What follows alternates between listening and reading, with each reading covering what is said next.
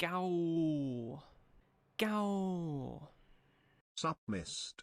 Hope your throat will be fine today Myst Glove Myst Glove.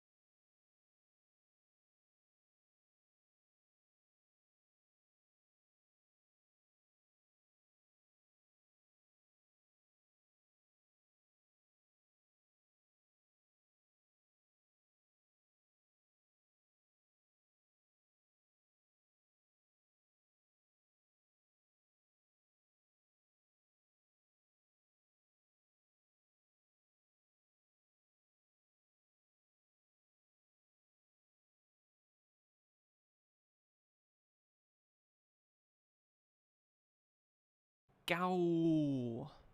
Gow.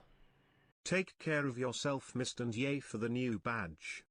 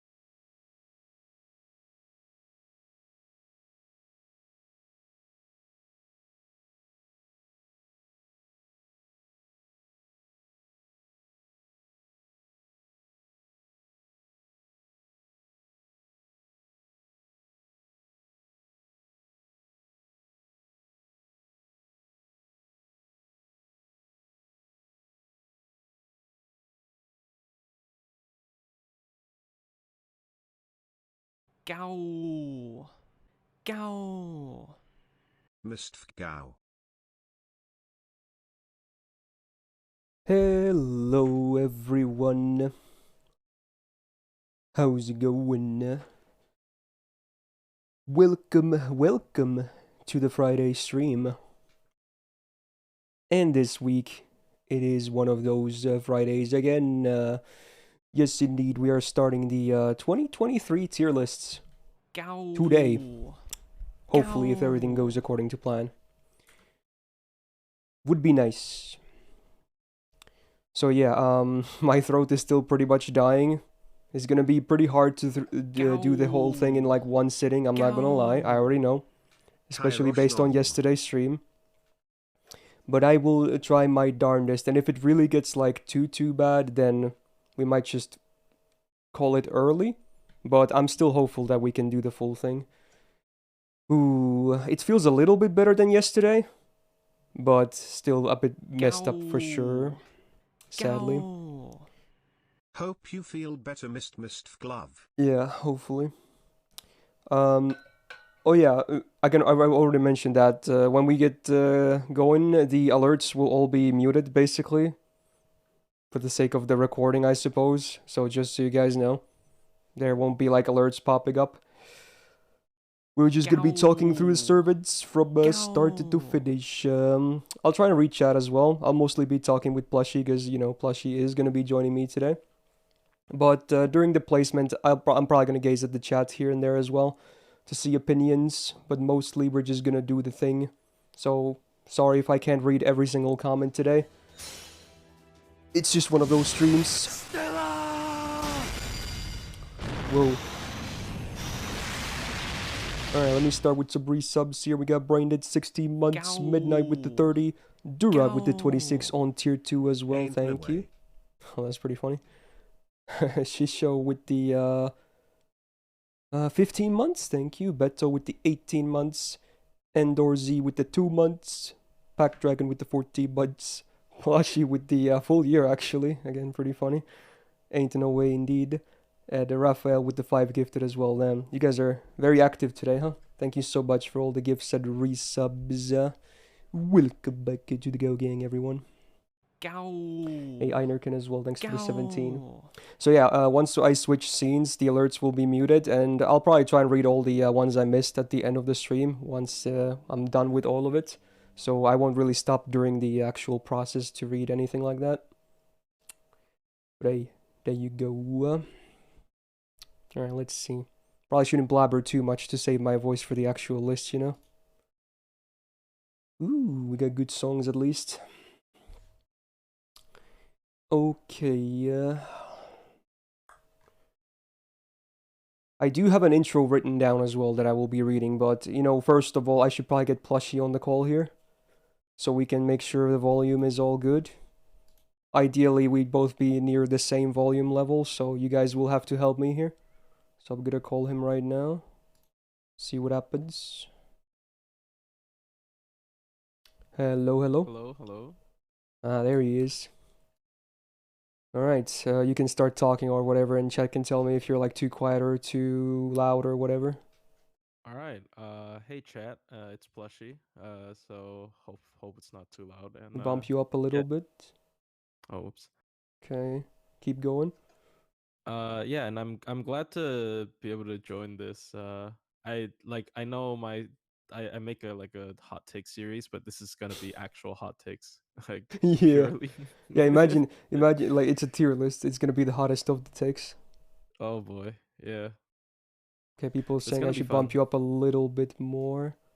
There Alright. we go. Yeah, it's a bit early, so I'm afraid I might wake up my roommate. So Oh shit. no, it's fine, it's fine, it's fine, it's fine. I've been louder. Like Good old we Lost get Belt Plushie 7. ASMR. I've been in, yeah. Alright. Okay, they're saying your volume sounds about good now right now. Okay, great. Alright. So yeah, you're we're gonna be both winging this as well. Yeah. So yeah, I have like an intro written down. I'm gonna read, and I'll call you out on during the intro. So, you know, you should know when you should, you know, say a few things, I guess. And then Okay. after that, I'll say a couple more things, and then when I say like, all right, let's do this, then we can just start like whatever, you know. Then it's all free Okay. game. I'm gonna Alright. after that, I'm gonna start going through like the kits myself, reading them on stream, etc. Obviously, during that, if you have something to add when I comment on like, oh, this skill is good, or this skill is trash, etc., feel free to stop me and like interrupt, etc. Oh, your input is welcome there as well, not just on the Mhm. placement. It's always nice to get Okay. some discussion going. Alright. Got it. Whew, okay, I need to take a couple of deep breaths and then I'm gonna start this. Okay. Hello everyone and welcome to the start of the 2023 Servant Class tier lists. First of all, I am sick. Very unfortunate timing for me to get sick. My throat is feeling pretty bad right now, I'm not gonna lie. I will try to do this still in one sitting as usual, but I will already apologize in advance for when my voice starts dying and when I also have to constantly keep clearing my throat. And if it gets too bad, I might have to split this into multiple days or something, but here's hoping I can do all this in one sitting. Oh yes. Now back to the main topic. For all the disclaimers and criteria, please refer to the video I posted a month ago or so. There will be a card somewhere up here, top right, that you can click on that should redirect you to that video right about now on the screen, if I did my job properly, that is. And now that everyone is hopefully familiar with that stuff, we can get right into it. If you're someone who plans to watch this or listen to this, the full thing, I recommend grabbing a drink and maybe some snacks because we will be here for a while. For people that just want to see certain servants, I got you guys covered too. You can find timestamps for all the servants covered in this list in the description of this video, so feel free to jump around with those as well. Now, before we begin, I want to introduce my partner in crime this time, because I'm not doing this alone, at least not today. My fellow lovely FGO content creator on YouTube, Mr. Plushie Mistress. How are you doing, my dude? Hey everybody, Plushie here, and I'm very glad I get to join this such a fun event, really, and hopefully I can give out some real hot takes and keep it interesting. Yes, indeed. We very much welcome all the hot takes here. And Right. finally, a couple of shout outs to people helping with me with these tier lists. So first of all, obviously, shout out to Plushie for taking his time. I know he's a busy guy. He's still a student working on his masters, etc. And he, does a lot for his YouTube channel as well. So for his time, I'm very grateful. And shout out to Copy for making this template of this list. And Jord for his AoE servant numbers right here. I've been using this on most of my videos if you guys have seen those. And this time, also, shout out to Li-Fi for his single target looping sheet that I've also referred to during these placements for some, added little fun numbers, I suppose. I will link all of these amazing people and their works in the description too, though, so do check them out. All right, intro done. Let's do this. We got 47 sabers to go through here. And if you see the screen region sometimes change like this, is because my setup is very scuffed. So for the tier list, I have its own thing, and then when I switch tabs, I have to change it. So you'll be seeing that a lot during this. So we're gonna start going from lowest to highest rarity, and also in release order within the rarities. So as we only have one-star Saber, the first servant we're gonna cover this year is none other than Mr. Blondie himself, good old Yasura. Yes, indeed. So I'm still gonna cover all the stuff in their kits, etc. But I'm gonna maybe try and go a little bit faster, not only for the sake of my throat, but to not repeat myself too much. There will be things that will change this year, obviously, but I assume a lot of people watching these have a good grasp of this stuff already. So, let's see, I should get my reference data ready here, which I should have done beforehand. Let me see where it is. Here we go. Okay, so yes, Mr. Yasun, one-star Saber. I guess you can call him Jason as well. I don't really mind. I guess it's supposed to be Yasun, but, call him what you want. AoE Art Saber. Got a double buster, double arts deck. Attack is around average for 1 stars, so nothing crazy. Looking at his kit here, we get the first skill, single target heal that removes 1 debuff, the latest one. 4 turn cooldown on max rank. I would say fairly weak, but you can't expect miracles from 1 stars anyway, even the more modern ones. Second skill, another targeted one. Or did you have something to add to the first skill? No, I just want to add because it only removes 1 debuff. Yeah, if it was a full cleanse, this would actually be very decent, I feel like. Yeah, definitely. Although maybe at that point it would have to be a 5-turn cooldown, but I still think it would be in a better spot. Second skill, targeted evasion for 1 attack, 1 turn. Also increase the target's absorb by up to 1k, decent numbers. But also comes with the demerit of inflicting a 20% defense down for self on 1 turn. 6-turn cooldown. Again, I would say pretty weak. It's nice to have the targeted utility, but it's not all that big, all things considered. And then the third skill, I guess it's kind of his charisma. So you get the 20% attack up for team for 3 turns on max rank. Although this comes with a 6-turn cooldown instead of 5. Now, if you don't have Argo allies, that's all you get, just that attack up. But for your Argo allies, you also charge them up to 20%. You give them up to 30% crit damage and 30% star generation for 3 turns on each. At that point, it's actually a very good support skill. But I'm gonna be flat out real with you, and this will be a thing today's list as well. I'm maybe gonna try and be a bit more savage than last year as well, just for the sake of it, because a lot of people do have a lot of options. I would say, yeah, this skill is amazing when used for Argo servants, but I would not do any kind of setup with this, honestly. I don't think it's really worth. Memes aside, I don't think it's gonna ever lead to like good team comps, even among the better Argo servants teamed up with him. So I think it's kind of a hit or mostly a miss. At least the 20% attack helps with his own like looping damage, because honestly, again, I'm gonna be real, I would not pick him for anything else than loop farming. Just cold like that, you have way better options, even among the free stuff.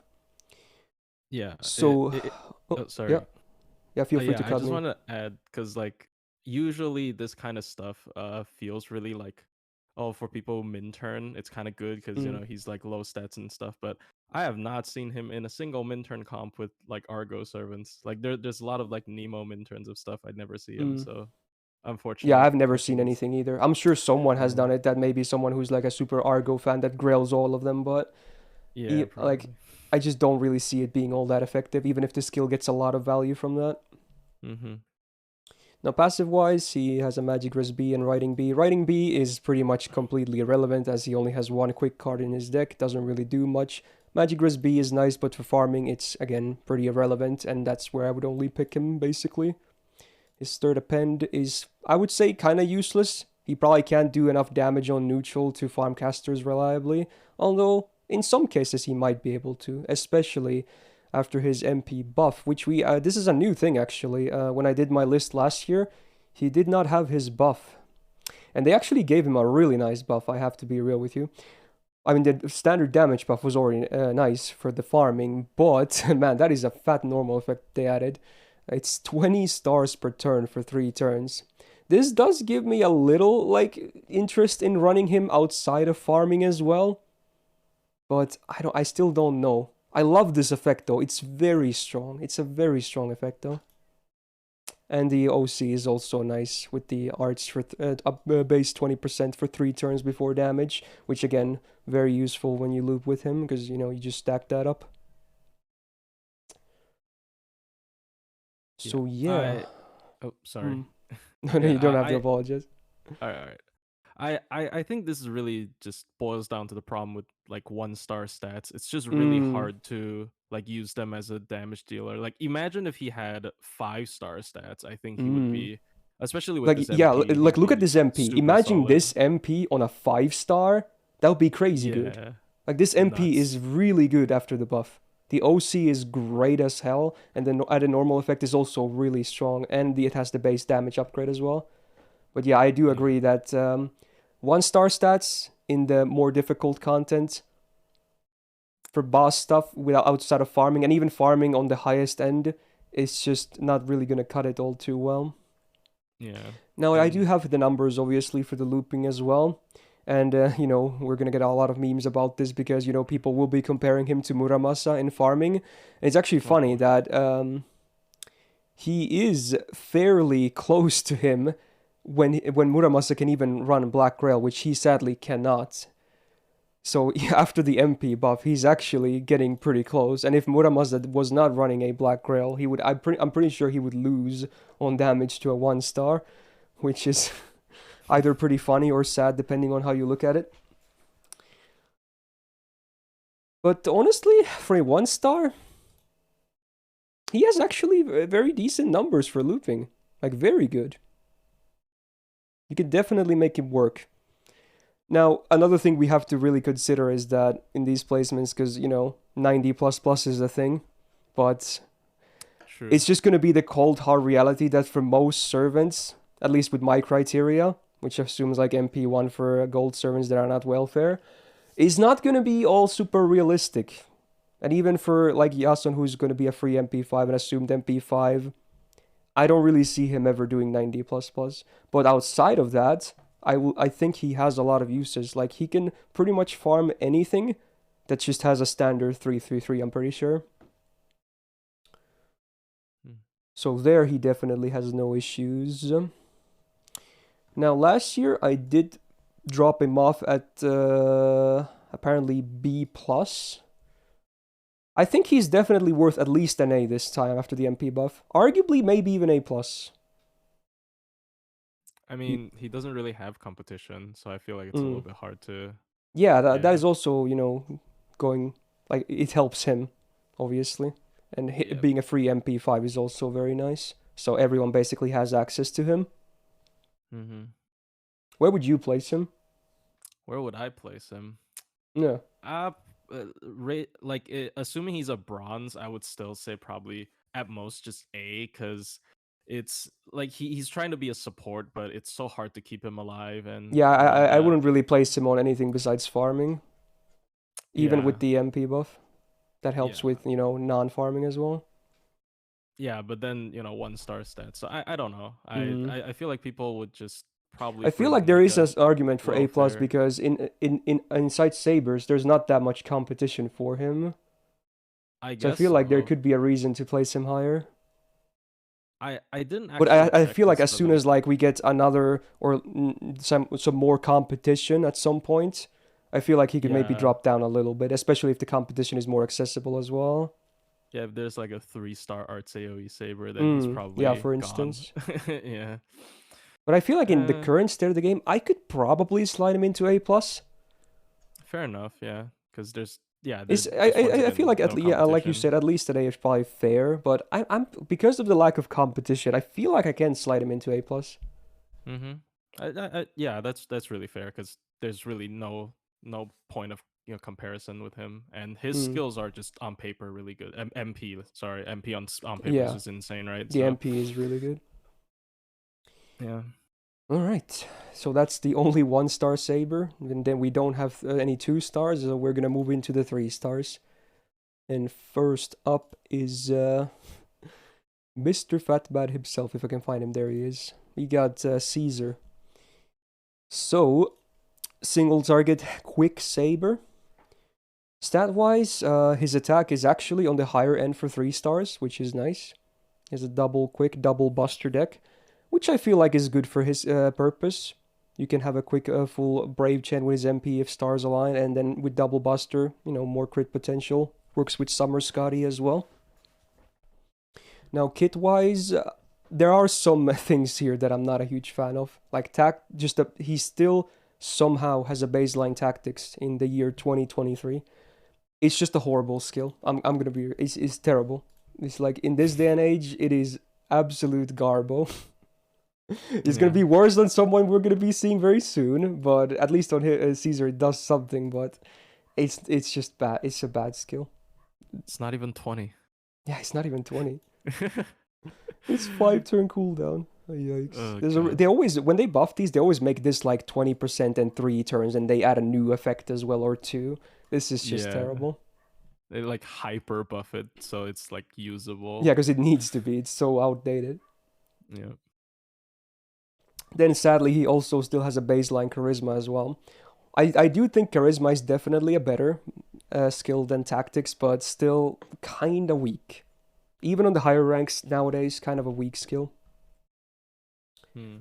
And then his third skill, which has been buffed long ago, it's a targeted one, gives ally up to 40% crit damage for 3 turns and 100% star generation for 3 turns on a 5 turn cooldown, but also reduces your defense by 20% for 3 turns, which actually can be a noticeable demerit.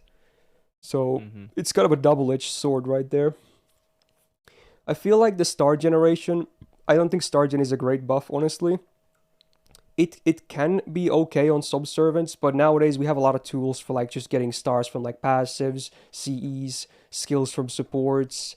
Star generation as a stat, there's a reason they stopped adding that to the kits of new servants pretty much completely as well. I'm pretty sure they realized that star generation is just not a very strong effect. Even at 100% for 3 turns, which is definitely on the high end, it's still not like that amazing. I feel like if it was absorbed, this would have been better to go with the crit damage. But Yeah, as is, definitely. I would say it's still on the weaker side of things, even after this buff. Yeah, I agree. I think as you said, stars have been, it's like a inflation, and it's just not worth that much anymore, right, these days. And And usually these effects are better if you tie them to like AoE MPs and stuff, so they can naturally make stars. And having this Yeah. as a targetable buff is just, I don't know. The only one I see being relevant is maybe Caskill, because he also has a Yeah, star. he's one of the rare cases where we can actually generate stars on an arch servant Yeah, but from hits. this is not amazing. Like I probably wouldn't even use it if Yeah, it didn't arguably have sometimes it's demerit. just a flat out demerit, if you, especially if you can't land any crits, Yeah, which is why I would definitely. have preferred absorb, and also Mm-hmm. maybe a slightly higher number for crit damage with that demerit on. Yeah, 50 is So, definitely yeah, fair, skill wise, right? he is looking pretty sad. I'm not gonna lie. Now, Mm-hmm. passives, Magic Receipt is okay. This was actually relevant for anyone that is single target. Sadly, could have been higher. Riding B is actually good on him because he has a quick MP and double quick. Sadly, only 2 hitters on the card, but you know, still helps with damage. Divinity D. I keep saying this, but in my opinion, Divinity, the base one that doesn't do anything but adds flat damage, is the demerit, honestly. Because there's a lot of anti-divine mechanics out there, even on the enemy side. So this barely does anything for your damage, but it makes you susceptible to all the anti-divine mechanics from the enemy side. Even a Divinity EX, it doesn't do anything for the meaningful boss. It just doesn't do anything. It needs to be like Goddess's Core or something that also adds like debuff resistance, or one of those really special ones that does something else as well.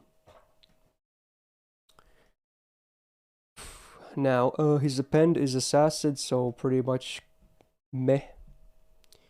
MP after the buff is a cannon though. This is where he truly shines. This is why he is still very relevant. His skills are meh, but his baseline stats and this MP are very good for a 3-star.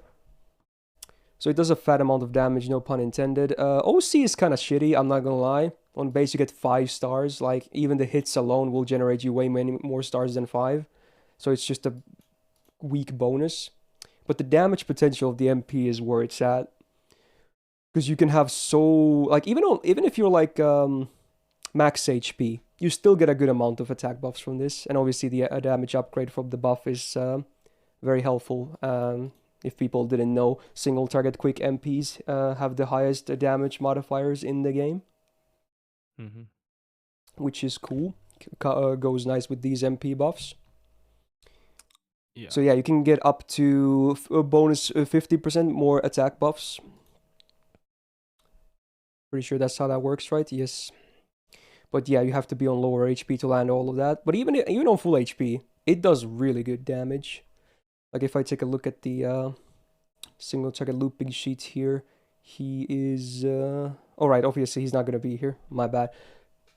Because he can't loop, right? He's Yes. down there. I think I Oh, saw was him. he? Oh, yeah. Okay, he Yeah. can do it enough. Okay. Oh, he has to run a K scope though. Yeah. Yeah. But considering it's a K scope, which is not good for damage, Oh, and this God, is that's only 2 MP1 overruns. numbers here. Let's look at MP5. Yeah, for class advantage, he can do some serious numbers back to back to back MPs. Yeah, for sure. Funnily enough, he actually loses to Bedivere if you take these big setups into play. I think normally he might do more, but if you take all these supports into play and him being able to run a 50%er, I think yeah, it depends on the situation, I suppose. How do you feel about Caesar? Like How do I feel overall? about Caesar? I don't really see him outside of like budget comps, and the thing with budget comps is I feel it really depends on how you define it, because if you just define it by like 3 stars, Bedivere is just a lot better, right? Because I feel like Yeah, he his doesn't skills really are have to definitely better at sacrifice. least. Hmm. Yeah, he doesn't have to sacrifice anything. He can even protect the team, and his MP damage doesn't really lose to Caesar per se. And but I guess not everybody has MP5 Bedivere, Mm. so he's not bad. But I definitely see like more hype than actual thing there, because like when he first got that MP buff, I see so many like videos and all that, like, Oh, oh, this I guy can is definitely I crazy. contributed to that as well. Yeah, but yeah, I mean, obviously it's good to hype up servants. I do that all the time, but like Yeah. when we come back and in retrospect, I think he's all right. Like he's definitely not bad because of Yeah, that for a three MP. star, I think he's still good. and especially among the class itself. There's not Yeah, like definitely. there's not many notable ones. Saber even in general, not just single target stuff, doesn't have a lot of low stars. Like it's a Yeah. huge majority of 4-star and higher. My personal problem is though I think there's quite a bit of welfares that are single target. Mm. There's like 3. Like I don't see a And there's reason and for not people just to be welfares. There's a using. lot of permanent 4-star single target sabers, and most of them are actually really decent. Yeah, four-star Like single target surely you sabers would at are least have one or mad. two of those, maybe even higher than MP1 at some point. Yeah, definitely. There's so So many good ones. like Last year, yeah, I think I put him on B+, and that was with the same amount of buffs and whatnot. Quick is in a slightly better place now as well because of the upgrades to Quick Chain, and we got Mighty Chains as well, and Summer Scotty helps as well. But yeah, true. I feel like maybe I'll still keep him in B+, honestly. Just because of Wait, how many other options there are. But depending on the account level, he could be way better. Like if you don't have any of those other really good options, he could be actually really amazing. Should we consider welfares? Like last year, did Santa Carna come out yet? Yeah, we do consider welfares, obviously. And So yeah, in that sense, I would choose Santa Carna 10 out of 10 times over Caesar for sure. yeah. Yeah, it's either B or B plus for me. I personally would have just put him at B because it's just so many options, right? Like Yeah, now that I even think about it, because Saber of how many Liz, options there are, and Santa Carna as well being a free one, yeah. I might Because put like him even on B. Saber Liz, like people like to joke about her, the skill 3 being super bad, but we will get into that later. But yeah, Yeah. yeah, it's Yeah, probably a better maybe choice it's than better to Liz. be a bit more savage here for a change of pace, you know? Like Yeah. nothing wrong with him, but there's just so many options that are probably just flat out better. So, Mm-hmm. there you go. And oh god, next up we have oh, Oh, Saber Jill. Oops, wrong tab. There we go. So, Mr. Tragedy himself. I don't know what to call him. Single target Buster face card DPS? Because, like, what do I even call him? I guess some kind of a single target DPS. First of all, stat wise, his attack pales in comparison to Caesar already, so that's a bad start. It's low for a 3-star. He has a double Buster, double Arts deck, which I feel like should be triple Buster, considering all he can do for damage is with Buster cards. So even that's kind of a miss. And yeah, his I MP agree. generation, from what I remember, is also not anything noteworthy either. Mm-hmm. And yeah, here we go. The tactics strikes back again. Not only is it a worse rank, but it's on a servant that has an MP that does no damage.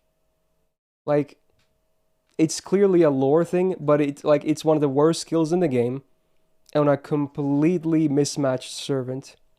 Like, you can't really go much worse than this nowadays. Second skill, his golden rule B. Like, even with this active, I feel like it doesn't really help him much. It's just You might a base you might not golden even rule want to. is Oh, just not sorry. good. Yeah, and you might not even want to spam his MP. Mm, He dies yeah, faster. yeah, we'll get to the demerit soon as well. Oy, oy, oy. And then his third skill, which is actually a good skill despite being as basic as it gets. It's only a self-buster buff, but it's a 40% for 5 turns and a 5-turn cooldown. Like, despite being super basic, it's actually a good skill in my opinion. But this is like the only good thing in his kit. His numbers, his other skills, his MP, they all suck. This is the only good thing. And he doesn't even have three buster cards, nor a buster MP or whatever that would do damage. So skills-wise, pretty terrible. Magic Resist B is okay.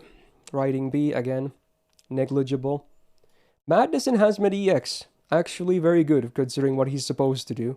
Sadly, he doesn't do it very well though. Caster Append is meh.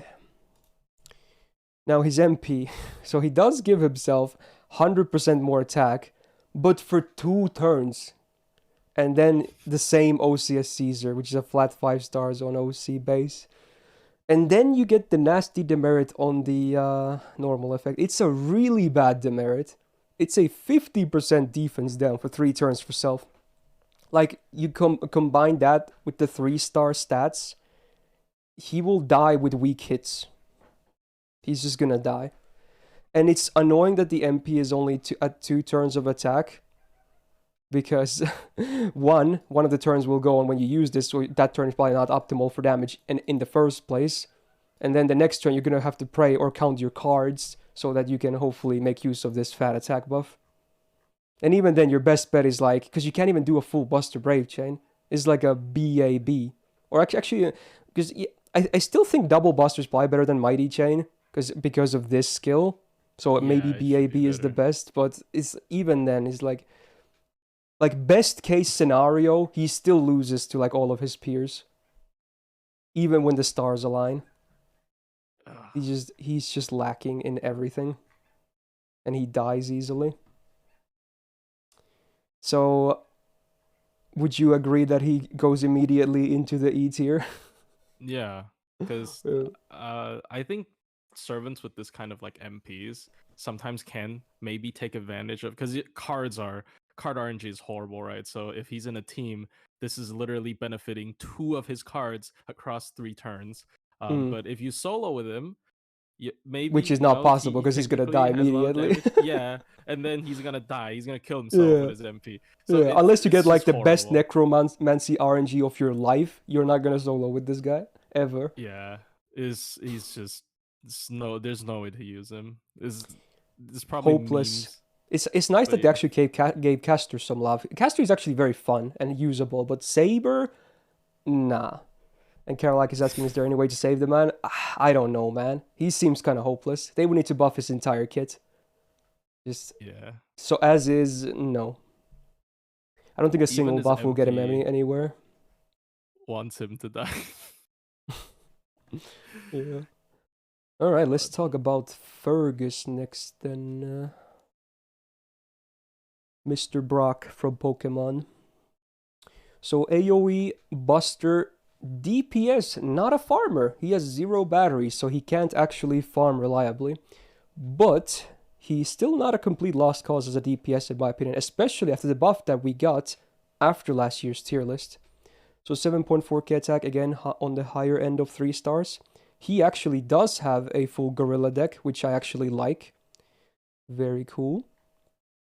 Skill 1, self-attack up 3 turns, 30%. Actually a decent chunk for a 5-turn cooldown, and then mental debuff rest for 40%. It's an okay bonus. It's like, I think bravery is still an okay skill in this day and age. It's not garbage. It's not like a great skill. It's an okay skill. Several servants still do that, have this, and yeah, it's okay. Now the second skill used to be pretty meh, but now this buff was amazing. It was like, not only does it remove the demerits, which was really annoying to deal with, oh boy. So first of all, 20% Buster up for 3 turns on self, and then 50% Buster crit damage for 3 turns on self, and then the fat 25% defense for 3 turns on self on a 5-turn cooldown. Like, this is now a really good skill. Like, I would say this is like an A-tier skill, like its name actually suggests. This is very, especially among 3 stars, it's just really good. And it goes well with him having a triple gorilla deck as well for the Buster crit damage. Great skill. Mind's Eye True. A lot of servants still have these, and you know, to this day, they're still fine. There's nothing wrong with having these. These are like, they're the basic evades. They work. They're not amazing. They're not terrible. They're nice. So I don't really see anything wrong with this. But one thing to note that if when you do activate this, and if you have this active as well, you actually will have 45% defense for 3 turns, which is kind of cool. So you can definitely tank a lot of hits. Magic Resist B is okay. Riding B is irrelevant. Rider bonus kind of irrelevant. The MP has a really shitty year 1 buff, but it's still a buff, I guess, because the only thing they added was a damage buff. That's it. The base effect remains the same with the flat 20% defense down for 3 turns after damage, and also the debuff rest for 3 turns after damage. Not that it really matters if this is after damage or not. I would say his MP is not great. It's okay. If anything, I think it's more exciting to try to go for like Buster crit playstyle on him now, because he's clearly meant to be a DPS anyway. and not like a farmer, because he has no batteries whatsoever. So yeah, Fergus. Let's see here. What did I place him last year? Without the buff. I think like a C+. I feel like he's still around these three, to like C to B, somewhere there. Because again, even among, because there's, with Caesar, he has the same problem that, yeah, he's not a farmer, so he has to compete with all the other DPS options, right? The buff is nice, though. It gives him like a more solidified spot in the meta, I would say. With the Buster Crit playstyle. He still lacks the Absorb, but luckily you can get a good chunk of stars anyway. Maybe we can bump him into B. I feel like his face card said his skills are way better than Caesar. He does lose out on the MP though. So maybe it kind of balances out or something. Okay, I have a hot take. Go for it. All right. So I think it's heavily dependent on what you use him for. I agree that you really wouldn't use him if you have like, you know, meta supports. If you have like double Koyan or something, it's kind of hard to justify using him because you know, like you said, he's not really MP focused. But on the flip side, if we're looking at, let's say, a budget option for like a new player or for someone who just likes to do budget stuff, maybe they just want to deal with the Lancer boss. And I feel like as a standalone servant, like maybe he doesn't have good synergy with some of the bigger meta supports, but I think as a standalone servant, he's extremely solid. He keeps himself alive. The True. defense up paired with the evade is really powerful. His skill too, as you said, is just nuts. He can sustain a lot of damage. He can even be like maybe for more newer players, he can be like a last man standing against Lancers. Yeah, he has anchor potential a little bit, yeah. Yeah, so I personally actually would put him above Caesar. I don't know if that's a good idea. I think I'd be okay with a B+ as well, honestly. Yeah, because Caesar he's good for value, and he's a free MP5 at some point anyway, which is nice. Yeah, like Caesar pairs better with meta supports, definitely. Like if you have like double Scotty, and Caesar can be like yeah, alone he's kind of Okita, sad. His MP generation is not that good because he, unlike Fergus, he actually needs his MP. That's literally all he does. His big fat MP. His downtime is not good. Fergus can still have good downtime with his nice uptime on the skills as well. So yeah, and he's not MP reliant. Yeah, so I mean, it's debatable. So I personally would rate him a little bit higher than Caesar. I'm probably not going to place him in A, but I can agree to a B+. Again, mostly because there's so many permanent single target Saber options that you're probably going to have some of those sooner than later. Yeah, that is true. Alright, last 3-star before we move on to the big gold list. We got the Bedivere. We already talked about him a little bit via Caesar, but now let's take a look at him. So he has a 7.6k attack. That is the best of all the low star Sabers and very high for a 3-star. So that is great. Double Buster, double Quick deck. I always felt was a bit mismatched. I feel like double Buster, double Arts, or maybe even triple Buster would have been better. I don't really get the double Quick, but it is what it is. Now his tactics has been buffed, luckily. So now he has a more modern version, so it's now 20% MP damage for 3 turns for the party, and his version also increases the party's MP generation by 30% for 3 turns. This on a 5-turn cooldown, especially for a 3-star, I would say is a good skill. Now it's good. It used to be trash, now it's good. This kind of makes me sad that he doesn't have double arts even more because of the MP gain, but oh well. Second skill, his 30% battery, which allows him to, loop with 50% as well. He does need his append though, I will already mention that. You need to max his append if you want to do it with a 50% CE. But because of this, it is possible because he's on a 6-turn cooldown. And then in addition to that, you get 50% mental debuff resistance for 3 turns. Even higher than Fergus for what it's worth. So I would say a decent skill. Not amazing, but decent. And the third skill is a 30% AoE defense up for 1 turn with 50% AoE debuff rest for 1 turn as well. The downtime is bad, but at least it bolsters your party for a turn. I would say a decent amount. It won't save you from like meaningful AoE MPs, or definitely not single target stuff, but depending on your other teammates, you can maybe stack your defense high enough to make this really amazing for like tanking the harder hitting stuff. Otherwise, it's just going to be a nice little bonus mitigation for a turn. Kind of average. Magic Resp B is nice. Riding A actually is not completely useless because he does have the double quick. And then the MP. Much like Caesar, he is also known for having a fairly high-hitting MP, all things considered. So, sadly, there's no other normal effects besides damage, but for the OC, you get 30% buster up for one turn before damage, which really adds to that MP damage. And if you get the miracle of having a MP Buster full Brave Chain, then you're gonna chop someone up real good, I would say. I wish they added in a normal effect as well, but this buff is old, so it makes sense. Now, he actually, like we discussed it during Caesar as well, if you go with a looping comp with him for back-to-back-to-back MPs, he does actually stomp him, kinda.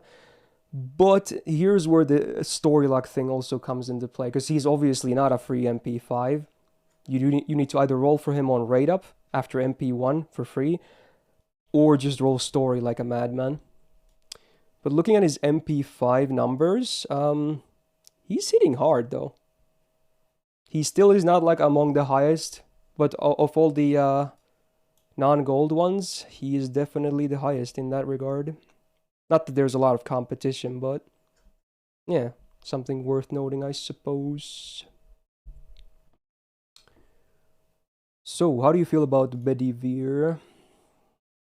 I think he is okay. He's like in the complete opposite camp of Fergus, I guess. When he's just so good with even with if you have all the meta supports like just a sad example on my part, if you compare like MP5 or even sometimes MP3 Bedivere to Saber Liz, you take Bedivere every single time. That is Yeah, I would probably do that too, yeah. Yeah, it's kind of a testament to how powerful he is as a 3-star. He's beating out I feel like he's aged pretty well. welfare. He aged definitely very well with the double Koyan and the ability to, once again, like use his MP 3 times in a row with plug Oberon and 50 MPC. It's just all very powerful. He fits right in with the most meta of the supports, even as a low star. So I would rank him pretty high. I don't know, like. Also, one thing I forgot to mention, he actually has a useful append. He has an anti-berserker append, which is very nice. True. That's rare to have a useful append. He actually deals more to berserkers than lancers then. Maybe for raids. Yeah. Where would you place him? Like, I'm all 3 stars. He's definitely on the really better side, right? Yeah. He has... I feel like if Yasin is A+, he has to be A+. Yeah. Yeah. I think I'm okay with that. I feel like last year I kind of did him dirty, because we also already had Koyan, etc. last year. I feel like I placed him a little bit too low. But yeah, he's definitely very good on the right hands. And much like Fergus, he's not bad on his own either. Yeah, definitely. I'm not as good as Fergus alone, but... And yeah, my criteria is still like, I'm not comparing rarities directly, so this is like thinking among like 3 stars. So, or lower, I suppose. And he does get bonus value from like beating some golden ones as well, depending on their MP levels. Like Liz just flat out kicks ass. Yeah, so that's unfortunate. yeah, oh, you of all people. Hey, at least we got Ryder Liz, who is amazing. Yeah, Ryder Liz. Alright, I guess now we move on to the gold stuff then. That didn't take long, but this will definitely take longer. Alright, Saber Altar is the first on this list. Also story locked, sadly. So 10.2k attack for a 4-star is very high, first of all. Much higher than the average. Double Buster, double Art Stick. Also, she is a AoE Buster. I'm not even sure, do I want to call her primarily a farmer or a DPS? I feel like she's better at farming, but even there, I don't think she's like amazing. So it kind of depends, I guess. But I think the deck is fine. It makes sense. She still has a base mana burst, 50% buster for 1 turn, 5 turn cooldown. I would say it makes for a good one turn and then it's really bad. So yeah, I don't like mana bursts, baseline ones. Too much downtime. They have buffed her instinct, luckily. So now it comes with a 20% battery, which actually enables her to Buster Loop, which is nice. You get a 20% battery with a 20-star bomb on a 5-turn cooldown. Looping aside, I would say it's still an okay skill with this cooldown and these numbers. Third skill is her Charisma rank E. So I think that speaks for itself. Very weak. Just very, very weak. Magic Grizz B, if you're using her against bosses, it's okay, but for farming is useless. Rider bonus, I don't think you would run her against riders in farming or DPSing. No normal effects on the MP, and the OC is a base 10% MP charge for self, for refund. Now, she is a pretty special case, because her MP actually has better damage modifiers than you would normally have with a base Buster AoE MP, because of, year 1 designs, I guess. So, she's looking still pretty bare bones, I'm not gonna lie. Yeah, she's one of the, 2 servants that has a higher than buffed MP damage on baseline because the wonky modifier, yeah. On the sheet, let's see how she fares. So you do have to run the full Super Scope double Witch Oberon setup, so it's definitely not, easy to do. Numbers-wise, they're not all that impressive, because we also have Siegfried among the 4 stars, who's also permanent, and who can run a 50% CE. So that really kind of hurts her potential, I feel like. And I don't think she really compares... You can maybe compare her to, like, Mordred of the SSRs, but Mordred is also easier to work with as well.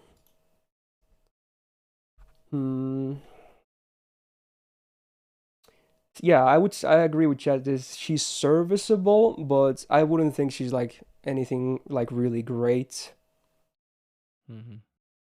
Where would you place Saber, Alter? Compared to the 4 stars, especially, I don't know if I should take this into consideration, but being story locked really like kills your MP level potential. Like it's very realistic that you would just have one MP1 Saber Alter, which me in JP only have MP1, but like a lot of my 4-star Sabers are MP5. She barely gets any raid ups either, I've noticed. It's so rare to see Saber Alter on raid up. Yeah, so it's like I really can't put her high, it's just, especially after Siegfried's buff. And also I actually think Saber Lily, I didn't check the damage, but I feel like Saber Lily MP5 compares pretty well to her at MP1. And Saber Lily's, I mean, yeah, the friend point rate is low, but she's technically free, right?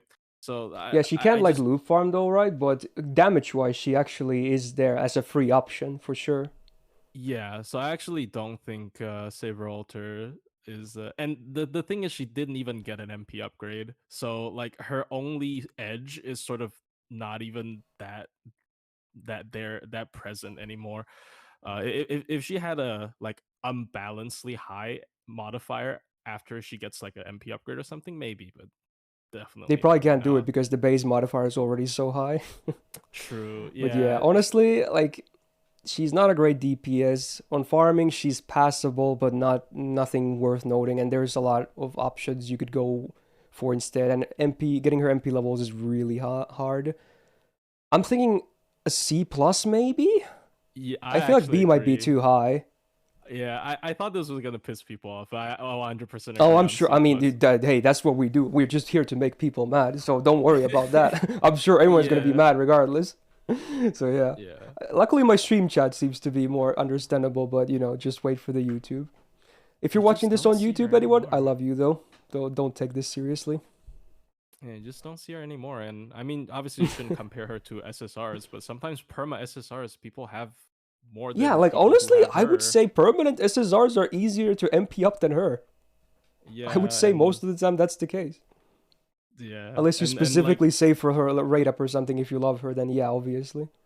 And any perma SSR Buster Saber is just miles ahead of her, in my opinion. Yeah, Like yeah, just I would agree. anyone. So it's just there's no reason to use her. She's a trophy character at this point.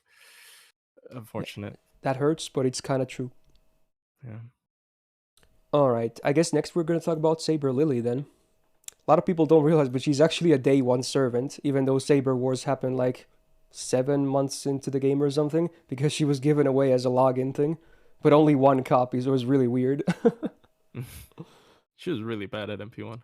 Oh yeah, God. yeah, for sure. Anyway, yeah, Saber Lily, AoE Buster. Now, sadly, her attack is atrociously bad. Like, it's probably among the lowest of like most of 4 stars in the game. As a deep, she even loses to a lot of supports. It is god awful at 7.7k. Like, that's Betty Veer. Like, how is that on a 4 star?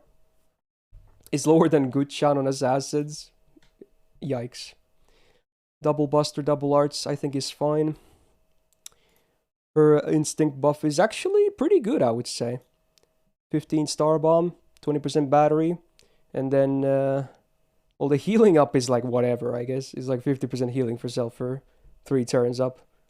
Her MP does heal, so there's a bit of self value, but I think the other 2 effects are the real focus here. It's an okay skill for sure. Mana Burst is back. Same comment here, it's pretty meh. And then her third skill is AoE MP gain for 3 turns on a 5-turn cooldown. Meh. So overall, her skills are not terrible, but not really amazing either. Magic Resist B is okay. Writing C, irrelevant. Appendix Casters, whatever. And then the MP, which luckily has been buffed. They didn't add any new effects, but they did increase the healing on the OC as well to base 2k. But, as you said, yeah, she is a free MP5, so at, like, even... Like, oh yeah, her scaling, you're right, actually. Her scaling is higher after MP1, because she has really wonky numbers, too. So, she actually, on paper, has a really hard-hitting MP, but she's mostly held back by the lack of her buffs, this only being 1 turn, and then her god-awful attack line for a 4-star. So, it's kind of awkward, for sure. If she was Arts MP, she would be good. Yeah, for sure. Oh, Saber Lily. I don't think... Is she even in the sheet here? No. I don't think Jord ever added her. You could force loop her to with like double Vich... Or not no Vich, double Oberon, but... It's not gonna be pretty. It's gonna be... don't do it. She should be the same as Saber Alter. It's both 20 battery, right? In terms of the but Saber Alter has the refund on the MP though, which I think true. affects the comp, yeah. Yeah, I forgot about that. Yeah, double Oberon doesn't exist. Yeah, it's not on the sheet. It's never really worth it. You can brute force anyone to Buster Loop with a 10% battery, but it's so ugly. Just don't do it. So, where should we place Saber Lily? Last year, give her a C+, which, I don't know, maybe that was generous. I've always treated her as a 3-star. Yeah. So, if you want me to rate like, you can compare her to Fergus, really. And I feel like Fergus is just... His MP might do a little bit less damage, but besides that, I think he's better in every other way. Yeah, I would definitely use Fergus over her. Mm. And if we're counting her as a 4-star... I do give her a little bit of points, because you can get her from the friend point gacha, so the MP5 is easier. Yeah. If you miss Saber Wars or whatever. Not a whole lot, just something worth mentioning. Probably on par with Salter. I don't know, maybe we can adjust later after we I feel like I'm gonna... I think she should be just under Saber Alter. Because she has like 3,000 more attack or something. What the fuck? True. It's such a big difference, dude. Oh my god.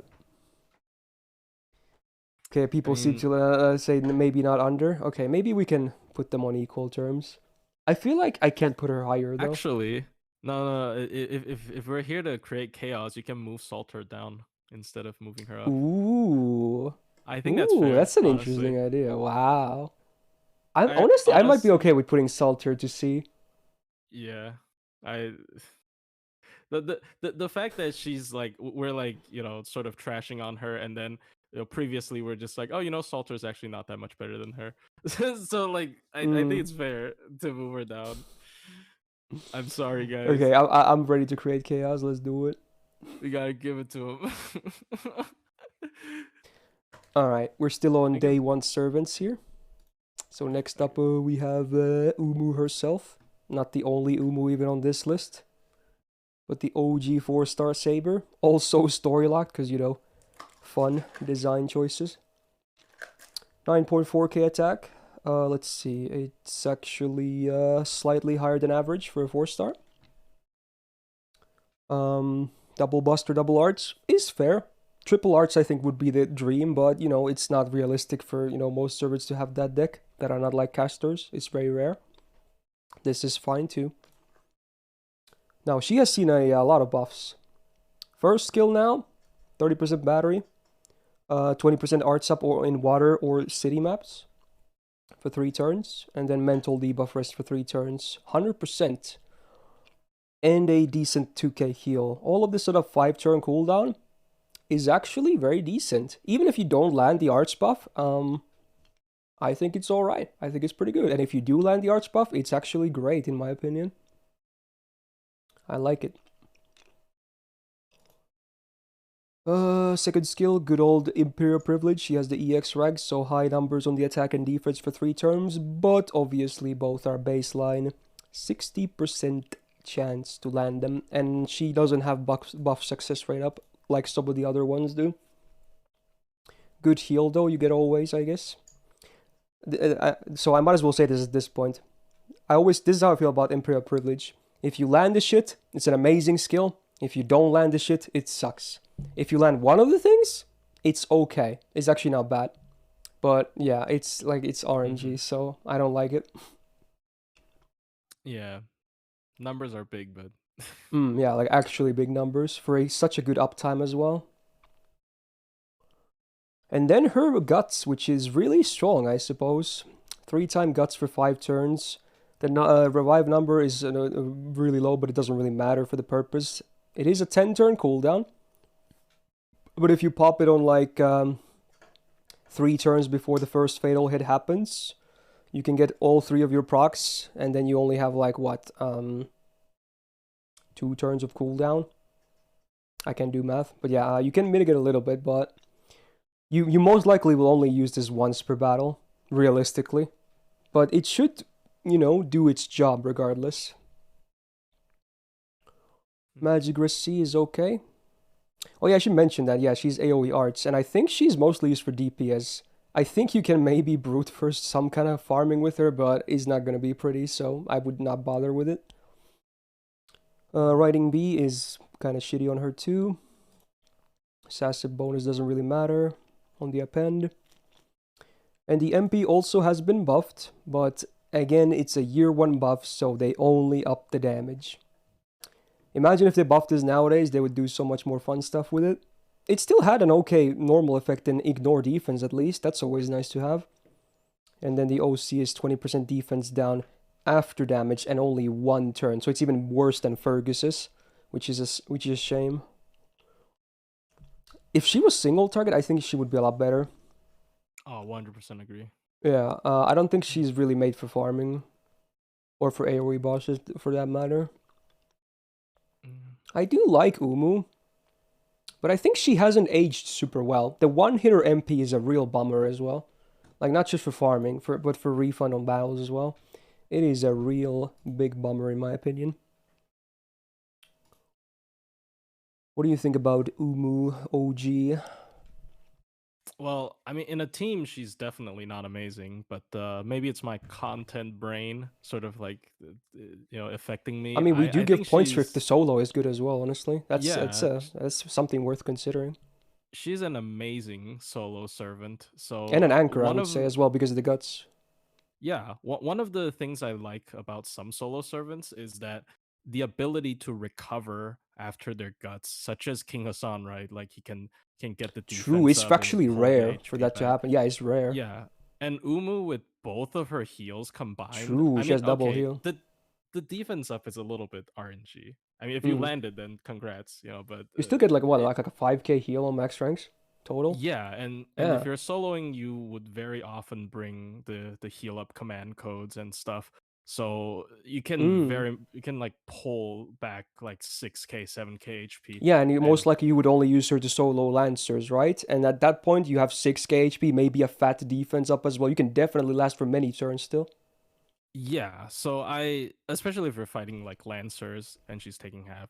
So I don't know, it's hard because like I feel like most people still wouldn't use her because like the thing with a Mm, good solo servant is you have to be really good. You have to be like Tyra good or the King Hassan good like yeah. for people to use it. And Or she's like Van probably, Gogh. yeah, she's not like that good. I've seen like definitely like 120 Neros, like fully invested Neros. They can Yeah, I solo feel like like a things you never huge one expect. is actually good, but a baseline one is like Yeah, it's all base right. like one. It's all Yeah, right. her damage is a little bit too low for her own good. Like she can't last that long because of how Mm. little she does. So Oh, and people are also saying that both of her steroids are either RNG or conditional, so that's kind of an iffy thing. So she can whiff the yeah, attack up, and she might never even get the arts up, depending on the map. yeah. If I don't know, I want maybe to say maybe a with B tier, Fergus. honestly. Oh, I would have rated her a little bit higher, like with Fergus. But yeah, B plus. around those lines. I mean, Eh, around those lines. I mean, it's just me. I I don't know. usually don't compare to lower rarities, but yeah, maybe it could be made a case. I mean, I don't know. I really don't know. She's a hard case because like once again, if she was single target, this would be Mm. a completely different I think conversation. she would be at least an A tier with single target. Yeah, but unfortunate. Yeah, B or B plus. I don't And know. also, again, story locked, so man, good luck getting that MP up. She gets more rate ups than Salter, but it's still not easy. I just pulled my first one in the Your most first, recent yeah, rate up. exactly. And you've been Yeah, playing like it's what for like over 2 years? definitely, yeah. It's I don't know. I'm this people are gonna kill me, but I'm probably gonna just plop her into B. Yeah, B is fair, I guess. Yeah, For like general use cases, because yeah. All right. just wouldn't use her. Yeah, honestly, kind of same. All right, Sumana is next. Still day one servants. So Mr. AoE Buster, and I will say Farmer, definitely. I would not really use him for DPSing. I know people are like, oh, but he does amazing damage against dragons. Like, no, I would still pick someone else. I swear, dude, I would still pick someone else. Like, I don't care. I would only use him for Buster farming at this point. Anyway, 8.1k attack, sadly on the low side. Double Buster, double Arts deck. I guess it's okay. Nothing matters too much for farming anyway. And then the golden rule buff on the first skill, which wasn't there when I did this list last year. So this is the reason why he can actually do some pretty okay buster farming. Fairly cost efficient as well. Doesn't require like a super scope. So a 30% battery. A really weird number of MP gain for self, which again for MP looping for him doesn't even matter. And then a 30% attack up for 3 turns is very nice. Especially in buster looping because that's the one thing Koyan and Oberon don't provide is an attack up. So ideally, you want your Buster Looper to have that, to have more multiplicative buffs, right? So now this skill is actually very decent. I like it. It makes a lot of sense. It gives him a place, all because of this one buff. Is nice. He still has a disengage though for like an outside of farming, which is like I never really like disengage that much. It's passable, but as a defensive option, you could do a lot better than this. The cleanse is nice, the heal is okay, but it's still a 5-turn cooldown, so yeah. Do you like disengage? I really don't, honestly, personally. Not on him. Yeah, I guess it's also servant dependent. Yeah. True. Like for Ku, it's actually nice, for instance, because he's supposed to Yeah. be like the cockroach, but Sumana is like, Yeah. well, what does he have a disengage? Yep. The All only right. time he came Third into play skill is was his outside. like unique thingy. Yeah. 3 turns of 80% dragon damage is why people are always hyping like, oh, it's so amazing, dude. And then also 30% dragon defense for 3 turns, which is not negligible. That's definitely a decent chunk of defense up on a good uptime. And then the mana burst of 50%. So it's basically a better conditional mana burst. Okay. Riding B, no one cares on him. Saber bonus, most of the time you will not really. I mean, some Sabers do have dragon trait if you want to go for the memes, but I would say most of the time not really super relevant. Then his MP, which has seen a buff. They gave him that MP gain for self as well on the normal effect, because they really like giving him MP gain, apparently. With all these buffs on, he can actually generate a decent chunk of MP with his face cards, but only when like all of them are on. And then the MP also has the dragon damage mod on the OC. Oh man. I guess it's worth noting that the third skill, yeah, it can be like stacked with Koyan because of the 5-turn cooldown. What do you feel like before we talk about farming, how do you feel like with Sumanai DPS? Do you think it's legit? I think it's legit. I think like people like to joke about his damage because of his low attack stat. Obviously, I mean low attack stat is kind of something that you can never really fix because that's the most base of your damage. But he has gotten so many solid skills and his MP is upgraded. I think it's pretty legit. Even without anti-dragon, he's pretty legit. Honestly, if I'm not fighting a dragon, I would not use him as a DPS. If it's a dragon, I might consider it. And depending on the matchup, you could maybe even bring him on neutral dragon, maybe. Yeah, depending on if you want to go for like a min turn with like buff stacking, it could be a thing. But if I'm not fighting a dragon, I would not think about him as a DPS. I mean, otherwise, only farming. Are there that many good alternatives? Oh, there's Gawain and Vargas. Oh, I guess. They are story locked though, so there's that. Yeah, I mean, I still think he's pretty legit. I mean, okay, I can't say for sure. I haven't really used him a bunch, but I just feel like on paper he should be pretty good because of he has a lot of stuff that yeah, like his attack is low, but there's a lot of like stuff to try and fix it. Yeah, definitely. It's definitely a break your legs and then give you like a lot of crutches sort of thing. But, yeah. I don't know. Now, looping numbers wise, he actually hovers around the same numbers as Salter, but again, he can run a 50% C, which is way easier to do. And 2, he's way more easier to MP up as well than Salter is. Otherwise, the numbers are fairly similar, I would say. Not a huge difference. Wave 1 is identical. Wave 2, Salter wins, and Wave 3, he wins, but it's not a big difference. Yeah. So I think he is a decent in farming for sure. Yeah. Oh, sorry. I just want to bring something up because I saw it in chat. Like I hear this a lot, which is the George, synergy. Yeah. I just think, because he's AoE. Like if you're telling me George with Sigurd or George with Kriemhild, then I think that's pretty legit. But it's just because it's I never liked the idea. Dude, I have had so many debates about this where people are saying like if you do George and Sumanai, it's like an amazing comp. I still don't buy it, dude. I don't like it. I don't like it either. Now that you mention it with the single target options, though, maybe there it could be more fun and more viable. But like, otherwise, I don't buy it with Sumanai. It's just a meme, I think, mostly. You would just bring like other supports instead. Yep. Or just not bring him on a fight that has no dragon to begin with. Yeah. Like it would never be better than just double Koyan. I know not everybody has double Koyan, but you would never have a slot for George if you bring him with like a full-on support. So yeah, I think he will probably go up here though. I think last year, I placed him on a C, which nowadays maybe he should be a bit higher than that for sure. Yeah, I think for general use, I would probably even use him more than Nero, but I think he has more use than Nero for sure. Yeah, I think so. So B plus a minimum. Yeah. I'm thinking B plus or A. I'm not sure though. It's nice that he's permanent at least. And there's a lot of most Sabers that are permanent are single target. So he doesn't have the most competition. Sure. Definitely. That's a tough call actually. It is a tough call. I might slide him into A, honestly.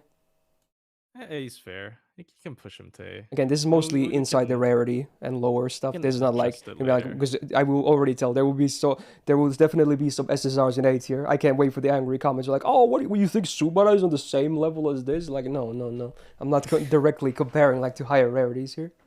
Yeah. So it's mostly among their own stuff. Yeah, definitely.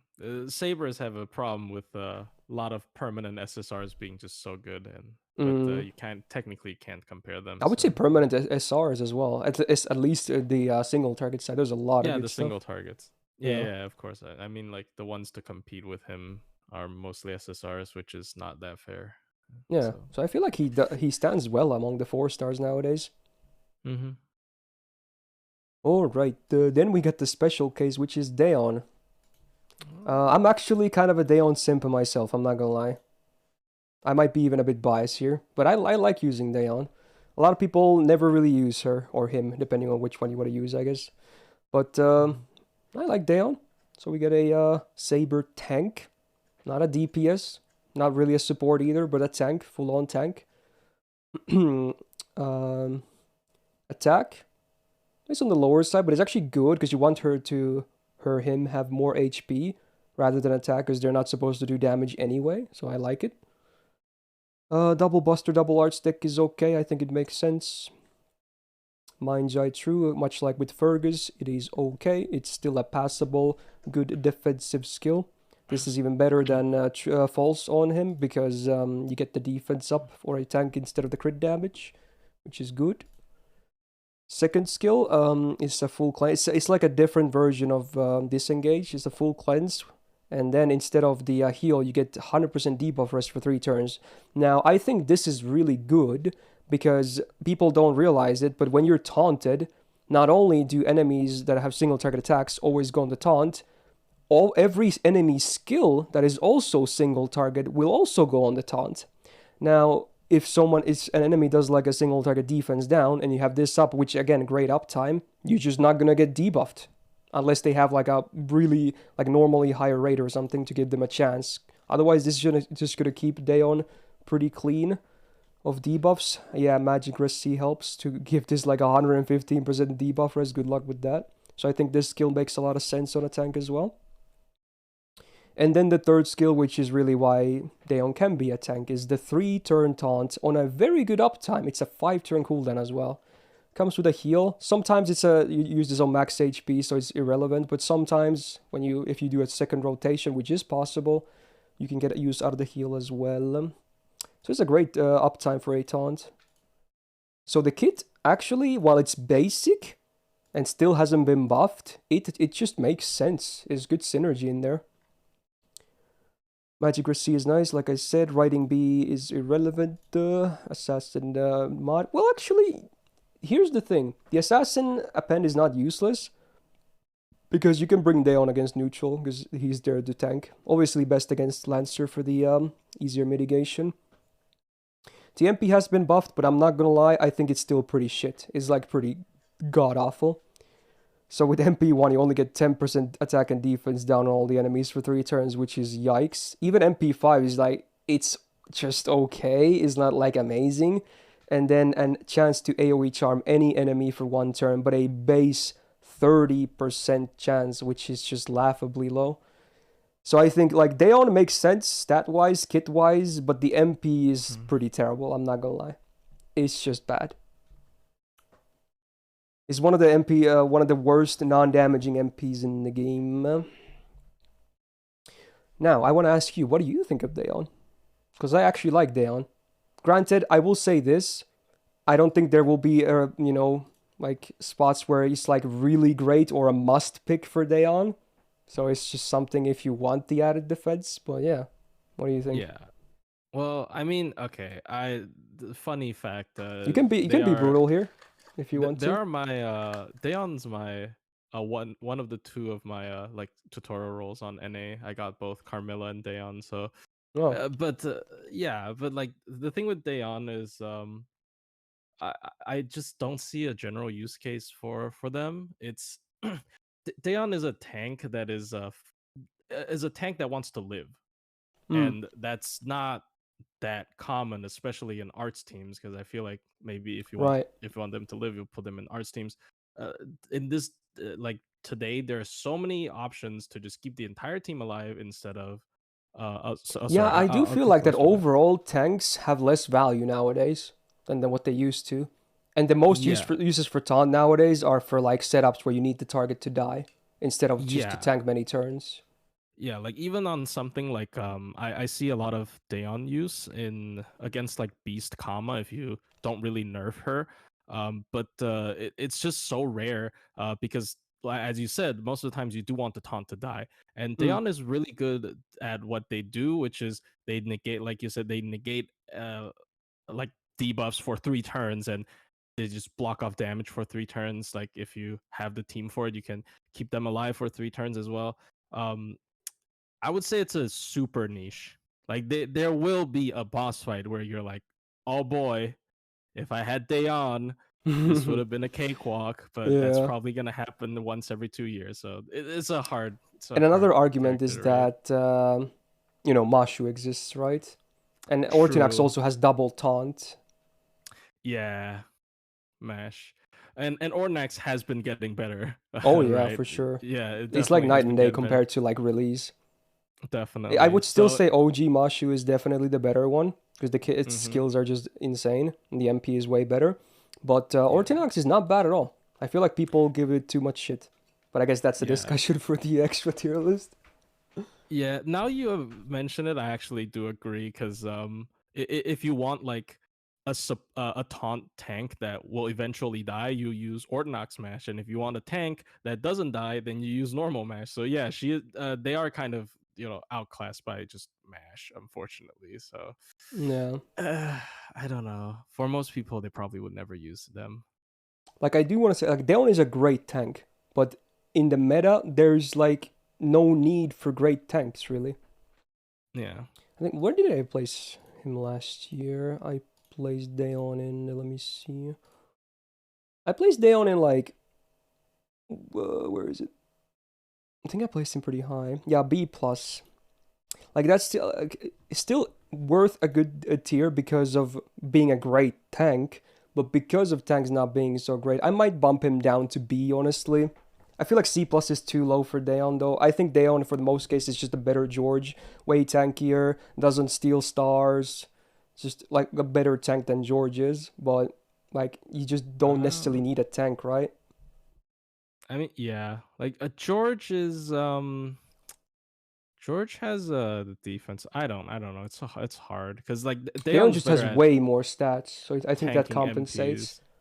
And I don't True. like that just George also steals stars if you're bringing him when you have to make him like tank like 3 turns or more. Yeah, Because you he has the usually best do want absorb in him the to game as a die. rider. I personally would put Daeon lower just because if we consider general use cases, but it's just me. I'm not Mm. trying to change the ranking, but just yeah, I just don't see a place to use them, and especially considering they're also a tank that doesn't protect your team from AOE's. Mm. They're just a tank that really specifies against single targets, which is like when you add so many filters onto like good use case for them, then they're not really a general use good servant, right? That's Mm. just how I feel. But yeah, I mean, they're really good when at what they're doing, what they do. So Yeah, I definitely would fits say the I criteria understand you if you said. want to put Daeon lower, but I'm gonna keep Daeon here because I still think they're a great tank, even if they might never really be like this is a great like or must pick situation for a tank.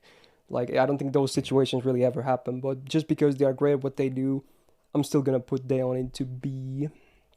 Maybe one day we'll get a boss where it's like, oh Mm. boy. All right, and Yeah. now we're going to talk about Rama. We finally got rid of day one servants on the 4 stars, and man, this is a tragedy, huh? In more ways than one. Doesn't have the waifu. They keep releasing new servants or buffing old ones that just make him look worse. Poor Rama, dude. So single target buster DPS, 9.8k attack is pretty good. It's not amazing, but it's good. Double buster, double arts, I think is fine. First skill, you get absorb and crit damage for 1 turn, 500 and 100 respectively. 4 turn cooldown. It's not the worst crit skill I've ever seen, but it's definitely not among the better ones either. is passable, and that's about it. Second skill base charisma, yeah, I don't like it. And third skill is his guts for 1 time 3 turns on a 7-turn cooldown with a 3k heal. Fairly, like, average at best for a defensive skill in my opinion. So his kit is, skill-wise, I think it's pretty old and outdated. You kind of hate to see it. Magic Rosé is actually nice to have. Riding A+, high rank but kind of useless on him. Divinity A, arguably a demerit. Rider bonus, even against demonic riders, I wouldn't bring him. Then the MP, which actually has been buffed. So you do have the fat demonic damage mod on overcharge. So if you're fighting demonic, it actually does a lot of damage. Now with the buff, it also reduces the buster resistance of the enemy for 3 turns by 20%, but it's after damage, sadly. And then also reduces MP gauge of demonic enemy by 1 tick. Like against demonic, it's an amazing MP. It's like 10 out of 10. I would use this every time, but yeah. I just don't see a reason why to ever bring him, like, not against a demonic opponent. There's so many other ones that are just way better. And honestly, arguably, he might not even be the best against demonic either, funnily enough. Like, demonic is still a fairly common trait, I want to say. It's among the more common ones, but I don't know, man. He's just so outdated, right? Poor Rama. Yeah. Not even a battery. Yeah, not even that. Nothing. And I'm pretty sure his MP gain is, like, not amazing either. Yeah. Oof. Ouch. So, where would I place Rama? I think he might be lower. Last year I had him C+. It's either that or lower, I feel like. C+ is like around average for power level. Thing with Rama is also like I feel like Rama of all servants here like really suffers from competition. Yeah, he technically is not like anti-demonic niche. He's like anti-demonic, but if they're not Onis, which I won't get into it, but you know. We'll see that a bit later. Yeah. I don't know. His buff was definitely kind of disappointing. His MP upgrade. The Buster down. I kind of like that they stuck with the demonic niche though, but it's just now it makes his skills look even more weird and worse. They need to buff those as well. If his Buster down was before damage, maybe, but oh boy. I still think the MP hits really hard if you fight demonic, even with the Buster res after damage, but that's only when you fight demonic, and only if it's like their Lancer or Berserker. Otherwise, you're not going to get those meaningful numbers. I think the day his buff came out, I saw someone do like a 7-turn big Kiara with him, and yeah, it's pretty pog, but that's obviously an extreme case. Yeah. I don't know. I feel like I'm gonna bump him down to C level. Like, he's passable, but he's certainly not great anymore. He never really was great, to be honest, kinda. Maybe when he released, there really wasn't that many options for single target sabers. Then he kinda was pretty okay. But very soon after that, we just start releasing more and more single target sabers. Yeah, I'll end on this. I'll use Bedivere over him every day. I think I would too, for sure. Yeah, but it just feels way better to use. Yeah, that's a testament to how good he is, because you would rather use him over a 4-star. Yeah. Oh well. Unfortunate. All right, next one is a fun one though. We get Saber Lancelot. One of the roundtable 4-stars that's also permanent, which is great. So single target arts crit DPS with also a fairly fat hitting MP nowadays. The MP buff wasn't even here when I last did this. So 9.9k attack on base is actually very solid again. Love it. Double Buster, double Art Stick I think is perfect for him, considering he has an Arts MP and also has crit potential. I do like it. So I think on deck and stat-wise he's great. First skill, 30% battery with a 20 star bomb on a 6-turn cooldown, I think is okay. I think most of his skills they're okay to pretty actually damn good, and I think they get a small boost because of how much synergy they have with each other and his playstyle overall. So alone, this skill is like, it's alright. It's not amazing, it's alright, I would say. But once you look at the other skills, it becomes even better. because then you have his Eternal Arms Mastery. Now it's only an absorb for 3 turns, but it's on a 5-turn cooldown, so the uptime is great, and it goes up to 6k, which is nuts. It's absolutely nuts to have like that high of a absorb for a Knight class servant. This means he's gonna get every star. He literally will get every star if he has cards on the table. So while it is a basic skill, it just means that he will be critting most turns if you have stars, which I like. And then the third skill, 50% crit damage and 15 stars per turn, which is definitely on the higher end of stars per turn effects too. 6-turn cooldown is fair on this, I would say. So now when you look at the full skills, they just make a lot of sense, because they all scream like crit and MP, right? I like it. I like the skill set a lot. Even to this day, I think it has aged pretty well. Magic Res B is pretty okay. Riding B irrelevant. Man, all these Sabers with their riding skills, when mostly it's kind of relevant. Saber bonus, for append, I don't really like it. Then the MP. I still think the OC is a meme. It increased damage taken, which is basically reverse divinity. So it's as bad, but it's just a debuff version. They doubled it from 1k to 2k base. It's a 5-turn effect as well, like wow. But it really won't add much to your damage, honestly. You don't really feel that at all. But in addition to the damage buff to the MP, they also gave him a new normal effect, which is ignore defense buffs, which I always like as a utility. It's always great to have. Same with Invul Pierce, Sure Hit, etc. And the old effect is still this 30% art sub for 1 turn before damage, which is also great. I wish his MP was more than 1 hit, because man, the MP refunds like nothing. But luckily, because he crits so much and his actual, arts card has decent gains potential, he can, spam his MP quite a bit with the correct supports as well. I think the MP buff was honestly the best buff they could have given him. Like, his skills might not be broken amazing, but I think his MP was the weak part. So now it actually deals decent damage as well, on top of him also being single target, which is nice. What do you feel about Saber Lancelot? I value that ignore defense very high, Mm. and the fact that he has upgraded MP, and obviously I personally don't actually think doing damage with arts critical is that relevant. I think it's a Like most bit people better now that probably we have Johanna as well, but yeah. yeah, that's actually a part I was. It's like a part I was gonna Oh, I include in see. my Yeah. video. Yeah, because like I don't know, it's kind of hard to justify not using just another MP, but he has a big crit boost of 50%. You can even use mighty chains. You don't have to. It's not arts crits, right? It's all crits, Yeah. so you don't really have to use just his arts cards. And he's good at refund, as you said. Like, even though his MP doesn't refund on its own, 1 arts crit card would probably get him like Yeah, especially if it's quite a bit of overkill. He MP. just zooms the bar.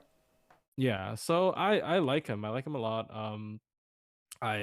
His MP hits really hard. The 30% art sub before it, and the ignore defense. And there's not. I think ignore defense is even more rare than Invul Pierce in terms of I think it is, it. yeah.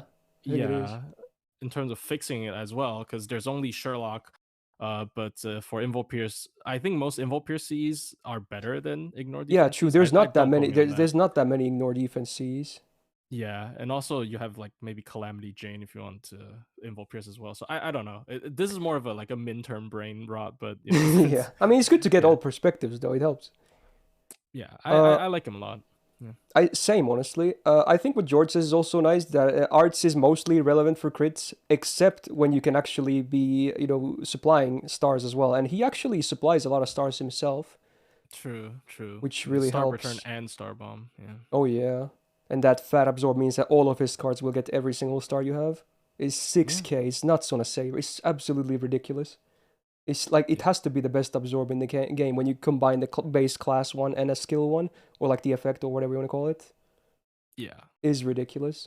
I think I'm gonna place him into A plus. Honestly, I had a lot of most of the single target Sabers on A tier last year, and I think he was among them. I think with this MP buff, I can bump him into A plus though. It resolved one of his problems, which was his MP wasn't that hard damaging, because obviously his base kit does nothing, the skills, to buff his MP damage, besides the MP giving you that small arts buff before damage. Yeah. But now it's a So lot better, and that ignore defense also very helpful for utility. He's a great you wouldn't DPS. even feel like. Oh, sorry. You go. No, no, I was done. I was just saying, like, yeah, like as you said, like previously you might feel like, oh, why would I use him if I'm using, like, let's say a Castoria comp and I'm just using MP every single turn anyways. But now I think even if you just use his MP, he's still a Yeah, I good think pick. he for MP spam comps, he's still very usable for sure. Yeah, even if you don't Yeah, have too much focus or crits, yeah. So he's just really very good. easy to use and does a lot of work. I like Yep. that. Yeah. Okay, then the next knight of the round table is Gawain, and sadly story locked, not like Lancelot. So we got AoE, a Buster. I would say DPS and not a farmer. I would not really farm with Gawain. It's possible you can brute force it, but yeah, I would just say DPS and just call it that. 10.1k attack is mighty high, so that's great. Full gorilla deck, that's where the memes came from originally anyway, I suppose. I like it honestly on him. I like, maybe double arts would have been cooler. I don't know, but it works. First skill, decent chunk of attack for self for 3 turns, and then 30% buster up for 3 turns if the map is on sunlight.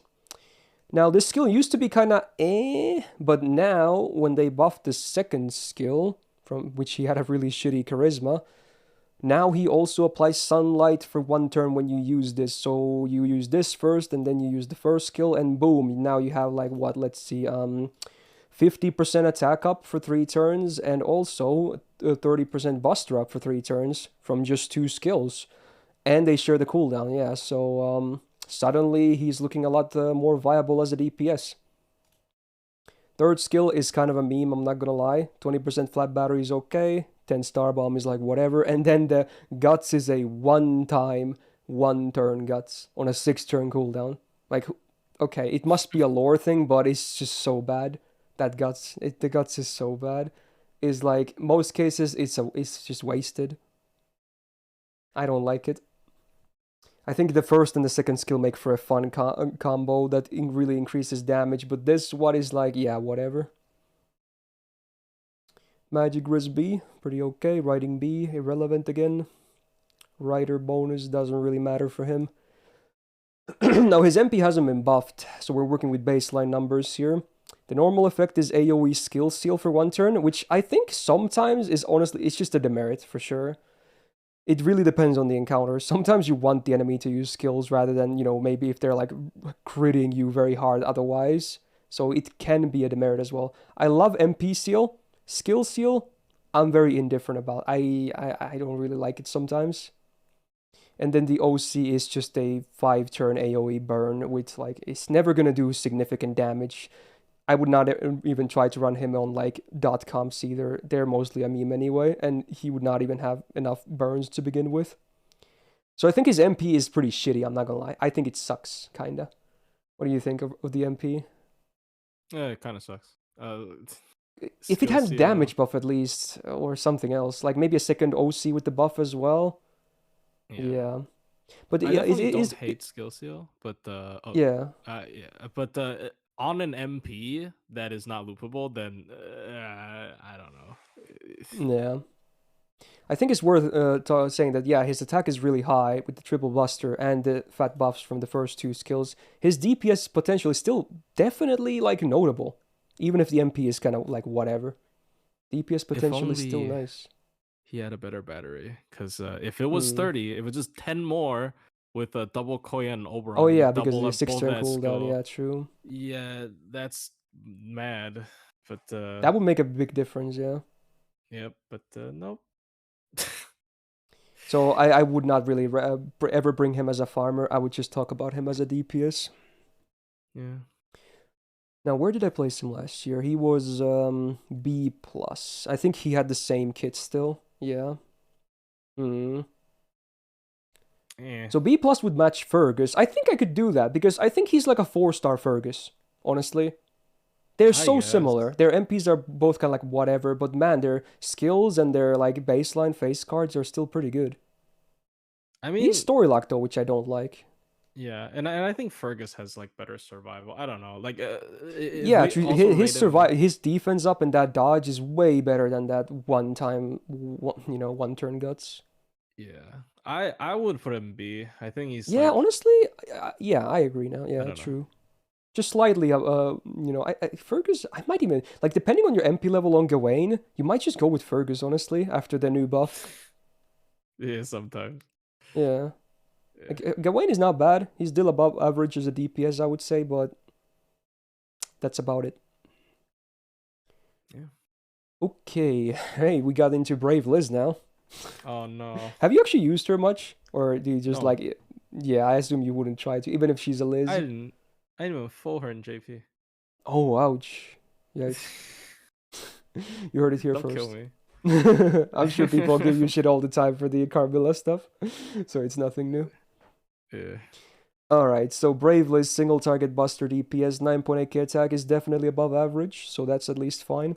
Double buster, double art stick, I think makes sense. So at least from here on out, this looks good. Like, nothing wrong here, really. I think this is fine. Then we get to the skills, and one in particular is going to be fun. The first skill is, I would say, a standard invul. It's a 6-turn cooldown, 1-turn invul for self. That's a standard number for both evades and invuls. The effect is unique in that she gets 50% MP gain for 1 turn. I like it, but at the same time, it's also awkward to use because it's your main defensive skill. Because let's be real, you're not going to use the third skill. You're not going to hope for the evade or the invul or whatever. This is it. Unless your supports are going to cover you, this will be an awkward use. So you're just going to have to hope that either, you have a great refund turn coming in on the turn you need this invul on, or just, say, fuck the invul, just go with more damage and pray, give Jesus the wheel. So it's a bit awkward. Second skill, her version of Mana Burst, you get 10% less buster up, but you do get 20% defense for 1 turn. Otherwise, it's the same. I would say that's a good trade-off. Would I say it's a good skill still? No, it's not. I think it's still better than a base 50% Mana Burst, though. But yeah, it's like whatever. And then, yeah, I mean, they even buffed the third skill. I like that they tried something, because now it only costs 50% MP gauge. But, like, I just wouldn't use it. Like, why? Because some of them are just so bad, right? Like, if they let you choose the effect, then I think it's usable. I think it's usable. Yeah, With definitely. 50% gauge and you choose the effect, then Oh, we're definitely. talking. But now it's so random. It- Ay, ay, ay. Like, you can't rely this for the invul to save your party. It's way too unreliable. Never gonna work. You're just gonna get the heal. I'll be real. You're just gonna Yeah, get it. yeah, That's it. true. You're just gonna get it. Oh god. Like, oh, you use the third skill, have a heal. Okay.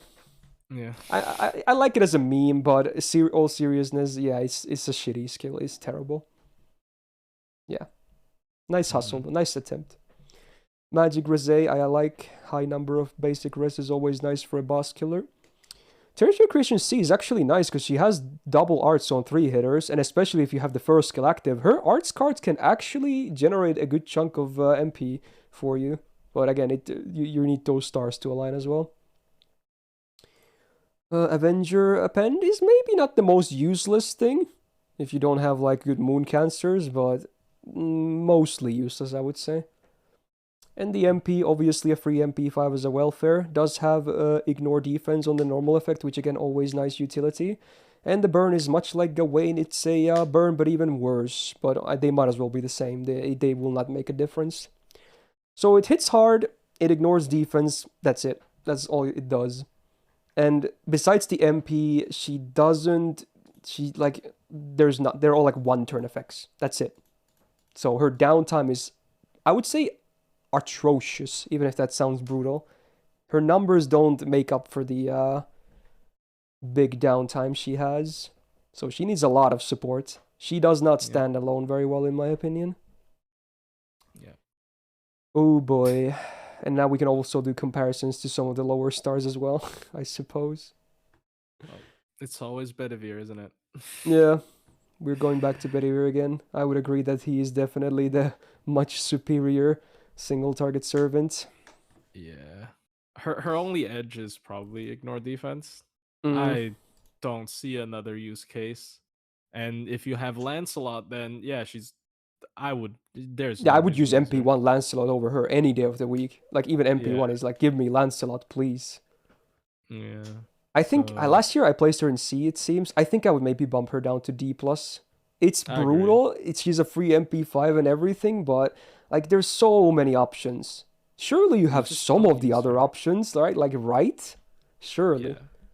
And the I don't think it's ironic thing unrealistic. is, I feel like all the other welfare single target sabers are good, are like really good, and then Oh she's yeah, because just yeah, so we're gonna. bad. Oh dude, yeah, we're gonna talk about Hooks and Karna. Oh my god, dude. Yeah, in Yes, okay, comparison, you yeah. just would That never makes her use look even her. much worse. She's so bad. You can't even double up her skills with the Koyan because they're only one turn. Yeah. It's just nothing. She has nothing going for She's her. a generic DPS that's just not very impressive. If they buffed her second skill instead, that made it like 3 turns and bigger numbers, Yeah. maybe. But They should they do instead, they should do what they did to Arthur, dude, to that skill. Like we got that buff on NA today. I still think it's one of the most disgusting buffs. I guess I shouldn't talk about it too much because we're getting Arthur on this list, but yeah, it's yeah, ridiculous. yeah, she's just I don't know, man. Nobody would use her. It's unfortunate. Yeah. All right, Suzuka. I'm actually a big fan of Suzuka personally. Now, sadly, she can't really farm. She's not really made for that. But for DPSing, I think there's a lot to like here. So AoE Buster, DPS Suzuka. We got 9.5k attack, which just passes the average for a 4-star, so it's all right. Double Buster, double Art Stick, I actually really like because she has both crit style, and then her MP is fairly spammable as well, despite not being great for farming. So I think this makes sense again. She has seen a lot of buffs. We got the buffs to the first skill, so you get a 3-turn Buster up for self for 40%. Pretty decent on a 5-turn cooldown. Then the same for star, or actually flat out 3 turns of star generation, and then 3 turns of crit damage for 50%. On a 5-turn cooldown, I think this is legit. I still don't really love like 3-turn effects. Obviously, you would prefer to have more, just flat out turns. But considering you get all of this on a 5-turn cooldown, I think it's good. It's not amazing, it's not maybe even great, but it's a good skill. Plays into her crit playstyle as well. Yeah. Now the second skill is her Mystic Eyes. It's only a charm against male opponents. 100% chance on max rank, but that doesn't factor in innate resistances or other buffs they might have to resist, so it's still mostly probably going to be RNG.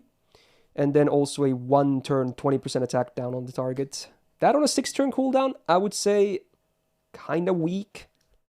I'm not a huge fan of the skill. It's not the worst charm in the game. Somewhere in the middle, probably. It's just like, it's there. Sometimes it's nice. Sometimes it's just that attack down that really doesn't do anything. Third skill, MP per turn 10% for 5 turns on a 6-turn cooldown. Keeps you getting those MPs a bit easier. Ignores evasion for 3 turns on self, and also self MP damage 20% for 3 turns. I wish the MP damage was 5 turns as well, because it's only 20%. I wish they made that match that, but oh well. I think it's an okay skill. It's fairly unique as well. Not bad. Overall, her kit, after the buff to the first skill, I would say I'll give it a small thumbs up. I don't think it screams amazing, but I think it makes sense. Magic Grisey, I like it. Writing B. Well, at least she has a 3-hitter quick, so it's a bit better, but yeah, whatever. Divinity A. As much as I would like for that to be great, it's not. Ruler bonus. Whoa, talk about useful append or useless appends. Yeah, wow. Why? Just why? Completely useless. You would never. Why would you ever bring her against the ruler? Probably top 5 worst appends in the game. The MP has also seen a buff. They added a new normal effect for self-MP generation, 20% for 3 turns. Oh, where did I hear that earlier? Oh, right, it was Sumana. Yeah, same thing. They liked adding this at the time, I guess. I think it's nice on her in particular, actually. I don't hate it. And then OC is actually very solid. Self 40% crit damage on base for 3 turns on every MP use. Actually can get to some good numbers with that. Combine that with the buff to the first skill. You're looking at some pretty good damage and crit potential from Suzuka. So yeah, I still think I would like her MP to be single target, but you know, there are definitely AoE boss encounters as well where I think she can do a decent job at. I think she's a bit underrated, if anything. I rarely see anyone ever using her, but I think she's actually good. How do you feel about Suzuka? I like her a lot. I've tried her with double Koyan and you know, her being able to double up Mm, her first skill and all that. And she's sort of a, you know, self-sustaining crit DPS. Her MP is very much the bread and butter. It's a AoE mm. multi-hit buster that generates a lot of stars. It's not a Yeah, quick MP, but it's true. AoE 10 hits, right? And she has star generation in her first skill as well. Yeah, and the fact that her crit buff on her MP is also spammable. It's like 3 Mm, turns, so you can have him overlap multiple times. Uh, it's really good. She's a really good DP. She feels a little bit like Raiko. Obviously, she doesn't have, to me at least, but obviously she doesn't have the super broken like anti, you know, power mod on her skill 3. mm. But other than that, I feel like she definitely feels like a Raiko, kind of Yeah, I can similar see to that me. I don't know. comparison, yeah. Both Yeah, crit so focus, buster MPs that generate a lot of stars. Yeah. yeah, she just doesn't farm, which is unfortunate. Like a lot Mm. of the AoE servants people just dismiss because they can't farm, which I Yeah. guess it's fair because like, oh, why I would mean, it's the you? sad reality, but yeah, we gotta factor that Yeah, in, yeah. yeah. So I don't know. I think She's last year I I had her like I on like her in A or challenge something. quests. I Yeah, might go to B plus. Maybe I was a bit too fair. generous. I Maybe like her she. in challenge quests a lot, but she is just for challenge quests. Mm. Yeah, Siegfried doubles up as a farm. Like I still think like against bosses, I like Lancelot a lot more, honestly. Unless you Lancelot. Oh, you really mean need to have an compared to AoE Siege? MP as well. Yeah, true. Yeah, I mean, yeah. If it's a single target boss, you would really not use AOE, and also she can't really take advantage of that multi-hit MP to generate Oh stars yeah, anymore. It's, true. That yeah, does so hamper her damage potential. So she's only against AoE bosses then, yeah. yeah, so yeah, So it doesn't leave her that fair. much use case. So I think B plus is fair in that sense. Yeah, B plus is fair. Okay, first summer unit is Franz Saber. We finally get another quick unit as well. So single target quick Saber DPS. 9.3k attack, just below average, I believe. Double buster, double quick. I think it makes sense, honestly. Maybe a double arts, double quick would have been better. Because I don't think she has that like massive crit potential. But her MP is very spammable under the right conditions. But I don't hate the deck, really. She can still do a I mean, full Summer quick Scotty. Brave Chain. Oh yeah, true. It does give a little bit. Yeah, I guess, yeah, true. With Summers, there's a bit more potential for that. Now the first skill is really interesting. So it costs you 10% MP gauge to even use. So hopefully you have like an append unlocked on her. That would solve that problem immediately. And then you get 80% MP generation for 5 turns. Or no, for 3 turns on a 5 turn cooldown. Like, that's huge. If anyone's ever used her, when this is active, you get 1 overkill crit with the arts or quick. You just go from 0 to 100. It's kind of stupid. Like this is like close to Mashu levels on OG. It doesn't do anything else, but with the I think appends actually really benefit her. Having Mm-hmm. appends is a buff to her because just unlocking it lets you use this without having to need like your sacrifice gauge or anything. Like you use 10% for append on this, and then you get like double Scotty battery for Yeah. 100%, and that's looking really juicy for a start. Second skill, you sacrifice 500 HP from self, which is like, doesn't really matter, it's fine. AoE attack down 3 turns, 20%, not bad. And also a full buff strip on a 5-turn cooldown. I actually really like this skill. I love a buff strip on command, especially on AoE. So yeah, and the attack down is also very effective on 3 turns. I think the demerit is laughably low, so I think this is actually a great skill. And the third one, self-attack up 20% 3 turns and MP damage 20% 3 turns on a 5-turn cooldown with a pretty not big burn on herself. I wish the numbers were like 30% each, but it's not terrible. It's okay. I like that she has these damage buffs as well. So I think her kit is still doing fine to this day. I like it actually. I do like the kit. Magic Grazia, I wish was a little bit higher. Riding EX, now finally, there's a really good passive. Because again, she has double 3-hit quicks, and the MP is also quick with 5 hits on it. So yeah, this is an amazing passive for her. Madness and Hazmat E is okay. Sadly, not a huge amount, but you know, she does have double buster. Berserker Append, very, very nice. Love it.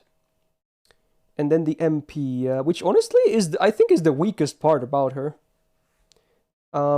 It does a good amount of damage, even without a buff. Base 60% chance to stun the enemy. And then it has the weird thing that it applies a delayed debuff on the target. And then after the turn is over, you have a 20% chance to stun other enemies for 1 turn. So it's the highest chance to stun the target, and then a small chance to stun the other guys if you land the debuff. It's kind of weird. I'm not a huge fan of the effects, especially the base stun also being on 60% base RNG, with no resistances taken into account. So I think the MP is honestly the weakest part of her kit. Yeah. But I do think it's very spammable, though. And overall, I think her kit makes sense. Yeah. Is she in the looping sheet? She is, okay. But sadly, it's one of these counts where you need the K-scope again, so maybe not. Oh, she needs double. Yeah, she needs double Oberon as well. Okay, I wouldn't do it then. Yeah, so she's just a, baseline DPS then. Quick single target refund with no battery is just not gonna happen. Yeah, her refund just comes from face cards, so you're not gonna do it with the MP. Yeah. So last year I had her on B+, which honestly I kind of like. How you feel about her? That's fair. I really don't see her a lot. I have her on NA, but I don't see her a lot. But I think if she ever got an MP buff, she would be so strong, like so strong. Yeah, because her first skill is very powerful, and as you said, yeah, it just allows you to spam the MP so much. It's just the MP itself is not the best thing ever. Is the problem? Yeah. Like I'm gonna keep her in B+, I think. Yeah. Kind of ignore her effect. It's just a damaging MP, I guess. It's treated because yeah, she can spam it so easily with double Scotty. Oh my bad. I was saying the second skill is AoE. I'm stupid. I was reading it removes there, but it's talking about the one enemy. Yeah. Oh yeah. Okay. It's not that crazy. But honestly, she's a single target herself, so most of the time you're gonna be fighting like one boss anyway. So I still like it. Yeah. It's not as great as I thought originally though. Powerful. Buff removal is really powerful. Yeah, I like a buff removal on command though. Yeah. Yeah, we're gonna see a better example of it later, actually, on this list. I think B+ is fair. Like, I don't have too much experience with her, but yeah, I honestly, same. Yeah, really good. All right, then we're gonna talk about my guy next. We got Yagyu, another single target art Saber here. So definitely against bosses, and not really any other use case, obviously. Double Buster, Double Arts, I think is a perfect deck considering he has some crit focus too. Basically 10k attack is a good number for a 4-star as well. Very solid. First skill, it's his like Arts mana burst, I guess. That also increases Arts absorb for 1 turn and debuff rest by 100% for 1 turn. So it's still better than a mana burst, but it's still not like an amazing skill. But it's okay. Second skill, they buffed the dodge, so it's a 1-turn evade, but now they also removed reduced the cooldown from 6 to 5, so now not only is it a better evasion than most evasions in the game for base 1 turn, because most of them are 6 turns on base, it now also comes with 100% crit damage for 1 turn, and the old effect still remains at 20% attack up for 1 turn. So the other thing why it's really important that the cooldown became 5 is that every other skill he has is also on a 5-turn cooldown. So now the synergy also got way better. Not only because he introduces more crit damage, because he had absorb already, but now the cooldowns also match. So I think this buff was very cool. So it's now a good skill in my opinion. It's slightly awkward with the defense and the offense in the same thing, but still a good skill. Then the third skill, which allows him to go from like MP to MP. You get 50% attack down for 1 enemy for 1 turn. That's big, especially if you also land the attack down from the MP. You can seriously tank a single target MP. I'm not joking. if you have a bit more like defense up as well. This can actually nullify MPs. And then you get 50% MP gain for 1 turn, which again enables you to loop fairly easily with face cards. Now again, the kit is great, it has good synergy, but the problem is that his downtime is significant. They're all 1 turn effects on a 5 turn cooldown.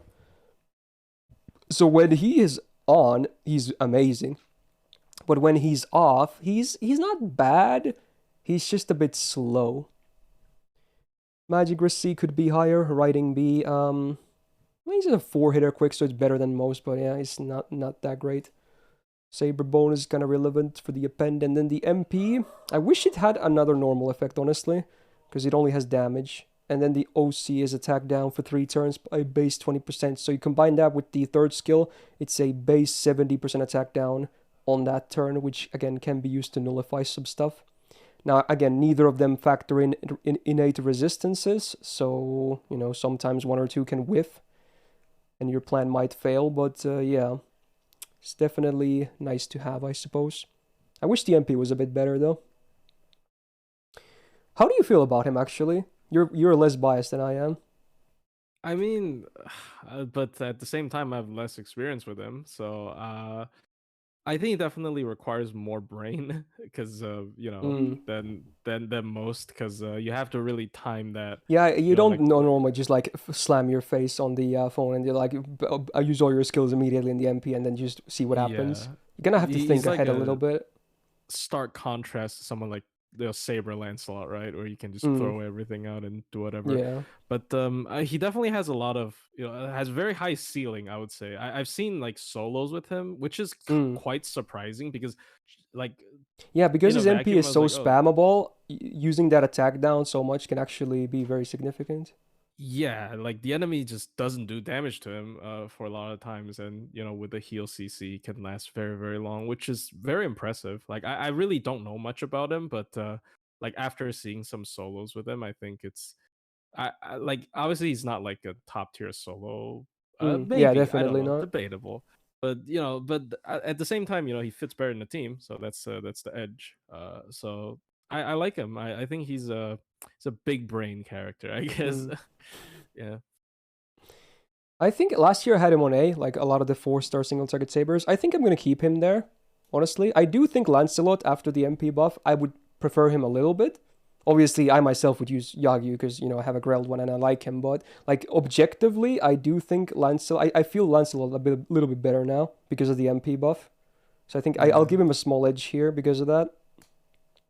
Yeah, Although easier to overall, I do use. think Yagyu's MP is a bit easier to spam than Lancelot's, Hmm. but at least Lancelot has better crit gameplay, and his MP just hits harder as well. Yeah. I mean, yeah, he's all of his stuff is 1 turn, so the You timing could is argue still that they're around tough. equal, but I think I'm gonna keep Yagyu in A tier. Yeah, that's fair. I'll do it like this. All right, another single target saber of the arts kind. Summer Maeve is next. I never really see anyone use her, to be honest. Damage is a bit Well, lower it though. doesn't help that her base attack of 8,000 is pretty laughably There low you for a 4-star. That's an ouchie. Like, yikes.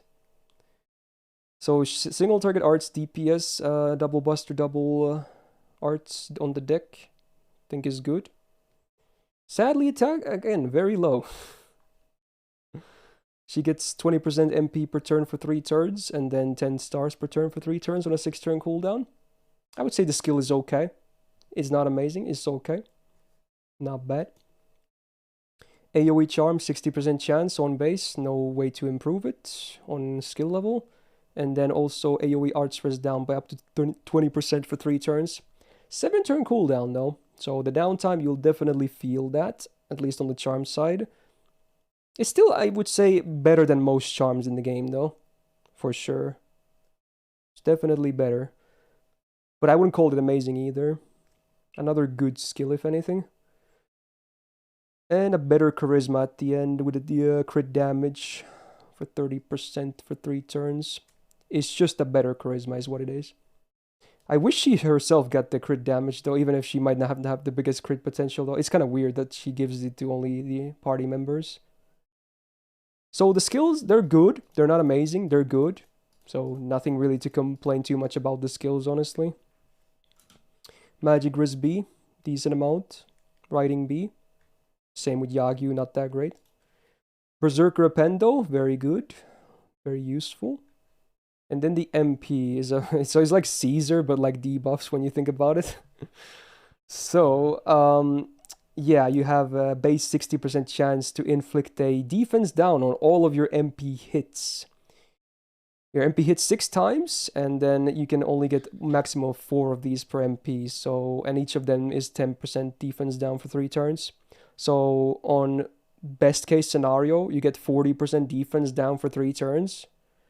Now, I believe these are applied on each hit, right? So it actually can help the MP do more damage on the later hits.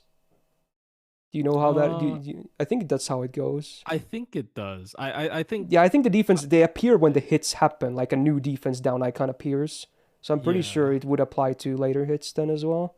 So it's a bit better then than obviously full after damage. It's not the full MP though. But, you know, some of the later hits can benefit. Yeah. And no other effect. So I do think the MP is just okay. Like, it gets a good amount of defense down done, but besides that, there's nothing else. So kinda just okay. And that's it. And I do think her biggest problem is the really low attack stat. Because we have so many other Sabers on the single target. Like, so many of them have really high attacks. Hers is just laughably low. She seems like a half support, half DPS or something. Yeah. I don't know. I've never been too big of a fan of these, but I think I only used her during the event where she was introduced in. Yeah. As much as I hate quote unquote AoE arts MPs recently, she would make so much sense if she was AoE. Oh yeah, for sure, yeah. That skill too is just why why is the arts down? I don't know. Yeah, it's AoE when her like it's Kiara all over again with reverse. Yeah, it's reverse Kiara, which I guess Oh, reverse man. Kiara is better technically because you know at least you're covering all the targets. But I don't know, she'd make a lot more sense as AoE with that S1 as well. Maybe she can loop well, and that would be so much earlier than you know Muramasa and Summer Tomoe. She'd probably be loop better than Summer Tomoe. So I don't know. Last time I had her on B, I might keep her there or bump her down to C+. I would bump her down, especially considering we have a bit more competition now as well. Single target art sabers have traditionally been one of the stronger breeds of servants. Is she actually the weakest single target 4-star art saber? I think she is. I think she might just be. Yeah, definitely. Yeah. All right, I'll bump her down to C+. She's not bad. She's like just average. That's what C+ is, just average for power level. You can use her, but there's probably better options out there, especially if you have, you know, Hokusai, for instance. I might bump her down even more. I don't know. You feel like she should be lower. Rama looks so sad, bro. I mean, I kind of like her more than Rama, to be honest. Even if Rama has maybe a bit higher damage potential, I think I like her more than Rama. So I think I'll keep her in C+. Sure, but yeah, I can see why. Alright, next is Diarmuid Saber, actually. I feel like he's a bit underrated, but I feel like it's a bit deserved as well because, you know, competition strikes again. But now we have a single target, the Quick Saber, 10k attack like Yagyu, very solid. Double Buster, double Quick, I think is good because he has a bit of crit synergy as well. So Summer Scotty also looking fairly promising with this guy. I like all this stuff here. His unique version of Mana Burst, I guess, this is what they call it at least. So it's a 1-turn evasion of 5-turn cooldown. So much like Yagyu, he has a better 1-turn evasion than most servants in the game. But much like Yagyu as well, it's also tied to an offensive option, so it's a bit awkward to use. You get 20% quicken attack after 1 turn, so it's very similar to Yagyu's evade. They're both good skills, but sometimes it's just really hard to, like, you know when to use it. So, a bit awkward, needless to say.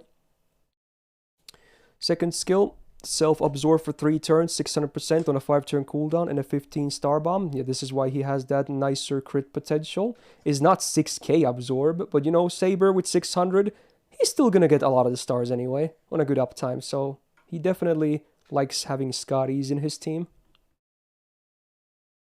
Defense up 3 turns, 30%, and MP gains same amount. 5-turn cooldown. Basic, but it works, right? It just works. So unlike Yagyu, besides the first skill, he actually does have a fairly good uptime, which is cool.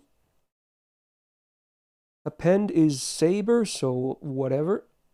And then his MP is, well, the OC just flat out sucks. It's an insta-kill OC, and he's a boss killer, so you can already, might as well say there's no OC whatsoever.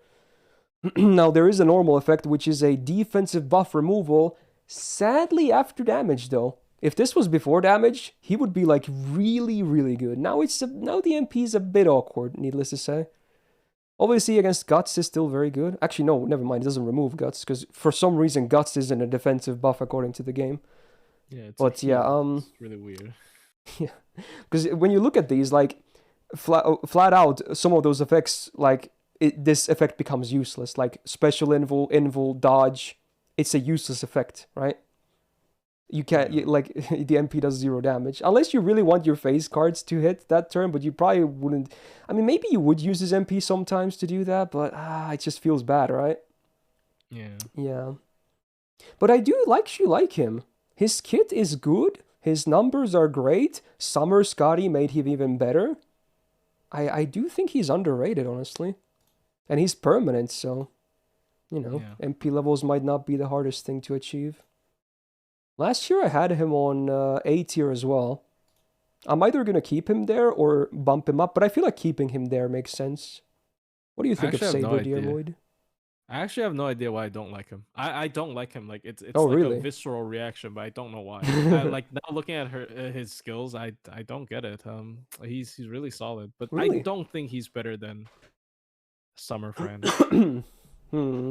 Maybe the permanent factor. Like if you MP5 Diarmid, MP1 Summer Friend, of course, but yeah. I feel like I honestly I would put them in the same tier if both were limited or permanent. But I feel like because he's permanent, I'll give him a small edge here. I guess so. But they're both similar for sure. France spams her MP a bit better. Diarmid has way better crits. So, you know, just pick one, I guess. Yeah. I'm gonna keep him in A. Summer Scotty does improve him though. Yeah. He's definitely overrated. 2 more rows to go. I'm gonna try and pick up the pace here, but we'll see.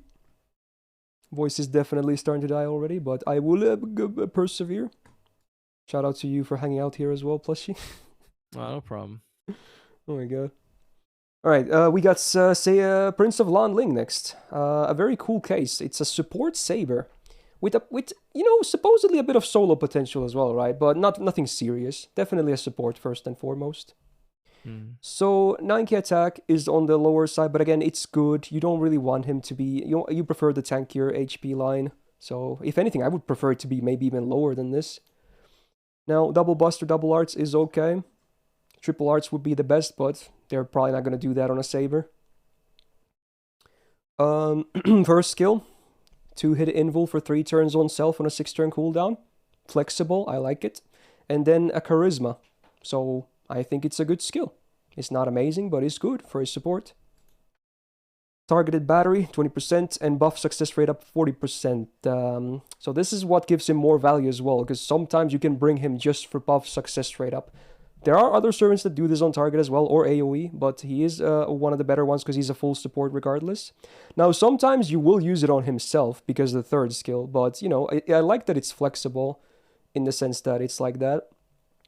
I do kind of wish the buff success rate up was AoE though, because again, he benefits a lot from it too, and you probably want to give the battery to an ally instead, right? Because his MP, it's okay, but it's not as good as like your other servants. So I really wish the buff success rate up was AoE. But it's still a nice, flexible skill. Not bad. So the third skill, guaranteed 3-turn 20% arts up for the team. No RNG, but then if you want the AoE star gen and the crit damage for 50% each 3 turns, then you need that RNG. You're either going to trust on the 60% base, or you're going to use that skill on himself to guarantee the effects. Most of the time, considering he's an arch support first and foremost, I think star generation will be pretty much a useless stat. Not useless, but very weak, so that's like whatever. But crit damage, depending on who you pair him with, let's say Saber Lancelot, you want that for sure, right? So yeah, it really depends on what you're doing. Magic Resist C could be better, but it's okay. Riding A, negligible. Assassin Append is actually worth mentioning because on supports, Appends are better because they're more universal, I guess. So it can have a small effect, but nothing big. And then the MP. I like that it's an AoE tick down guaranteed. No debuff immunity or anything can prevent that. I like that. And then an AoE crit chance down, 20% 3 turns. I love crit chance down. People always meme about that, but I think it's a great thing. Crit resistance is even better because you don't need to land that. But yeah, crit chance down also great. Then on MP1 you get a 500 damage cut for 1 turn on or 3 turns on the team. At that point, it doesn't really do too much. I feel like only on the higher MP levels, the damage cut actually, you start to feel it towards the 1500 on MP5. So on MP1 is like whatever. It's just small mitigation. And then the OC is a base 30% AoE attack up for 3 turns, which is very solid for an overcharge effect. Taser MP is not really like crazy amazing. It's nice to help you along with the battle, fucks up the enemy, protects you, buffs you. Is nice. Is like this is what Daeon's MP should have been, pretty much. So yeah, he wins there at least. I do like the MP despite it not being amazing. So he's pretty good, huh?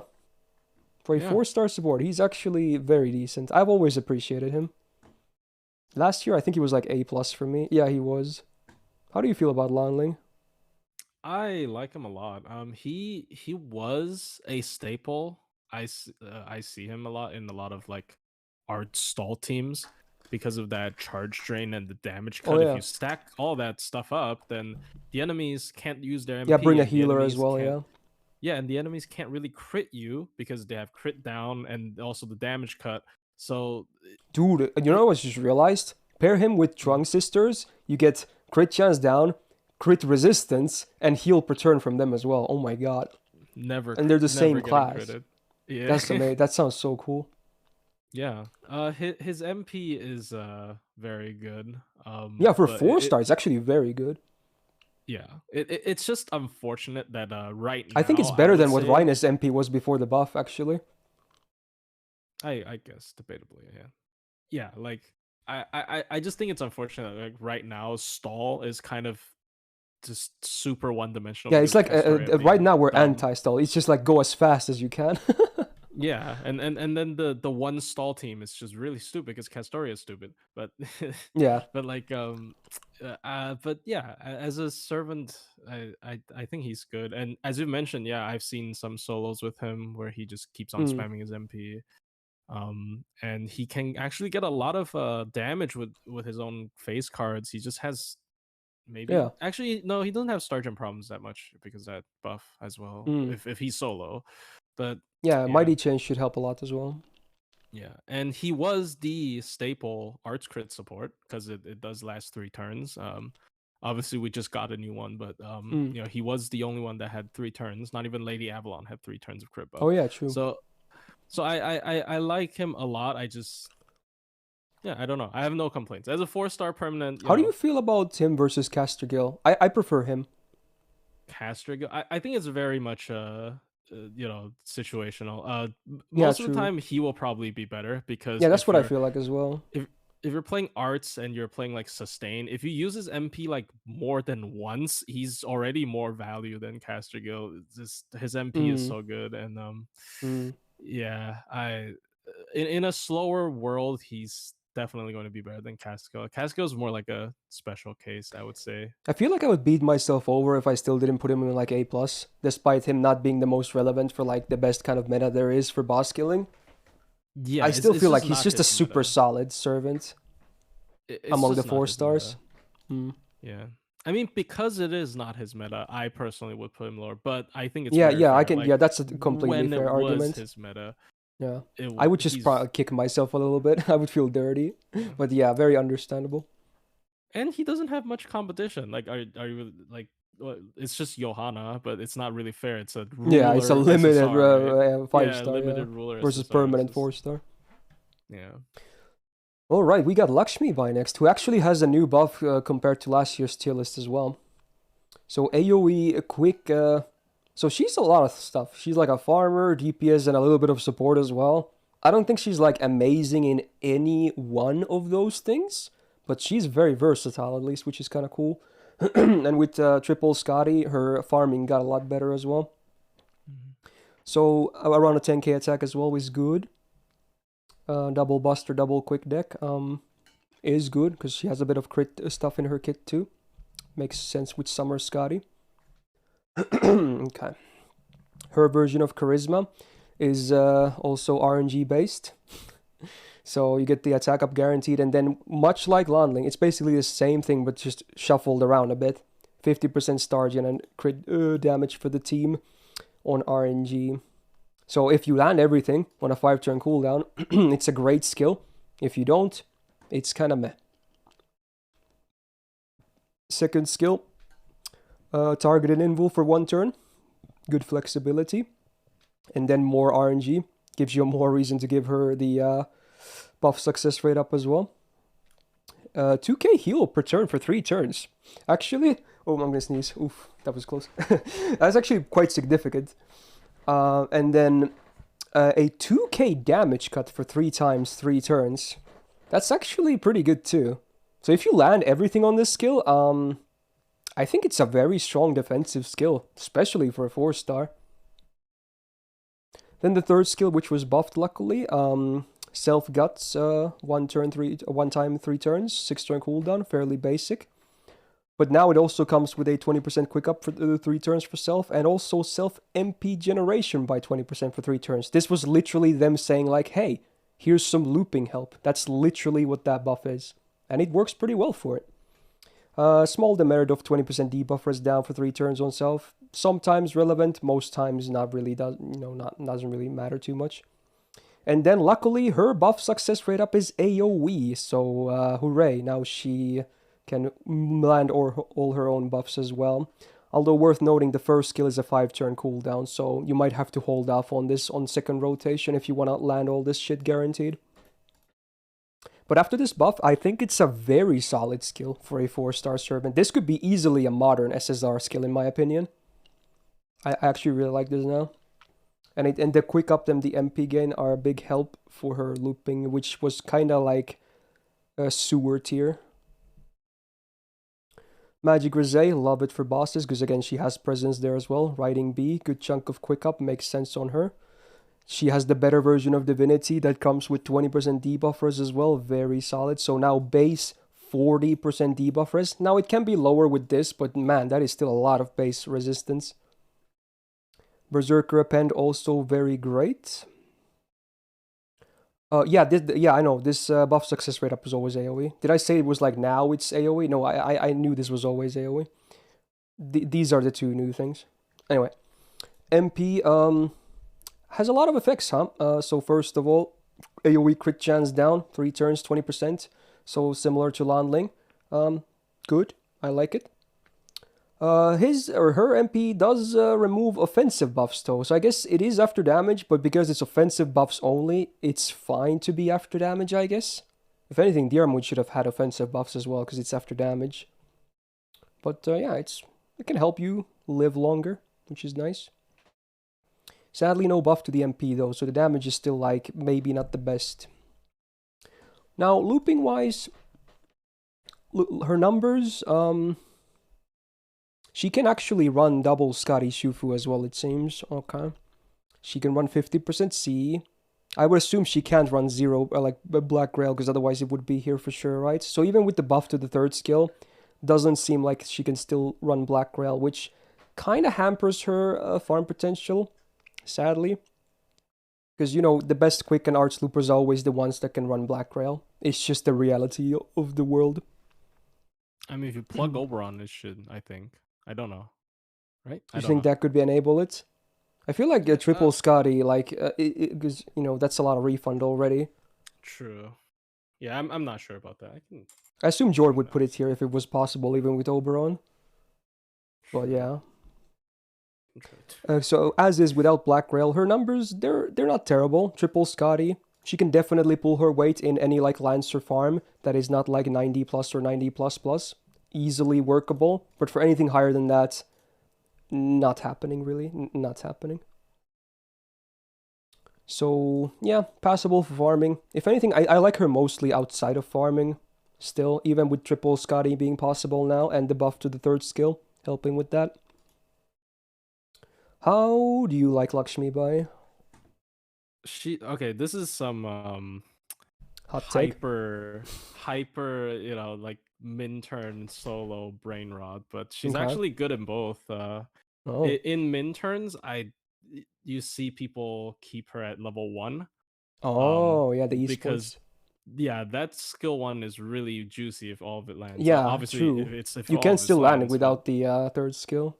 yeah, and for solos, she's actually got it all. She has offensive buff removal that can bypass Invul Pierce. I think for solos, Invul Pierce is such a disgusting effect on the Oh enemy yeah. that can just Dude, disrupt your I whole should thing. know. Most of my solos are with Jinako who has double invul. So I Yeah, hate that and if you shit. don't have Invul Pierce, yeah, Yeah. and she also has a passive heal, which is really good. Passive heals are really good with the heal up CC because it, I mean, okay, it's the same as a one-time heal, but it's Mm. it's more it's easier to, you don't have to like time the button, and she has guts, and the guts cooldown actually was a bit long, but then the buff reduced it to 6. Oh So wait, was it a cooldown reduction as well? Did I miss I that? think so. I think so, right? Oh my god, you're right actually. Wow. So Yeah, it yeah, is. so I actually see her solo quite a bit, which is surprising because I never knew. This is Yeah, on a honestly, I server can I kind of never see it knew now about. because with solo you can guarantee the fat damage cut and heal per turn as well with the guts. Yeah, just put it Oh, all on dude. her. And the Yeah. invul. Wow. Yeah, I never actually thought about that. Wow. Yeah, she's a really solid She's like server a on her jack of all own. trades, in like really good in many areas. Not like top tier in anything, I would say, but just Yeah, very workable unit. definitely. Solid. Last year I had her on A, it seems. Maybe that was a bit generous last year before the buff, before triple Scotty. I don't know, but now Mhm. I feel like I can definitely put her into A tier, right? Yeah, she deserves it. She's Maybe really last good. year was a bit generous. Yeah. I'm not sure if I can do a A plus. I'm not really feeling it. Yeah, If she she's was not like amazing in like generally one good, right? area where like there's not that much competition, but yeah. Mm. It's like general use case, she's a little bit falling off. I Mm, mean, the battery certainly helps with the farming, but once again, yeah. yeah. All right. Next to welfare, we got Saber Hokusai, a very popular unit, not just because she's free. So, single target Arts Saber DPS, another one of these. 9.3k attack, could be higher, but certainly still a decent number. Double Arts, double quick deck. Yeah, I guess that's fine. They were probably never gonna give her triple Arts, so for MP gains, this is it, right? Yeah. So yeah, it makes sense. First skill, 20% battery with 20 stars on 5-turn cooldown. It's just okay. It's a decent skill to get you going. Second skill, absorb 500% for 3 turns on a 7-turn cooldown because of the one-time 3-turn guts. This is what I always kind of disliked about her. This mismatch of these two effects, because you want the absorb to have a great uptime, but because it's tied to a guts, the cooldown has to go up like 2 turns. Yeah. That's it's certainly a bit awkward. Like the effects are okay, both, but man, couldn't they at least make it 6 turns? I feel like this doesn't warrant 7 turns of cooldown. Come Yeah, on. 6 is definitely fair. Yeah. It's not a terrible skill, but 6 would have been way better. Self arts up 30% 3 turns, good number. And then when you crit, you get 20% crit damage. Now this happens before the damage, right? I think. I forget, because we have multiple servants that do stuff like this. I think Melt is before damage at least. Yeah, I'm sure Melt is before damage. And Melt Yeah, also I'm doesn't not. have Was to crit. Hokusai before damage?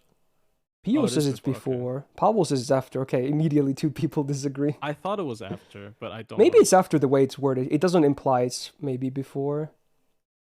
Okay. Yeah. So it's a bit awkward, Because you only get the crit damage when you crit, but then again, it's only after the crit has landed. So you're always going to lose a bit on that value, no matter what. It's only 20% per stack, so it's not like you're, it's the end of the world, but I also wish this was before damage. To give her a little bit more boost.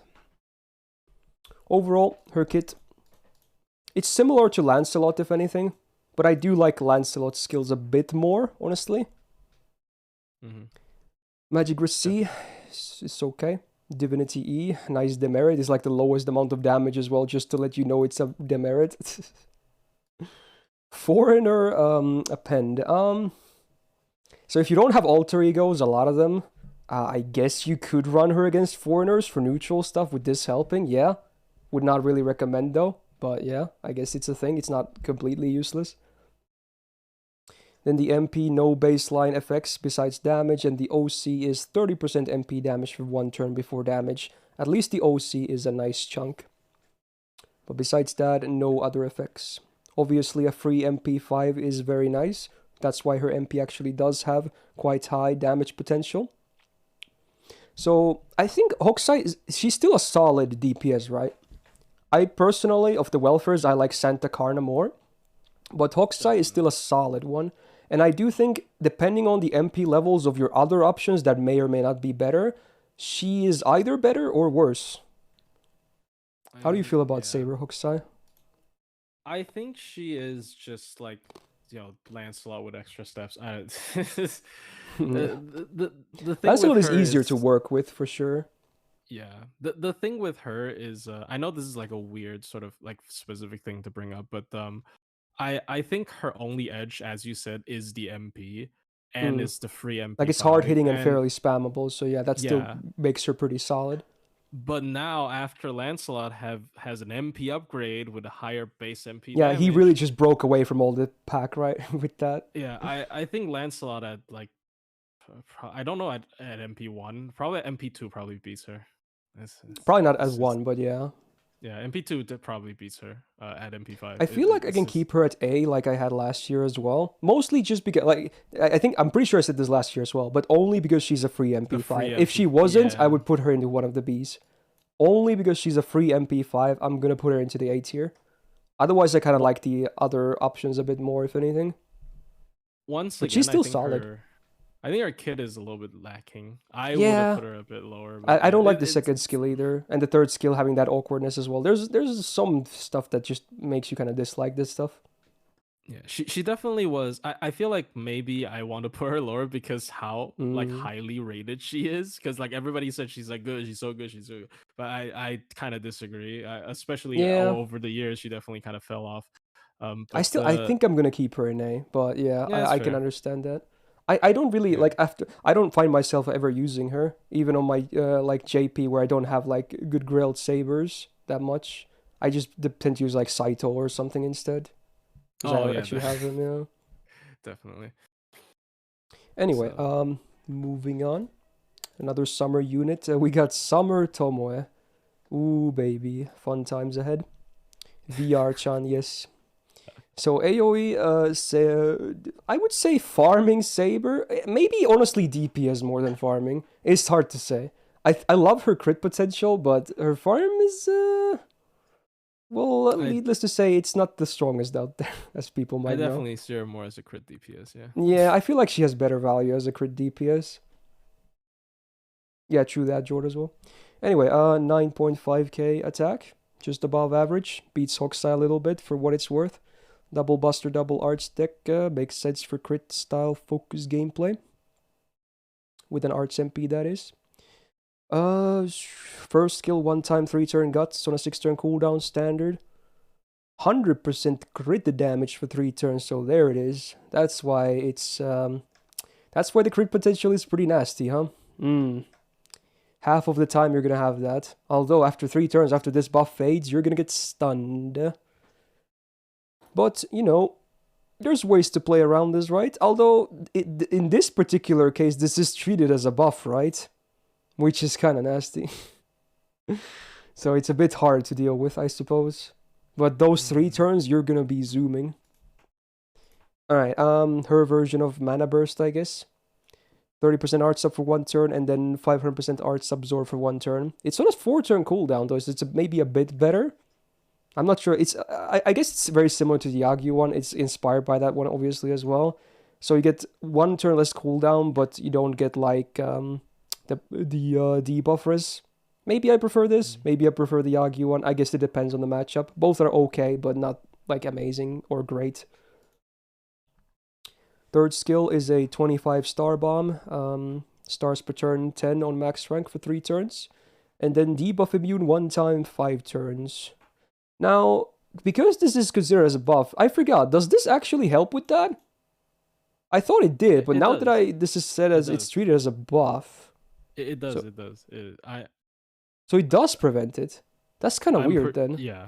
So wait, is it like this? On application, it's a debuff. Once it lands, it's a buff. Is that what it is? It must be like that then. Wait, no. It blocks the stun, right? Not yes, the actual stun. Yes. Okay. Yeah, that makes so much more sense. I'm a Pepega, yeah. Obviously, this thing is still gonna land, yeah. You can actually salvage this with stun immune command codes and stuff. Oh, yeah, that too. It's kind of pointless because the cooldown matches up with skill 3, so you just use it anyways. Yeah, although this is only a 1-time 5-turn debuff, so if the enemy debuffs you lose this. But if you bring like Atlas, you can also cleanse the stun, or like the stun immune CC, have that up by the time you get stunned.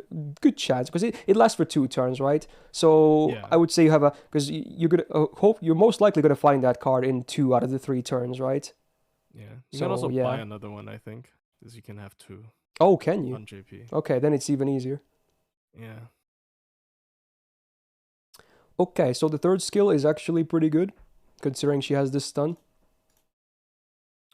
Magic Grise is nice for bosses. Writing B, pretty. Actually, no, she had only 1 arts card, right? Yeah, okay.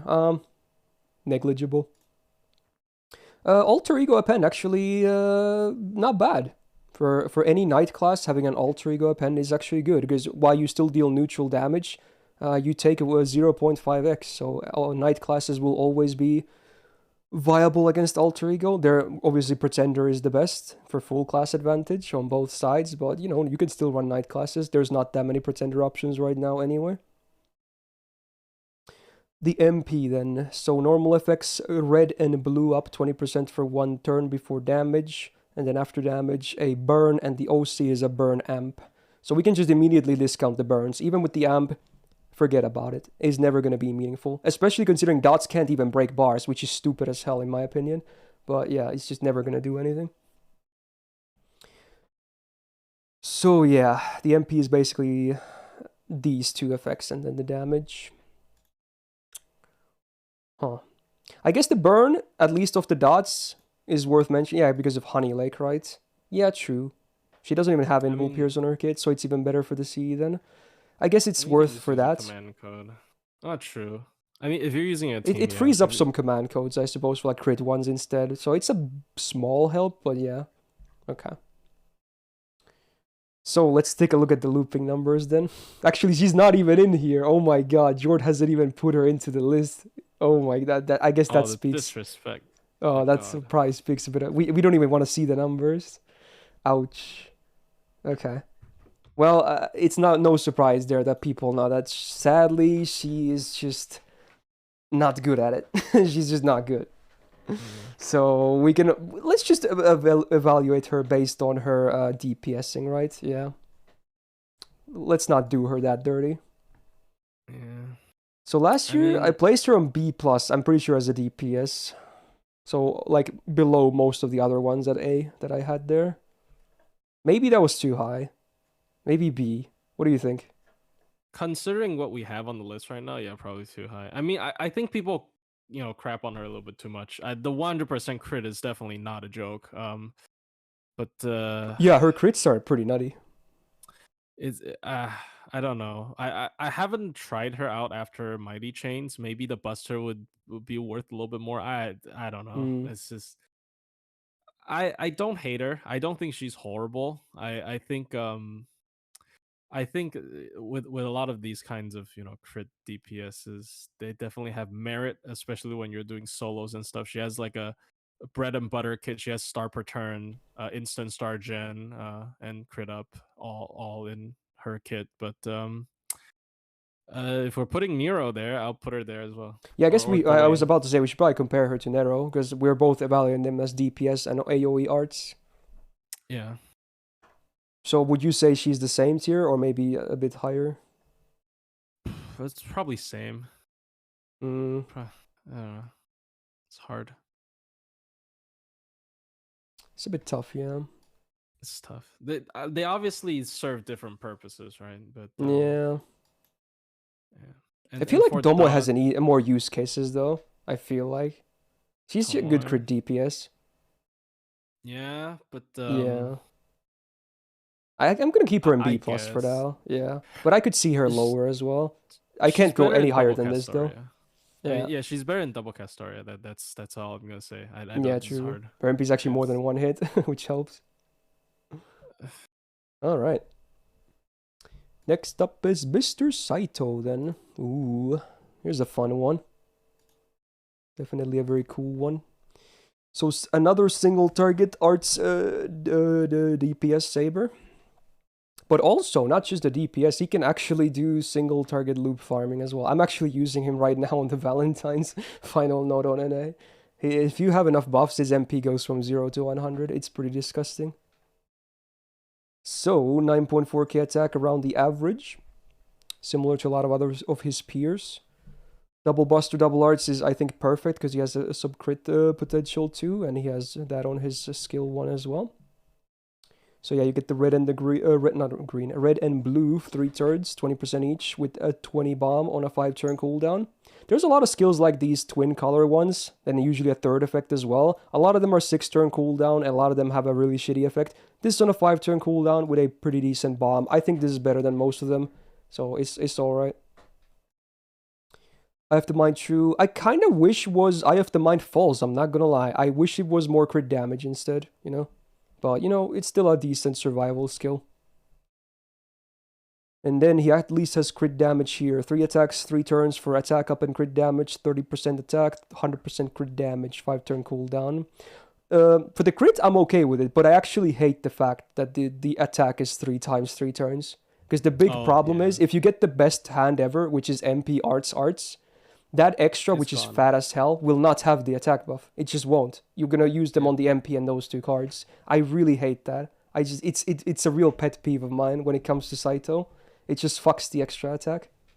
But that's crit is fine because it doesn't even consume that stack unless you actually land a crit. So that being 3 attacks, 3 turns, 100%, yeah, that's great actually. I no problems there.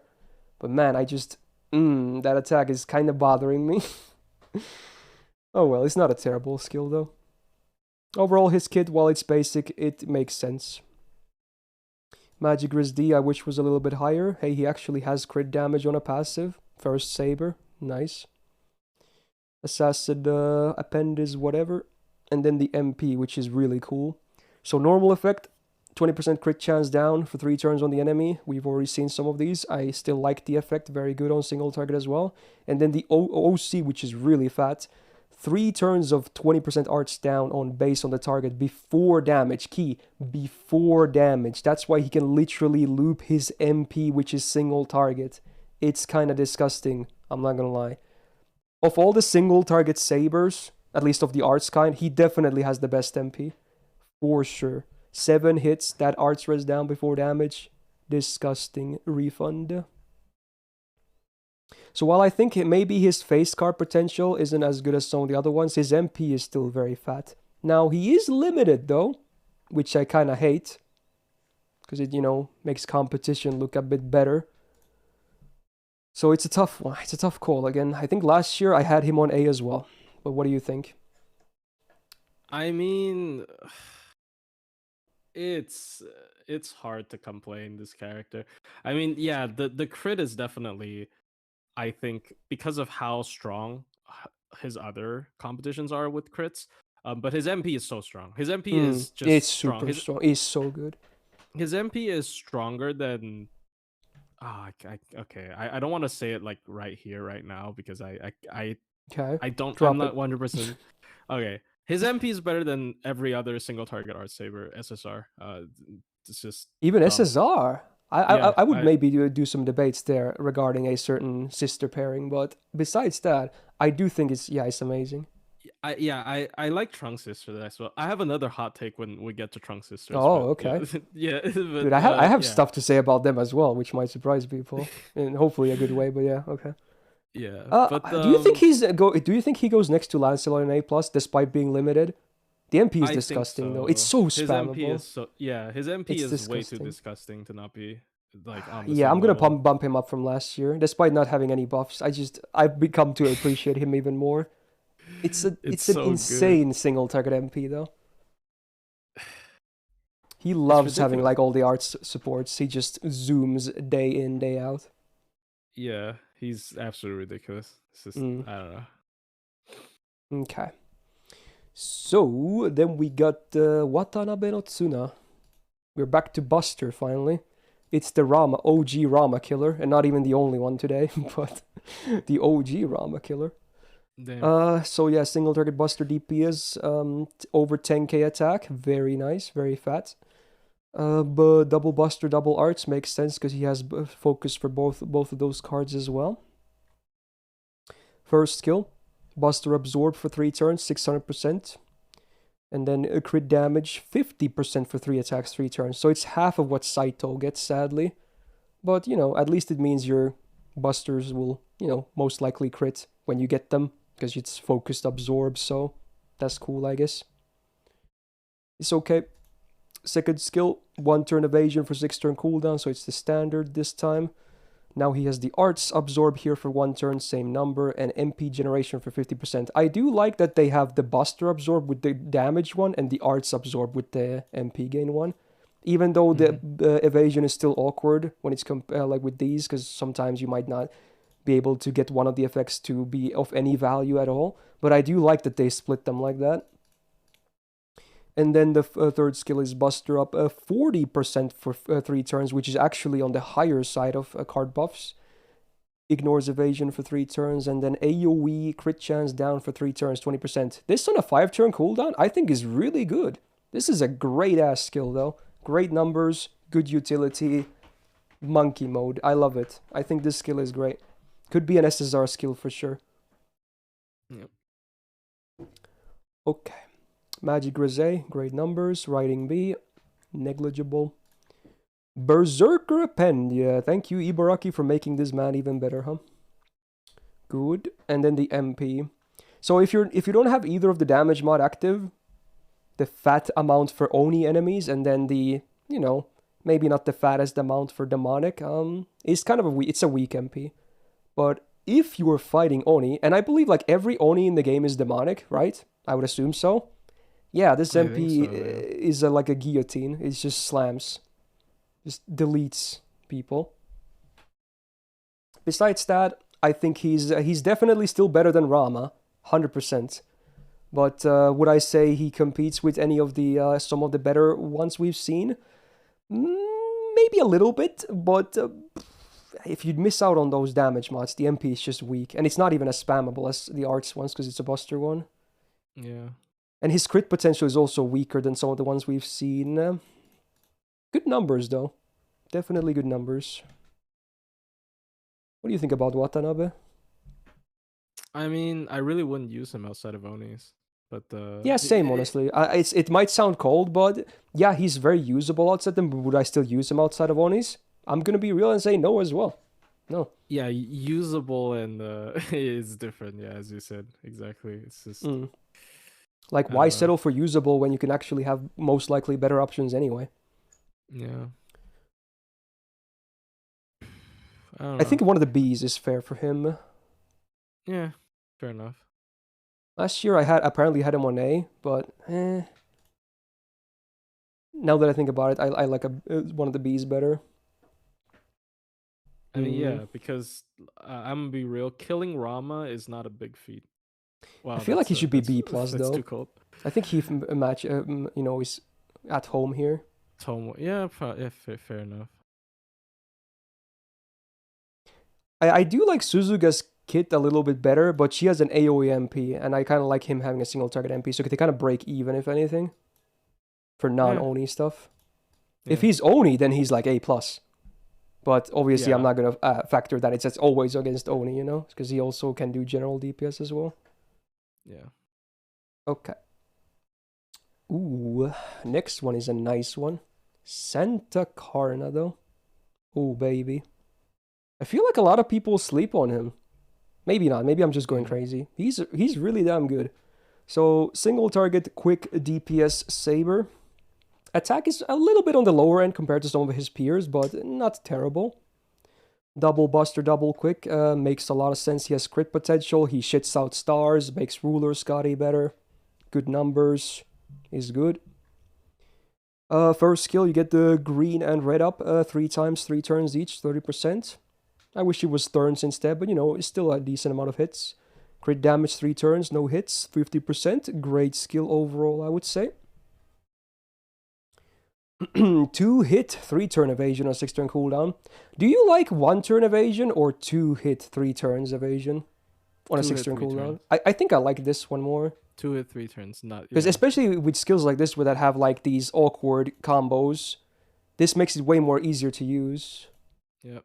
So it's a star absorb, good chunk for 1 turn, and then quick crit damage. So you can combine that with this, you have 150% quick crit damage from just his own skills for 1 turn.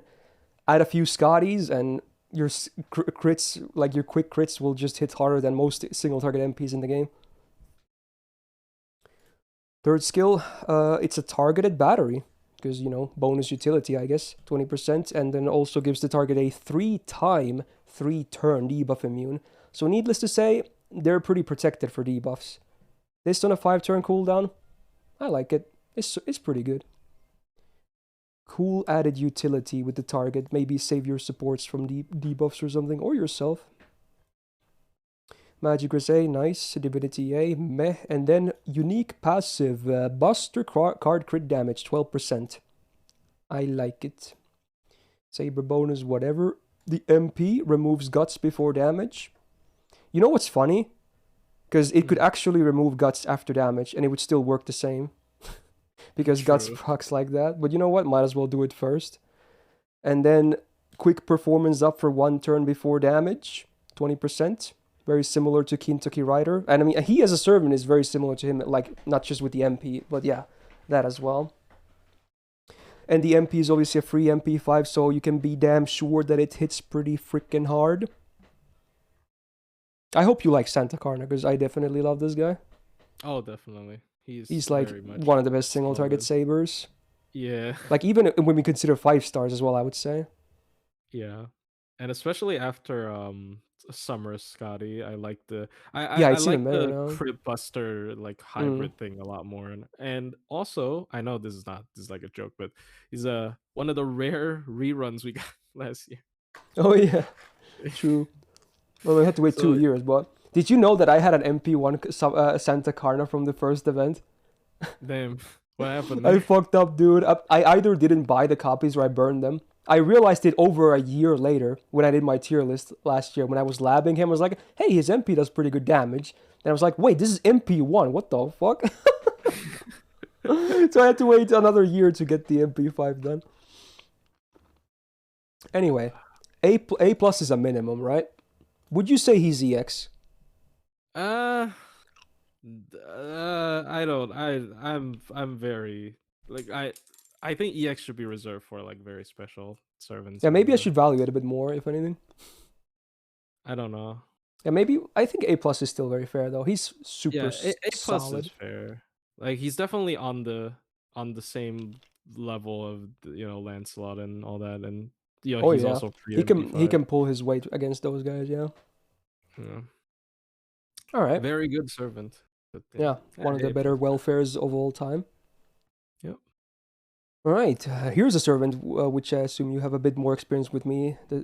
Hopefully, we got Bargus next. Oh, I mean, AOE Buster, DPS and soloer, I guess. Not really a farmer. Story locked, sadly, once again with these round table as knights. 8.7 attack, sadly on the low side, but because of how much buffs she can get, you can definitely fix that on the fly a little bit. good old gorilla deck, much like Gawain. Makes sense for her playstyle, I would say. And especially, dude, it's actually great that she has a triple buster because, again, she's used a lot in soloing, right? So Mighty Yeah. Chains are even better on her because that one Quicken Arts card are so much fatter because of the triple buster. Yeah. So it's actually kind they of really do that. nice. It's like King Hassan. I mean, not as good as King Hassan. King Hassan is like. Yeah, it's kind of stupid, ridiculous, but this is still Yeah. very good.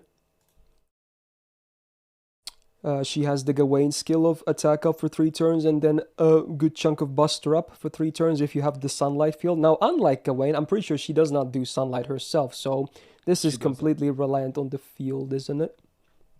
Yeah, she doesn't. And she has a bit lower numbers, but still, if you actually land the buster buff, I would say this is still a good skill. If you don't, it's kind of like bad. Yeah.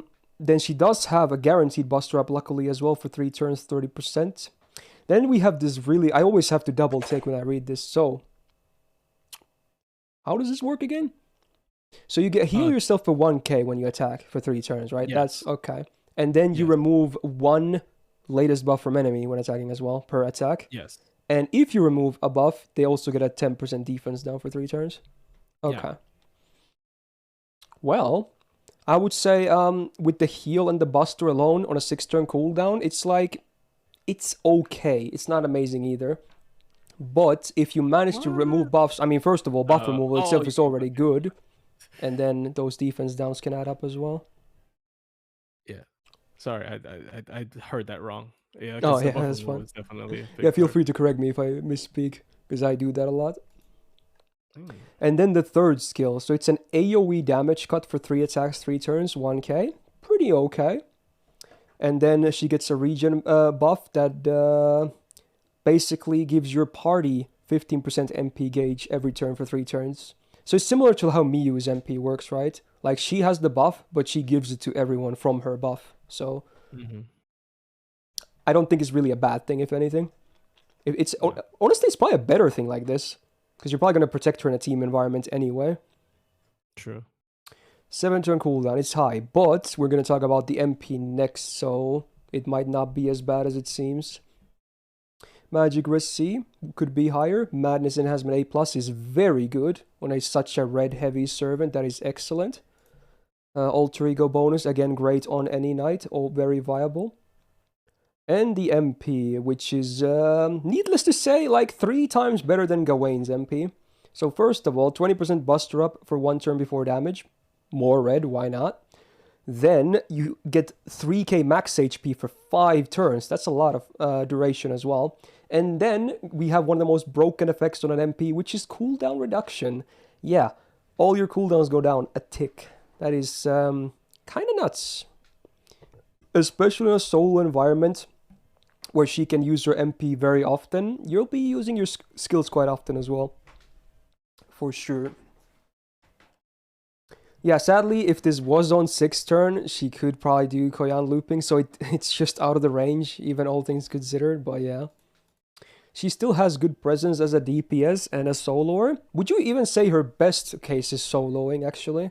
Definitely. Like, yeah, she has some team potential with this skill as well. But her best case might just be soloing stuff, yeah. Yeah, because I feel like a lot of the times when they balance these like hit-based skills, like on hit I do something, they're balancing it around the fact that you're only activating it at max 4 times every 3 turns. But yeah, they don't when you're really think about it that soloing, much. then you do it 4 times every single turn, and it just starts to become really stupid. And then she also loops her MP. I mean, yeah, as you said, her quick and arts cards are pretty decent, so you can kind of use her MP really often. So her skill 2 is never gonna really be a 6-turn cooldown, and she just heals so much. Her only weakness is obviously really glaring, which is when you're soloing and she can't tank an MP. Yeah, MPs are no-go. Yeah, sometimes if you like time things right with the max HP boost, like if you overheal a bunch and then you do the Jinako strat. Yeah, and then maybe you can sort of tank an MP. But she's still a soloer that wants to go really fast though, right? Regardless. Yeah. So hopefully not deal with MPs to begin with. Yeah. If she's fighting stuff that has like low damaging MPs, like I think the best example is probably her being able to solo demonic Bodhisattva, the big Kiara. Oh Um yeah, that's rare. yeah, so she just has a lot of heal, and Oh. it's yeah, it's really good, and the buff removal as well. Mm. If you face a buff heavy enemy, she just kind of demolishes them, because I Mm. think also some enemy AIs, they get really uncomfortable when they don't have a buff on themselves, so they like Yeah. waste their turns buffing themselves, and she just Yeah, eats it. I think a lot of AIs is coded like that, that they want to have a buff up, and if they don't have it, they tend to use the skill all the time. Yeah, so she's definitely. I mean, in the right cases, there are a couple of like notable ones, like Koyanskaya in Lost Belt 5. Like, there's a super recollection quest where she has like a couple million Oh yeah, HP, and yeah, our guests yeah. can solo that for free. So, like, obviously, it's situational, because there are some bosses where if they're like a boss did a heavy crit damage, or like they have a short tick single target MP, then she's gonna roll over and die. But Mm. in the right situations, she's really good. But actually, I don't think she's that good in a team. I've tried her Yeah, in a team. It's very awkward, and her skill one is so bad. Her skill one is basically yeah, not. because a lot of the times you won't have sunlight, so it's just only a small attack up. Even if you can Yeah, use it a bit more often with the MP, it's not much. yeah. So So last year I had her on A, basically for similar reasons. Would you agree to that? yeah. As much as I like her solos, um, she can. I know this is like a kind of a like a huge statement, but I think she can only solo. I don't Mm. think she's you would So want would to. you say maybe she's even a B plus then? Is that too Uh, brutal? I think that's too brutal, because when Yeah, she maybe. Yeah. solos, it's a solo. Mm. It's a real. Like It's then it's very a real. sight to behold. Yeah, but yeah, I don't know. Yeah, I'll keep her in A. Yeah, Yeah, it is fair. I feel good about that. It probably piss some people off, but Yeah, maybe. I think now we're actually gonna get the first new servant that wasn't up when I did this last year, and a very cool one actually in terms of gameplay. Despite not being very popular as a character, this man is actually very good as a DPS. We got Roland next, single target buster DPS. Have you played with Roland? no, Oh man, do you remember his kit? no. Dude, you're gonna be surprised here. He's actually super solid. So I he's know a he has a permanent as really well. short. I know he has a really short cooldown skill 3, but that's about it. Okay. I Well, had we are such about to see some stuff here then. with him. So 9.60k attack. It's not the highest when it comes to all the ones we've seen so far, but it's higher than the average for a 4-star. Double Buster, double Arts is actually very good for his kit, in my opinion, for the deck. Good modern numbers for the hit counts as well. Now the first skill is, I think, the weakest part about him. It's a 1-turn invul for 6-turn cooldown, which again is the base. Then he has 100% defense up for 1 turn, which again, in most cases, that's going to do nothing, because you're just going to invul all the hits anyway, right? So it's mostly a meme, but the 20% added battery is okay, right? And this is, in my opinion, the weakest part of his kit. So if that doesn't say anything, then yeah, okay. It can sometimes be useful if they have invul peers, but besides that, it's 90% of the time it's going to be a meme. Now the second skill is kind of ridiculous. It's a self buster up for 30% for 3 turns, which is decent. Full cleanse on self. Charm resistance down as a demerit, like no one cares. And then a full AoE buff strip. Not even single target like Fran. It's an AoE buff strip. Every buff that can be That's removed. pretty nice. Not 1, not 2, not single target. It's an AoE buff removal on a skill for a 4-star. Like, how ridiculous is that? Oh my god. That's pretty Like, crazy. such a good skill, dude. Wow. And then the third skill, which is fun as well. You get a 20 star bomb, absorb 500% for 1 turn, and then a 10% battery with a small HP demerit. And because it's on a 3-turn cooldown, I don't actually really mind the 1-turn effects, because it's such a short cooldown. Yeah, You 3 can use turn this is very often.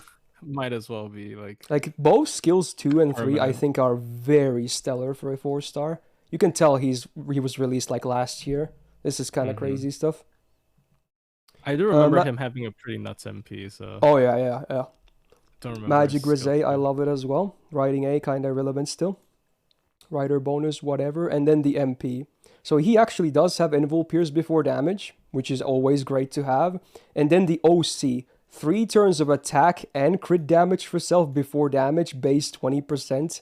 Like, you thought the Suzuka one was good? Yeah, look at this shit. Oh my god. And again, he's permanent, so he's not even the hardest to rank up on his MP. Like, dude, I feel like he's one of the most underrated 4-stars. He's insane. He's kind of insane, right? Yeah, that's nuts. Wow. Just... Like, so much stuff, man. And good numbers, too. Wow. So much better stuff. than Tsuna. Yeah, I would say for sure, yeah. God. Wow. I think I would definitely put him into A+, honestly. I haven't Flat used out. him a bunch, but that, like, on paper, that's pretty not like Like, that, yeah, it is so crazy. it qualifies as an SSR kit, pretty much. Yeah, I know, right? It's kind of crazy. People need to use Roland more. I need to use Roland more. He's booked me so much I have MP5. I didn't even realize how crazy he was until I was doing like a bit of review before this tier list. Oh my god. Yeah, he's a cracked 4-star.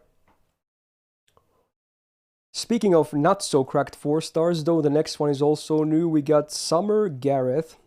Now, of all the Summer 7 units, in my opinion, Gareth is like the one that's not really crazy. I think everyone else from Summer 7 were like at least very good to amazing, right? Summer Gareth sadly got the short end of the stick. So she's an AoE buster DPS, which already I wish she was single target. And then her attack is 8.1k. That is disgustingly low. It's not as bad as Saber Lily, but it is very, very bad. That is not very modern of the game. I guess they want to keep it low because she's supposed to be like a tankish DPS as a Lancer, but man, that kind of sucks. Double Buster, double Art Stack. Nothing wrong with that at least. Good hit counts. First skill, we got red and blue up for 3 turns, and then a 20 star bomb. So again, very similar to who had this just recently? I'm already forgetting. Fuck. Saito? Santa Carna, right? Yeah, but different card types, right? He had the same skill, but for red and green instead. But yeah, it's still a solid skill. Nothing wrong with that. Oh, it was Saito. I'm stupid. Yeah, it was Saito, actually. So then it's the same. Is it the same skill? It must be. I think...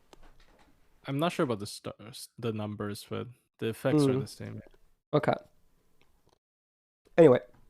There's the Guts, of course. 1 time, 3 turns, 6 turn cooldown, standard numbers. 10 stars per turn on max rank for 3 turns. Could be better, could be worse. And then Sunlight Field for 3 turns. There you have it.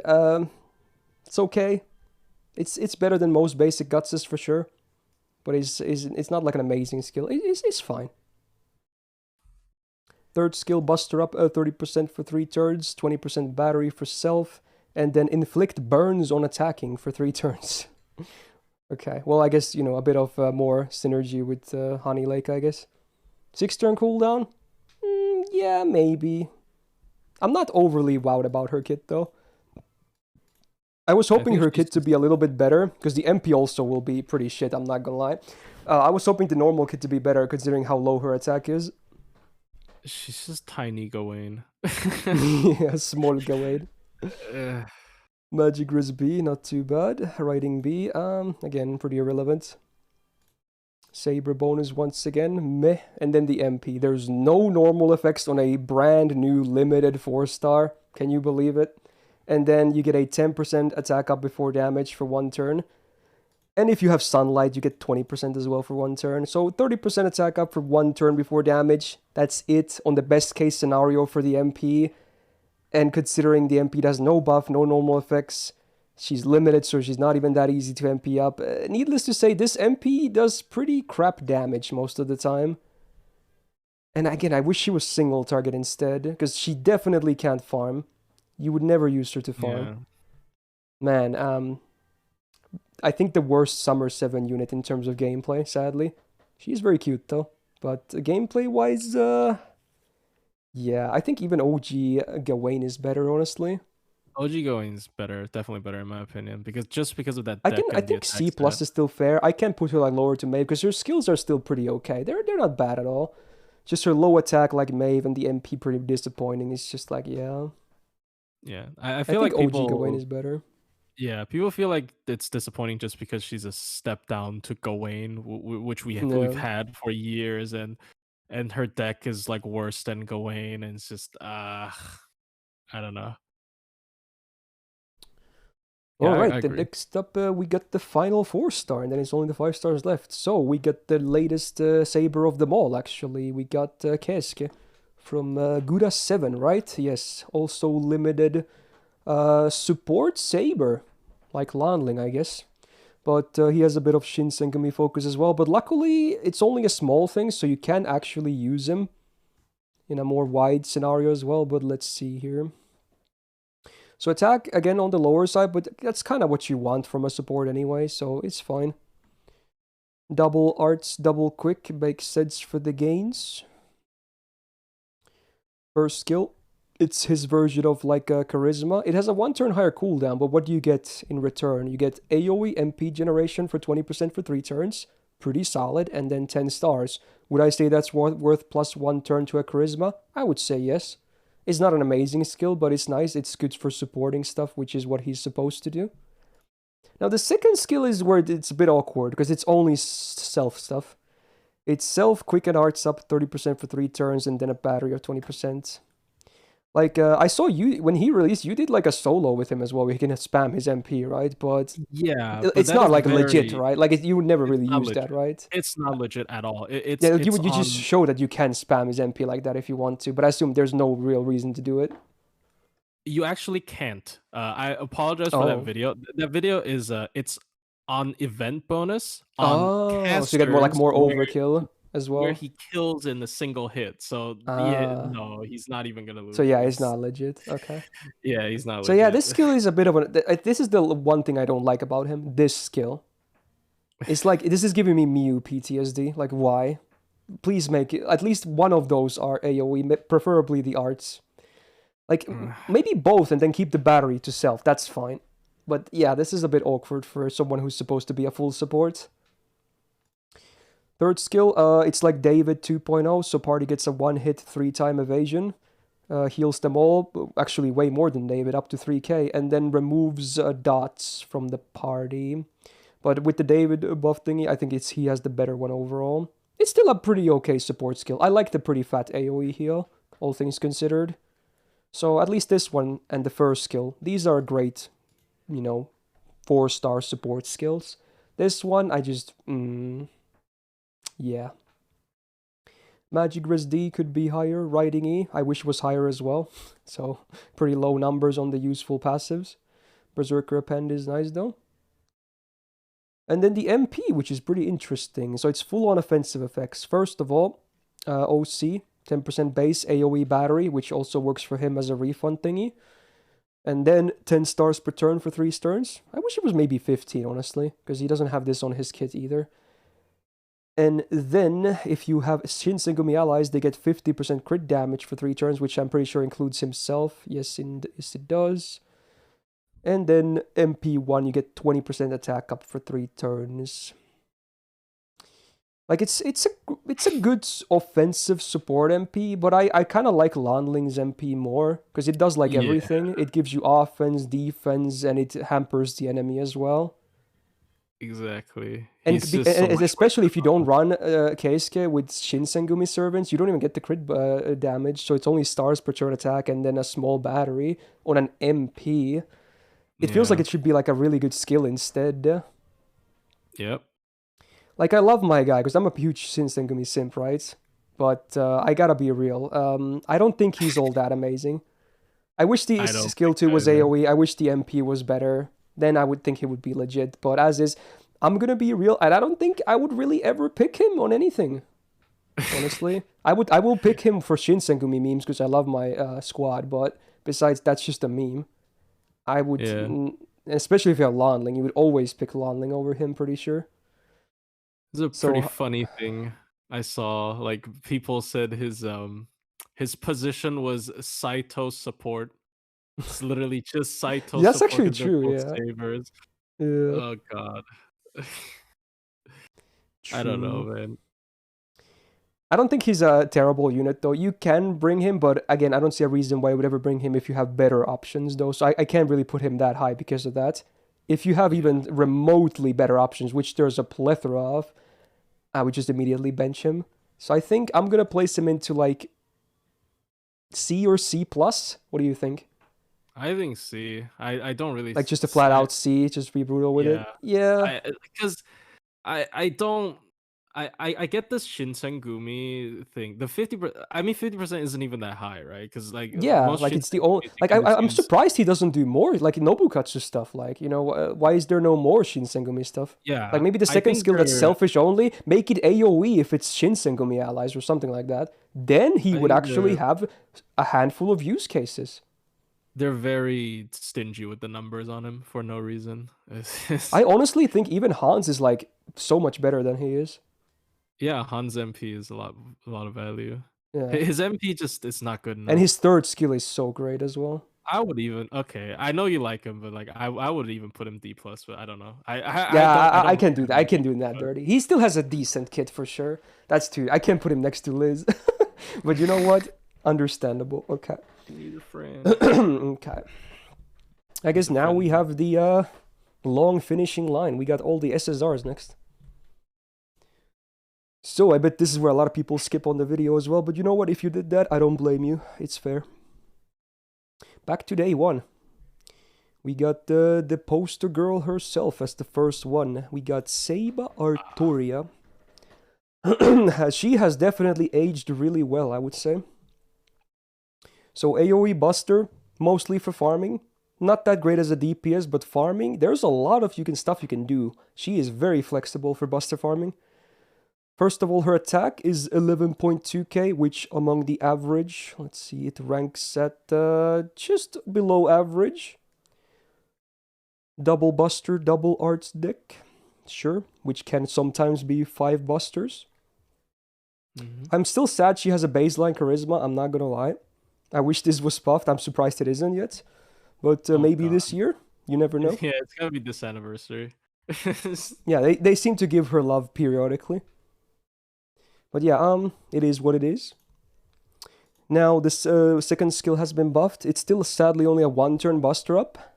But now also comes with a MP damage for 1 turn, which is cool. More scaling with Oberon as well, I suppose, for farming. And then you get full red cards if you have her cards. So, go monkey, I guess. I would say the skill outside of farming, like even in farming, is not amazing. And outside of farming, it's like, it's kind of weak, I'm not gonna lie. Yeah. Third skill is very important for her farming, needless to say. It's a 30% battery and a 5-turn cooldown. Very key. 15 Star Bomb is a nice bonus if you're not using her for farming, or if you actually need face cards as well, I suppose. So this is a very vital skill to, make her as flexible as possible. Magic Rage, okay, outside of farming. Riding B, kinda useless. Rider bonus. You could maybe run her on neutral, but I'm not sure if I would too much. And then the MP, which has a year 1 buff, so they only buff the damage. But luckily the OC is still nice because it's a base 20% refund. Very cool, and it scales really well with overcharge as well, which is why her farming also has overcharge CE options, which is very cool. So yeah, while the MP itself is a little basic, for farming purpose, it still does the job, right? And that's basically how I'm going to rank her. Because I would not bring Arturia on anything that's not farming. But man, on farming, no. Yeah. On farming, though, like, this is like 4 examples here already. With different comps. And if you bring, like, the best type of possible damage, she's hitting some really high numbers. Keep in mind, this is neutral. Like, this is with the, I think this is the overcharged version of Black Grail, right? With Double Witch and Oberon? I think so. Those are some kind of disgusting numbers, huh? Yeah. Like, oh my god. She also doesn't have to use, if you're using not Black Grail, K-Scope, you don't have to use Atlas. So yeah, because of the 5-turn cooldown, which is so rare on the battle. You can literally bring a free Mystic Code as well. She is would you say she's maybe the most flexible Buster farmer out there? Like in the whole game? I mean, there's still Arcuate and Melusine, but yeah, true. But the like minus 100% batteries. minus 100% Yeah. batteries. Probably. I mean, she doesn't need a mystic code. That Yeah, it's just so many I, different comps you can yeah. do. Oh my god. Yeah, Coolcaster will be up there as well for sure. Oh, cool caster, of course. Wow. So would you say she's still EX? No. Oh, whoops. Oh. Oops. Oh. I mean, I don't know. Ooh. Especially after 90 plus plus. Okay. I don't know. I Hmm. think A plus The is thing fair. is, Like, though, with my criteria, it's hard to get EX otherwise, because with MP1, you can. It's not really like super viable for 90 plus plus on even like the best of the best when you think about it, right? I guess so, but Because like even like as an owner of MP1 Melusen, I can tell you her damage is dog shit. I mean So it that's just doesn't do the MP1 job. problems on everything. Yeah. I Mm. mean, I feel like she has to be EX tier. She's just a staple mark of like great buster farming.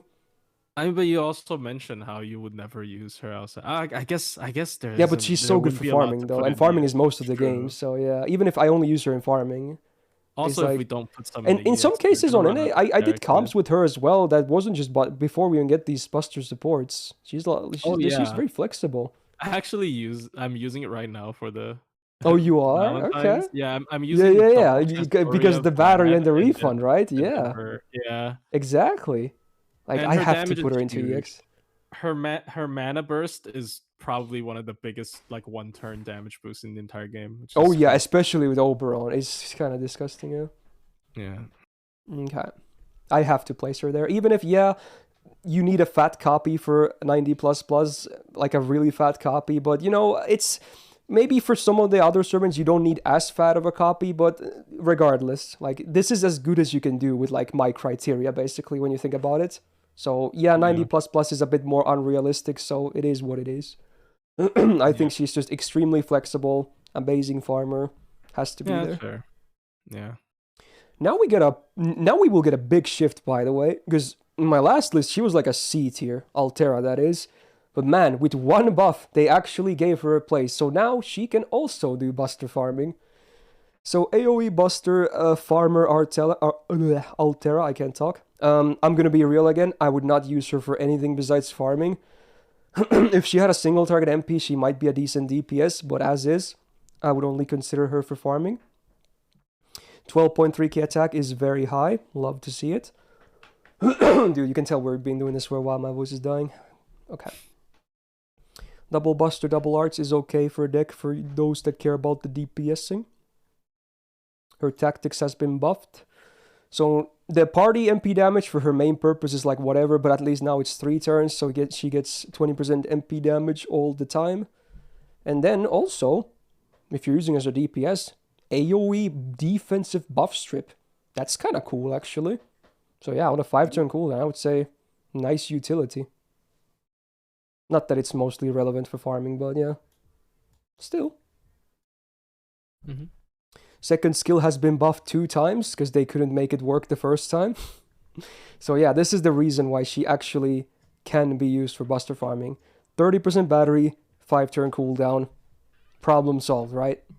But they also added some other stuff. 30% crit damage. Why not? They increased the resistance to 120% offensive debuff risk, so I guess you can't really worsen her damage. 3k heal, and then also a 300% absorb. So this is a value pack for DPSing. For farming, the only thing you need is the battery. That's it. That's all you're going to care about. But honestly, as a skill, it's actually really strong. Just like among skills. I mean, you would hope so after 2 buffs, so yeah. Good. Definitely. Third skill hasn't seen a buff, but it's still better than like charisma because she gets 30% attack for 3 turns with a 15 star bomb. So on a 5-turn cooldown, even though this is a day 1 skill, I think it's decent. It's okay. Yeah. Short cooldown. Yeah. Magic Riz B. It's okay. Oh, wrong button. Riding A, pretty irrelevant for her as well. Divinity B, nice demerit, enjoy it. Foreigner buff, again, if you're really lacking on like alter egos, yeah, go for it. MP has been buffed, more damage, and then more defense down on the OC for 3 turns. Sadly, it's 20% after damage. If this was before damage, she would be dealing quite a bit more damage as well. But even as is, her numbers on Buster farming are still, like, fairly good, right? Like, those Yeah, are her some attack serious stat numbers. is super Like, she high. shits on Mordred. She actually shits on Ibuki as well, which is surprising, needless to say, And right? upgraded Obviously, MP. Ibuki has more uses outside of that than just Yeah. farming, but yeah, like, these are legit Buster farming numbers once again. Double MP damage ups is always going to be very I guess good with the on best case scenario, she even takes a dump on Arturia. So that's kind of crazy. I mean, yeah, because Artorias skills are not, you can't double it up because it's Yeah. only 1 turn, right? And True. MP damage up very much benefits with Oberon because he just flips it. So yeah, and she has one of the highest attack stats in the game. Yeah, that attack is really high. Like, what is it, 12.3k? Yeah, it's crazy. This is a tough call, actually. Would you say I should place her into EX as well? No. Yeah, I'm thinking no as well. Like, yeah, someone might say, like, but she does more damage than Arturia. Yeah, that's only in the best comp possible, right? Like, she lacks Arturia can be flexibility. used, like, she has a lot more use cases as well, besides that. Yeah, and like for example, sometimes in I know I shouldn't bring up Night Plus Plus as much, but like sometimes, very often, you need to crit a turn, and the 5 Buster True. card skill helps a lot if you Yeah. want to use it there. So I wouldn't say Altera is on the level of her in terms of farming. Altera is definitely better in like higher difficulty quests, but I feel like A plus is a minimum though. She's still like insane for damage, and then her yeah, DPS is not terrible either. It seems okay.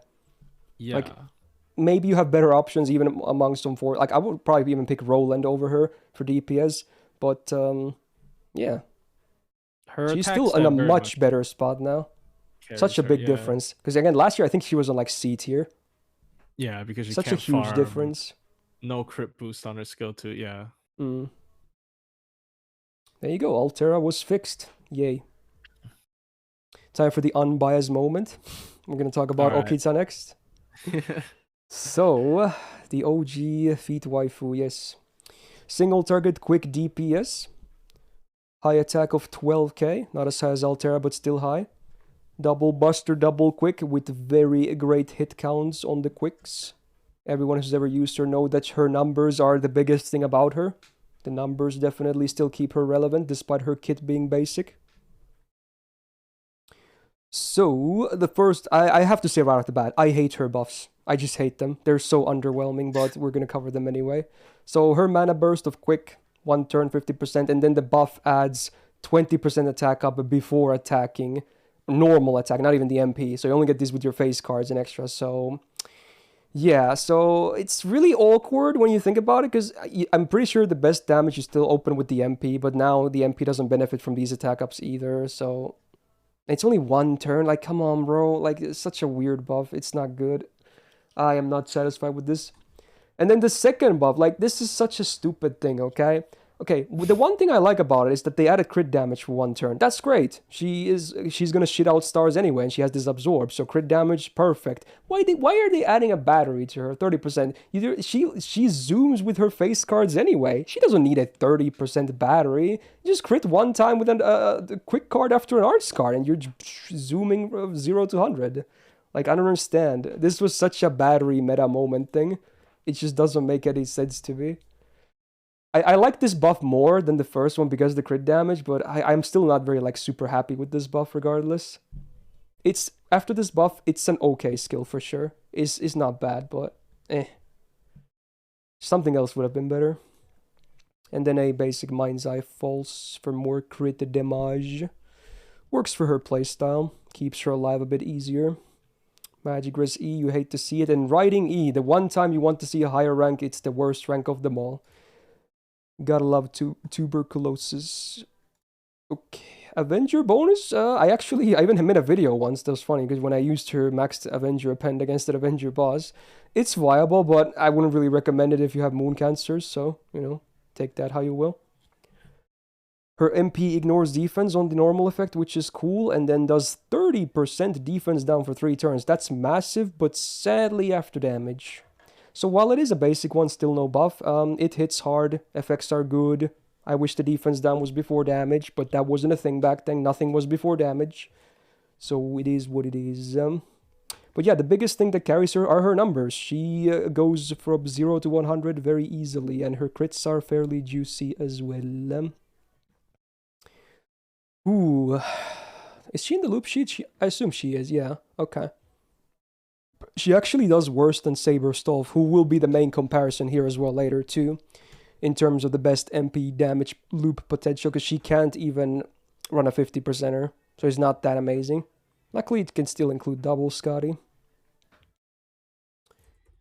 Now, where should we place Okita? I think she's still very relevant. While she, would I call her like a god tier DPS? No. Would I say she's a great DPS? Absolutely. Maybe a bit of bias, but I think she's really strong still. How do you feel about her, someone who doesn't have the bias? I mean, I'm no expert, but when Saber Stolfor first came out, I was like, oh, maybe, you know, his skill set looks pretty good. But his skills are definitely better, yeah. Okita's cards, her refund, her hit count. Yeah, Stolf doesn't have a bad card set or like numbers, but it's not Okita levels. Yeah, and her deck actually, it's just it turns out, and the defense ignore. It just turns out that people just end up using her, and she's just still... I think she also gained a small value bomb because people forget that she's actually double buster, double quick, and not triple quick. So Summer Scotty's existence actually makes her a bit more relevant again. Yeah, unlike someone who had a Buster Star Absorber but only have 1 Buster card, but we'll get to that later, okay. right? Yeah, that's but yeah, so like Okita is better with Summer Scotty as well. Her crits is just so hard. I think I had her on A+ last year. I kind of want to do it again. Would you agree to that, or be honest? I mean, I would. I don't think there's a... She doesn't have... What's her other competition? It's just a Stolf one. I think she's better than Stolf is the main one, the direct comparison, yeah. Yeah, and I think she's better than a Stolfol, so I think A+ is fair. I just keep seeing her. I mean, I guess it's because she's popular, but I keep seeing her. Yeah, she is pretty popular, yeah. She kind of never falls out of, you know, like you will always see her in some kind of min-turn. She just never falls out of favor. That means she's always good, you know, she's never like outdated. So I don't know. I'm still gonna do it, dude. I have to. I think A+ is fair. I think it's extremely fair. At least you make it sound less biased as well. I'm happy about that. But yeah, there you go. Okay. Then we're gonna talk about the rebellious son. We got the Saber Mordred here. So AoE Buster DPS / farmer. If anything, I think I kind of prefer her more as a DPS. She can obviously do Buster farming, but compared to the other ones, I think she does the worst, right?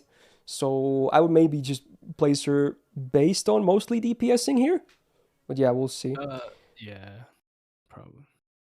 All right, double Buster, double arts. Honestly, I kind of wish she had triple Buster. I'm not gonna lie.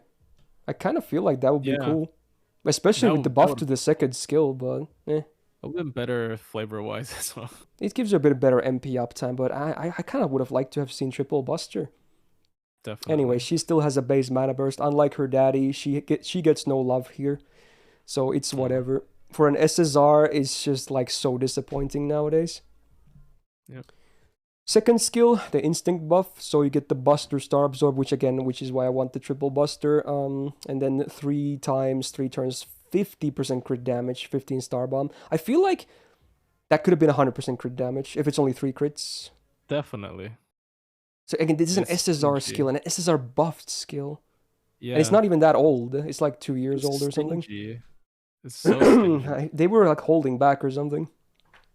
Is by far better than it used to be, but still like just okay. Third skill, her unique skill. Dude, my voice is dying. Jesus Christ.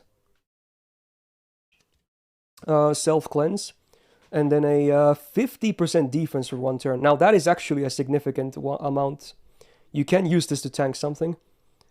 Especially on a team scenario, right? Where you can add to that.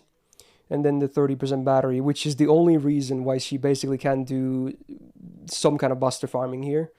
Yeah. But again, you'll see numbers soon. It's not going to be very pretty. But on its own, this skill is, I would say it's decent for sure. I like it. Sometimes you don't get the most value out of it, but, it's still a decent skill. But overall, I think her skill set is way too old. Way too old. They need to give her more love. Magic Grizz B, nice to have. Riding B, irrelevant. Saber bonus. Honestly, in her case, it can be okay if you're fighting Arturias that are Sabers, so it's not completely negligible. You can actually invest into it, so, there's that. And then the MP. So she does refund 20% as well, which again enables the 50% CE looping, right? Which is cool. And you have the Arthur extra damage, which is even higher than usual, because normally you have 150 base. It's a 180% base, because she really hates her dad. And sadly, there's no other normal effect, though. So you think with a buffed MP that she would still, like, crush in terms of farming, right? But no, because her kit has nothing for consistent damage, right? This is a one-turn buff, which most likely going to be used on turn 3 anyway. Nothing else helps. Yeah. And nothing else on the MP helps unless you're fighting Arthur. So that's the big problem when it comes to farming, right? And she's worse at killing her dad than her dad is at killing her dad. That is hilarious. But there you go. There's a lot. There's a joke in there. So yeah, looping numbers, double Vich, forget about it. And then double Vich Oberon. I would say it's definitely passable because you can use the 50%er. So if you're gonna run like up to level 90 farming, yes, it works. You can absolutely do it. It will serve you well. But anything higher than that, you're better off looking at the competition, if anything. Yeah. And honestly, her DPS potential, she should be single target. Her kit should be better. I don't know. I might be a bit brutal here for Morva, but I think I'm going to bump her down quite a bit, honestly. I agree. She's definitely amongst one of the I might worst, say a B tier SSR, honestly. Maybe even C+. I don't know. I don't think she's C+. Yeah, maybe that's a bit, I'm not ready she can for still that do yet. a decent job to farming up to level 90 at least. She's good there for sure. Because you can also do it with 50%, so it's easier to build. Yeah, and Artoria is such a weird trait. Yeah. And Artorias are all dragons, and there's so many anti-drag. I don't know, dude. Yeah. Yeah, I think I'm going to stick her into B. I'm probably going to get shit for that, but you know what? So be it. I'm used to it by this point. It's fine. All right, we got Narrow Bride, who I believe... Does she still have a write-up right now on JP? I forgot if it passed already. Oh, wait, hold on. Let me check. Okay, I'll go over her meanwhile. I think they're going... I did a paid single for her yesterday.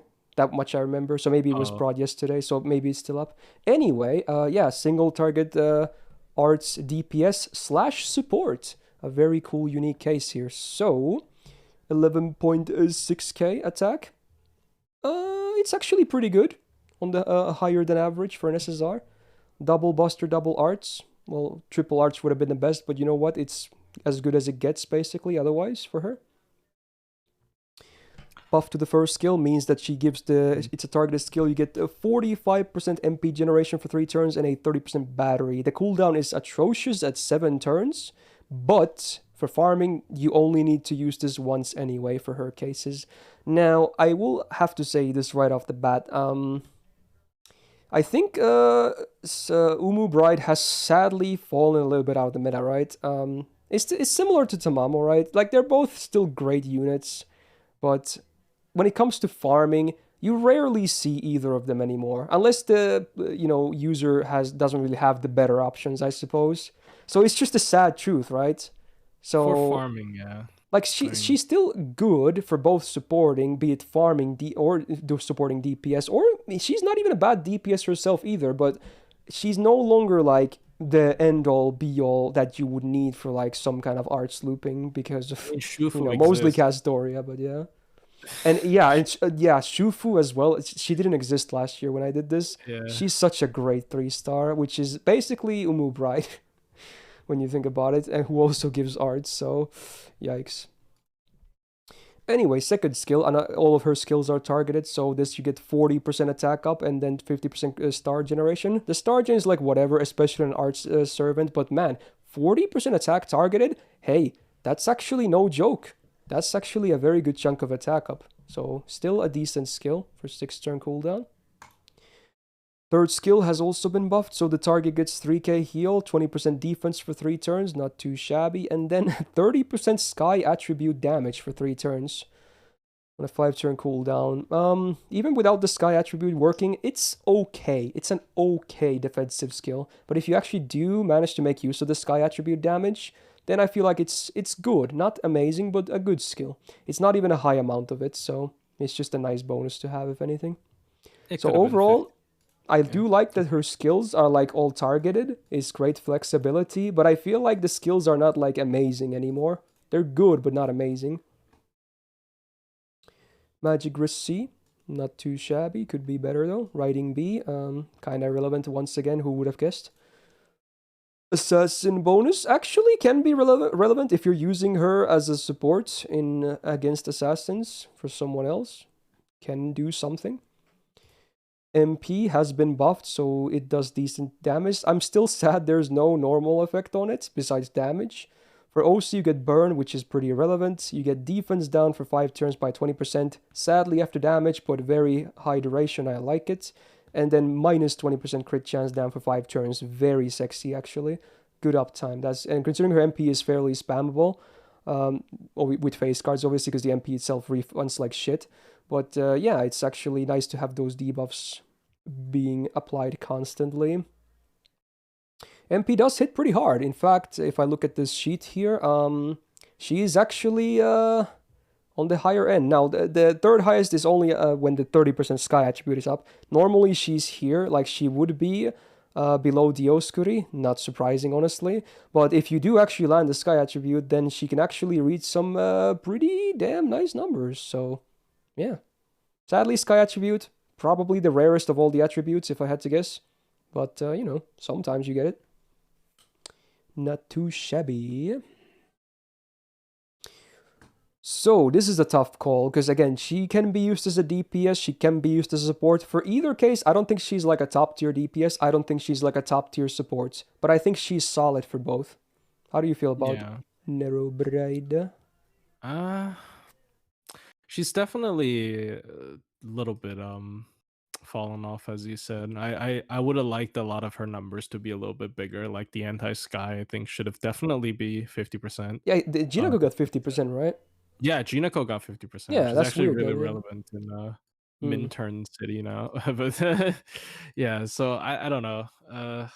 But yeah, as you said, she's actually still really high damage dealing. I just don't think she provides nearly as much as yeah, I don't think other her two like outside of other her two MP, arts. her like stuff is all that amazing, like for DPS purposes. Yeah, but then we got 2 other single target art, 3 actually, but like 2 of them are like really focused on DPS, and I think they both probably I fare would say better all than the her. 3 ones that we haven't seen yet, I would say they're all better for DPSing. Even if Yeah. one of them is not even fully focused on DPSing. I would probably bring all of them over Narrow Bride if I'm not bringing her for support, even if she is fine for DPSing. I guess she's A. I was debating A plus, but I don't know. I would say A, honestly, personally. If she was still as relevant in the support meta as she was, A plus for sure. For sure. But now I feel like I'm just gonna slide her into A. She's a great servant, but not really like a must-have anymore. Yeah. I don't have her on JP. I used to debate on whether I should roll like a. I'm guessing you don't really need her. Maybe in some really rare cases, you might need like the battery, the combination of the attack of the battery, the sky attribute damage or something like. Yeah, it's mainly for anti-sky. I don't see her being used if it's not against sky. So it is nice that she can be used with any card type. Obviously, the least value with Buster, but yeah, she works with any card type. All right, the next one is kind of a tragedy. They tried to fix her too, like with Altera, but Saber Shikiha. AoE arts. I'm gonna say DPS. Jord is so copium mode because he loves her that he even put the numbers on the sheet. But yeah, I would say farming is still copium. So AoE arts DPS Shiki Void. Attack is a sad, very low 10.7k. It could be lower, but it's still quite a bit lower than the average for an SSR. I mean, it's not the end of the world that her HP is higher because she does have a lot of healing focus, so, you know, it could be worse, I guess. Double Buster, Double Arts, I think, is a fine deck for DPSing on her, considering what her MP is. Her, let's call it a Mana Burst, because that's what it is. Her Mystic Eyes, 40% Arts up for 1 turn, Invul Pierce, and then AoE instant or insta-kill resistance down for 1 turn. So we can immediately scrap the third effect. That's like no one cares. So it's 40% Arts up with a Invul Pierce. Would I say that's Invul Pierce is worth the minus 10%? Yeah, I would say that. This is definitely better than a Mana Burst. Is it a great skill? Absolutely not. But it's better than a Mana Burst, which, you know, doesn't say too much. Second skill, self-attack up, a weird 25% shout out to early game design choices. And then mental debuff resistance by 36%. Yeah, that makes sense.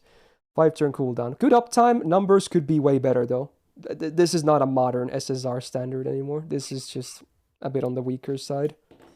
Could be... It's not a charisma, though. Or like a tactics. And then the buff. Okay. So, you still have to sack 10% MP, right? But you get 30% now. Because, you know, trade-off. You used to only sack that for a heal. But now you get 30% battery. And the heal remains the same. Actually, no, it's... Oh, wait, it's targeted right now. Oh, yes, I forgot about this. Yes, it's targeted. So you always pay the cost yourself, right? Yes, but then the target gets... Wait, no. No, you still get the battery. It's only the heal is targeted. Wow, talk about weird stuff. So only the heal is targeted, and it's 5k. Okay. Yeah, so kind of a weird skill. Reminds me of Parvati. Yeah. Okay. So if you're looping, you make like your Castoria pay for it, basically. Oh yeah, it's not for it's the target that can. Okay. Yeah. So you drain the target, heal them, and then you always get the battery on whoever you. Yeah. Okay, that makes sense. So yeah, you just take it from your allies. Yeah. Yeah. Okay. It's a 4-turn cooldown. I would say it's a pretty good skill on a 4-turn cooldown. It's definitely the best of her skills, which, you know, it should be because it's buffed, but yeah. Okay. Magic Rosé, actually pretty good. She has her unique passive for 6% crit damage, insta-kill res, and mental debuff res. Nice bonus to have, I guess, for all of those. And then the rainbow buff of 6%. Actually a great passive, rather. Yeah, good stuff. Foreigner bonus, again, you can invest into it if you're lacking on alter egos. And you really like using her. Then the MP has seen a buff. I love everything about the MP besides the OC, which is instant kill before damage, so yikers. Other than that, it ignores defense buffs, great. It fully cleanses your party, love it. And then it gives your party a 10% MP gauge. And like a refund for her as well, which is also nice. But then you remember it's a one-hit MP and you want to cry in a corner? Okay, well, again, she can be made to loop. I can show you, because Jord he doesn't do this for any other servant here. I think he only lists this really weird cases for Void Shiki because he loves her. But yeah, as you can see, with double Castoria Oberon, with a super scope as well, you can actually loop with her. It is very ugly. The numbers are not really worth it. In fact, even Yasun does more damage, kinda. Or at least matches on the first 2 waves, which is kind of sad. But yeah, you can make it work if you're like Jord and you want to make it work. Hey, I'm not going to stop you. Go for it. Why not? Just don't expect miracles. But yeah, I would mostly place her based on as a DPS, I think. Now, I feel like her DPSing is not as bad as it might maybe seem. She has great sustain. She's kind of easy to keep alive. Her refund isn't the best, so it might take a while to get the MPs rolling really fast. But yeah, you could do worse than her, I guess. Very good, but kind of slow. Yeah, I agree to that. What do you feel about Saber, Shiki? I can see her being like pretty relevant in some challenge quests that are like debuff heavy, where we just have like 3 cleanses. If you have like double Castoria, you just have 3 cleanses like going off back to back to back. And of course, you know, she keeps the team alive. The 5k heal is huge on 4-turn cooldown. Yeah, that's actually pretty relevant. Also, okay. Also, I'm not done with the good thing. I guess there's like Invol Pierce as well. You know, ignore defense. She definitely seems like she's geared towards challenge quests. But then, Yeah, I would definitely say that as well. Yeah. as an AOE, I can only put her MP as a mainly utility instead of a There's one damage. amazing scenario where the MP was like the best MP in the whole game for me. That was one of the Guildfish challenge quests against Leonidas that kept summoning the hard-hitting the soldiers. They're all Oh, that lancers and they had really high HP, and her MP could insta-kill them all the time. It was like the best case. It was the best MP in the game for that shit. That was I a fun see. clear, but that was just one example. But Yeah, worth mentioning. it comes down to like it's kind of a niche case thing, and a lot of times you want single Yeah, I feel targets. like she's a bit niche, but not like to an overly niche position. Yeah, But like but I even feel if it's like not on niche, base, just like people like generic stuff, is still not like amazing. yeah, it's just kind of unfortunate. I don't know. I would maybe say a B tier, honestly. I think I last year I had a B plus, but I don't know, maybe B tier. Fair enough. Yeah. Definitely not a hopeless servant, but yeah, suffers from early game design. If she was released nowadays, she would be like close to Arcade. I swear to God. I swear to God. Lore wise, yeah. Yeah, like Totally. somebody mentioned in chat, her passive is just Arcwade's field, but like 10 times worse. It's the rainbow buff. Mm, yeah. It's still a nice It's passive, but it's not Arcade's passive. yeah. All right, Musashi next. Oh boy, a very big fan favorite, huh? Oh, of course. Single And the target recent buster buff. gorilla woman. 12k attack. I like it on the higher end. Full gorilla deck. I actually like it even more now after the buff to fifth form, which also wasn't a thing when I Oh, last did this definitely. list. Is so good for like solos. Holy shit. I was not Um, expecting that. yeah, it's kind of disgusting for solo. Anyway, yeah, this everything here makes sense, especially after this buff. So yeah, it's the first skill now. So now you get double hits for 3 turns instead of 1. And you also get a pretty decent 1k damage cut for 3 turns as well. Which, why not? And then the damage up, did they buff that as well? Oh, yeah, it's 3 Um, turns now. Yeah, okay, so the amount yeah. remains the same, but it's 3 turns now as well, so that's good. This actually gives her face cards a lot of damage potential. And fairly good gains as well if you get that arts card. It's nuts. It's just nuts. So now on a 6-turn cooldown, I would say this is a very strong skill. It used to be like, oh my god, it's like downtime like City, but now, way better. Way better. Makes her solos very cool. I wouldn't say she's like an amazing solo servant though, No, but you can definitely not. definitely do a lot more work now. Because with herself only, you could do back to back to back to back MP. And that's Yeah. pretty And she sexy. also has the invul, so yeah. Mm, I mean, definitely not like super amazing solo, but she can handle stuff, yeah. yeah. Anti-class mainly. Then Damage her cut is mana burst is just a better one because it comes with an invul pierce, and that's it. Otherwise, it's just a normal mana burst. So slightly better than a pretty meh skill nowadays. I would still say like maybe below average. Not an SSR tier skill. Third skill, invul, 1 turn, 6-turn cooldown, so the average stuff. 30% star gen for 3 turns. Can be okay with 5th form, otherwise kind of like miss me. And then a self cleanse, which is a nice bonus with the invul because it's both defensive effects. So you're always going to use this defensively. You would never use this for the star gen, so it's just a bonus there. You would use it for the cleanse and the invul. That's it. On that sense, I would say it's better than most of the 1-turn invuls. It's still not like amazing, but it's up there for sure. Then Magic Grisey is the only passive, but at least the number is good. Berserker Append, you love to see it. MP has been buffed and has a very interesting effect now. So 30% MP damage for 1 turn before damage. Good OC, I like it. Removes enemy buffs after damage, so a bit awkward. And then the buff also added 150% extra damage mod against Alter Ego and Moon Cancer. So she's actually a viable option for those, like no joking. This is a yeah. considerable amount of damage. You could absolutely run her into those. Even better on Alter Ego because she takes less damage from them. Moon Cancer, Ruler is probably the best, and surely everyone like has Queen EO or something. Yeah. So Alter Ego, I would say, yeah, very viable. Moon Cancer, if you really want to, she can probably do decent damage there as well, but not as, like, good as the rulers. So, is she even on, I don't think she's on this sheet, is she? Yeah, no, there's, like, nothing, there's, like, no case to be made to be able to make her, like, back-to-back-to-back MP without solo. Okay. Yeah, she can't get 10. Yeah, The because minimum is nothing. 10, right? Yeah. So what do you feel about summer, not summer, but normal Musashi? I feel like, I think I had an A plus last year. I think A plus again. You might think, like, someone might say, oh, you should bump her up because of the good buff. But I'm thinking no. Nah. I'm thinking Yeah, still, like, around the same part. If I think anything, A plus was generous last year.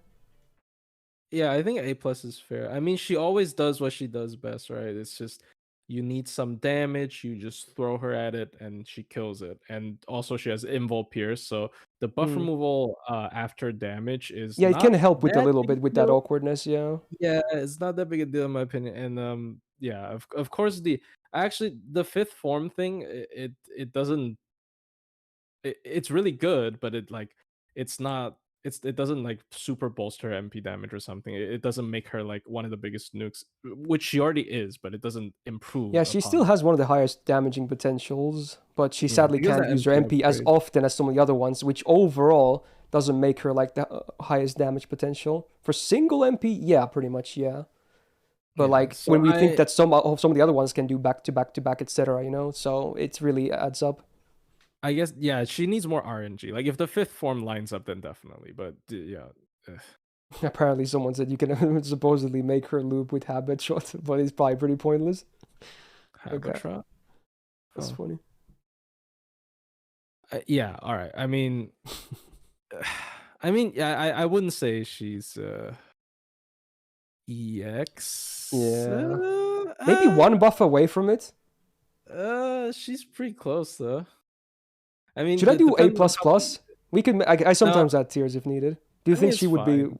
worth it, or just leave her I here? mean, depends on how many people you want to put in EX because I'm not seeing a lot of EX. Well, I think it's gonna change at some point. We'll definitely see more True. EX still, but yeah. Yeah, Well, okay. definitely. You know, here's the thing. I already mentioned in my disclaimers. We are before when I've stopped placing everyone, Can we're gonna adjust. do like a final check when we can maybe shuffle. So Yeah. let's leave it there for now and see how Yeah, this she's ends. definitely Okay. high, Yeah. very high A plus. Okay. Because that alter ego, I really like that anti-alter Yeah, ego. it's Like actually you don't good. have a lot of good choices. You just have a comma and a couple of pretenders. Most of them not single target. Yeah, there's still Pretender is still like a very not very popular class. Yeah. All right, Arthur is next. We actually got the raid up today on NA, I think, with the sexy buff that we're about to see, which is one of my favorite buffs of all time. All right, the AoE Buster DPS Saber. Definitely won't call him a farmer. But yeah, DPS. 12.4k attack is very high, needless to say. That is a good stat line. Double Buster, double arts is fine. Actually, no, because of the buff to the second skill, I like the double arts. Before this, maybe triple Buster would have been better, but I actually like the double arts now. So, this is the stupid buff. Like, oh my god. Like, this is what an insane mana burst looks like. 3 turns of 50% Buster up and MP generation of 30% for 3 turns. 5 turn cooldown. Like, it's only 2 effects, but man, is that a crazy skill or what? Like, holy crap, dude. Oh my god. Like, this skill on, like, someone else could be game-breaking. 3-turn mana burst is just kind of stupid. It's disgusting. It's so much Buster up, dude. Yeah. Oh my god. Yeah, such an amazing skill after that buff. They buffed his instinct a long time ago as well, so he has a 30 bomb now with 50% crit damage for 3 turns. Now on a 5-turn cooldown, I think it's okay. Not broken, but it's definitely good. It's a huge amount of stars. 30 is Yeah, it's a big star bomb, bigger than most. And then the third skill, which I think is the weakest part of his kit, which is 20% battery and then 100% super large damage for 1 turn, 5-turn cooldown. Obviously, if you fight super large, it's a good steroid, but it's kind of a weak skill, I'm not gonna lie. I love these way more. These are great. It could have been 30. Yeah, so close. Anyway, Magic Res A. Good for DPSing. Riding B. With 3 hits and the MP gain, it can be okay. Saber bonus, Myst B. And then the MP. This is the big problem of Arthur. The day he gets a sick MP buff is the day he climbs into EX tier. But man, this MP kind of sucks. No normal effects, 10% MP damage for 1 turn before damage. That's it. You're telling me this is an SSR MP, not even a day 1. This is a 3-star MP from day 1. Like, what the fuck, dude? This MP is a noodle. It's a noodle. The biggest problem of Arthur. Like, I think he's otherwise in a very solid position. High stats, great 2 skills, 1 conditional for big damage as well. But man, this is such a terrible MP. Oh my god. And it's even weirder because someone said, like, super giant enemies tend to be like 1 in a wave, right? Like, there's only 1 enemy. I can remember, like, the summer challenge quiz that had a bunch of giant boars, but that's a very rare exception. It's just so weird. Yep. MP short of excellence. Shout out to EX tier MP when it's actually E tier. Yeah, pretty much. Oh man, where would I? This is a tough one. I think, did I have him on A last? I'm guessing it was A. Let's see. Yeah, it was on A last year, and I think it included this buff as well. I would be harsh. I think because of how bad his MP is, I think he belongs. You want to be a bit harsher, yeah? I think he belongs at most 1 tier above Mordred, or even with Mordred. Maybe I'm gonna do B plus, honestly. I'm gonna do B plus. Yeah, I prefer him to Mordred, but not by a whole lot. I think I'm gonna place him in B plus. It's tough, but it is what it is. He's, again, don't lose hope, Arthur fans, though. They give him a nice MP buff that has like a sexy second effect as well. Maybe buff the OC value as well. He can be amazing. So don't lose hope, okay? He can still become amazing. He's just an MP buff short, okay? I'm just replying to chat because like Mordred actually still can loop. You know, he can't loop, right? But to be honest, I wouldn't really pick Mordred for looping that much. True. I don't know. Yeah. I feel like this is fair. Yeah. Otherwise, maybe he should be a full tier above her, but because she can loop and he can't, I'm only going to do a plus between. Yeah. Okay. Next is a unit I actually like, but sadly has been scammed with buffs. Actually, not all of them. One of them is good. But yeah, we got Sigurd next. Single target buster DPS boyo. Much like Arthur, a very high attack of 12.4k. You love to see it. Double buster, double arts. Probably makes sense. Maybe he should have been double buster, double quick for summer Scotty. You know? Synergy. I don't know. Obviously, they didn't know that at the time. They only thought about Scotty back then, but yeah. Oh well, it's not the worst deck. It's fine. Yeah. First skill. What the fuck? 3 attacks, 3 turns, 100% crit damage, 5 turns. This is not a great skill anymore. I don't know if it ever even was. It was decent, I think. I mean, it's not terrible, but like that's it. Like, we can do better than that. Like, if it's only crit damage on a 5-turn cooldown, they could have made it 3 turns, right? Not 3 times 3 turns. It's not fun. Yeah, but yeah, I think nowadays, at this point, like, it's sure there are worse skills out there, but I wish this was better. And this also is related to one of his other issues, is that he has no absorb in his kit whatsoever. So if you've ever tried playing crits with him, unless you're shitting out stars every turn, you're gonna get angry trying to crit with him, because people whiff a lot. Where the fuck is the absorb, dude?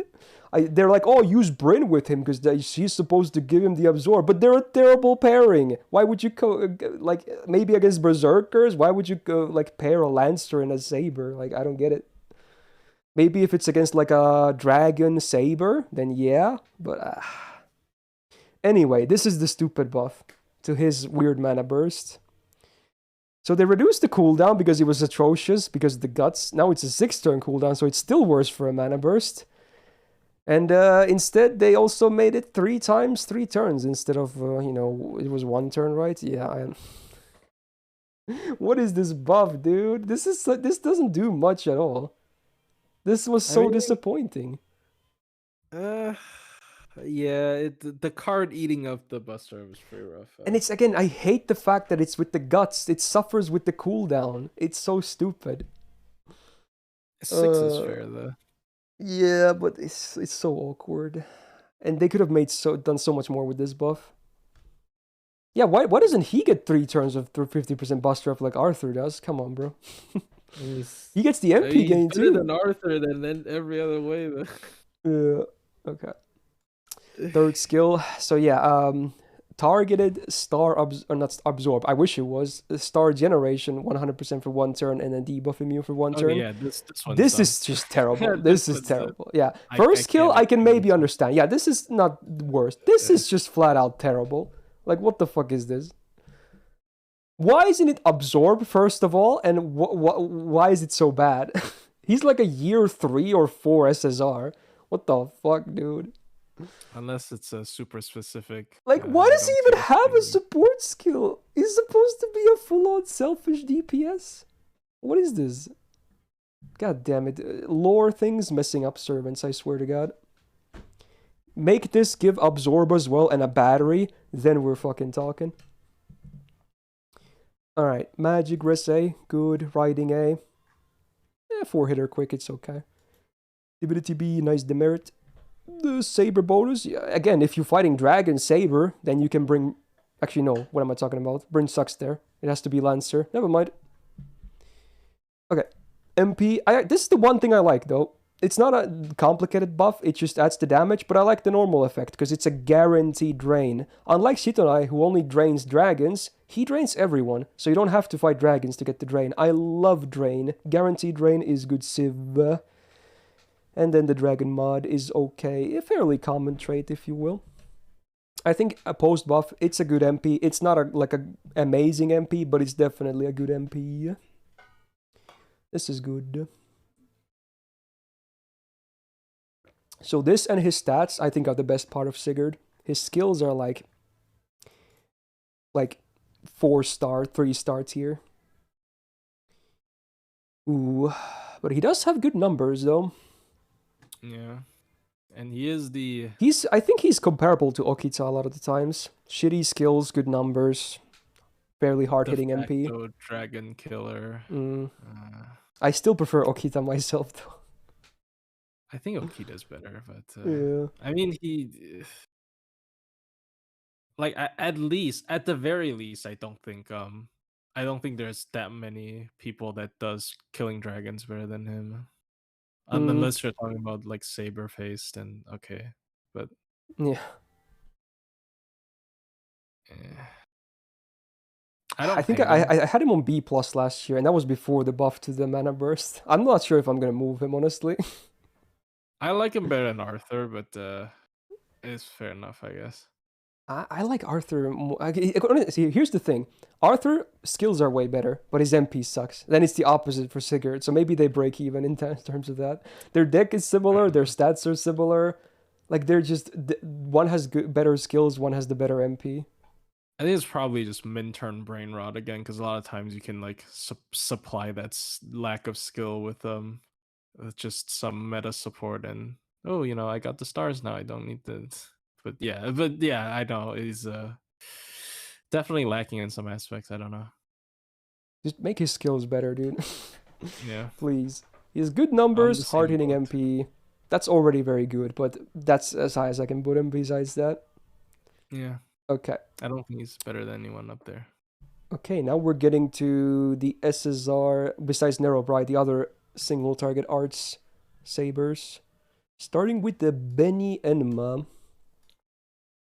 There's been a lot of discussion, at least people asking me, like, should she get a buff? I think she could get a buff. Does she desperately need one? I don't think so. I like Benny Enma as is, honestly. So she's like half DPS, half support. Her attack is 11.6k, which is fine, nothing bad there. Double Buster, double arts, I think fits her playstyle very good. Very well in even. Mind's Eye Falls gives her a bit of crit potential and, a bit of survivability.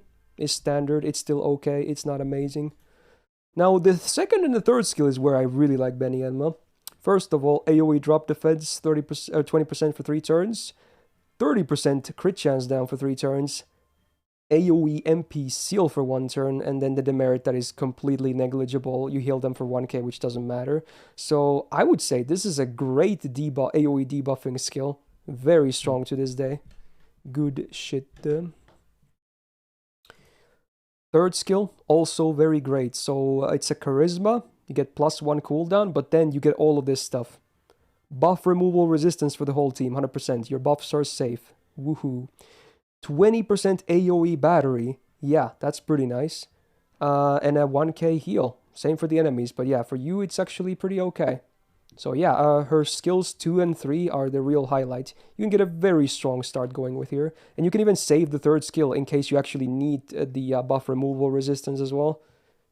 Like, for instance, against, I believe I used Beniam against Demeter, because she removes all buffs after the first bar, and you can obviously break it on turn 1. So if you use this on turn 1 as well, hey, you get to keep all your nice buffs, and she doesn't one-shot you anymore. How nice is that? So there's an example, I guess. Overall, I think her skills are the real highlight. For sure. Her MP, sadly, is on the weaker side. I think that could be buff, yeah. I like her passives are great though, by the way. Magic Crusade, great. Yeah. Crit damage, high rank, nice as well. Presence concealment as a bonus. It's not gonna do too much, but it's nice to have. 10% arts, like yes, please. And then cannot be skill sealed. Like that's great utility. Now, these are the best passives we've seen so far in this tier list by far. So, nice stuff right there. Yep. Assassin damage. You could bring her there again sometimes if you need her for supporting. And then the MP. I think if they buff her MP, she's going to be really amazing.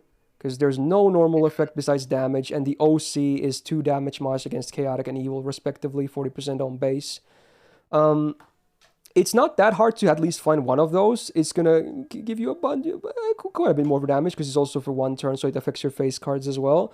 But if you don't fight, because some enemies don't even have alignments, if you can't find any, this MP is terrible. It's just flat out terrible. 5 hits is okay, so it gives a bit of refund with good buffs as well, but it's pretty bad, honestly. I'm not gonna lie. Yeah. So it's really niche. I would have liked if her MP was more supportive, even if it. Yeah, honestly, same. I think they should buff it and then add a supporting effect on the normal effect. Yeah. They did the exact same thing with Johanna. I guess she has a buff. You know what's kind of sad though? Beniema should have had the MP that Trunk sisters have. If she had that MP, she'd be so amazing. The heal. Yeah, dude, that'd be so amazing. Yeah, oh my god. Legit healer. Yeah.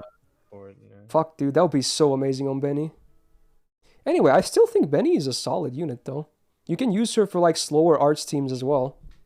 Yeah. She doesn't have to go vast. Res is just rare. It's just her and Murasaki, so it's kind of. Well, there's Semiramis as well, but it's on her MP, so it's a bit more awkward.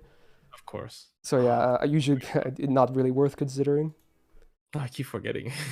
Yeah, I don't blame you. I would bring anyone else for that. She's good. I can't place her above or below an A at least, but I'm not sure if I can do A+. I think I did A+ last year. Let me check. Yeah, I did, but I might be feeling A honestly now, especially with the release of Trunk Sisters now.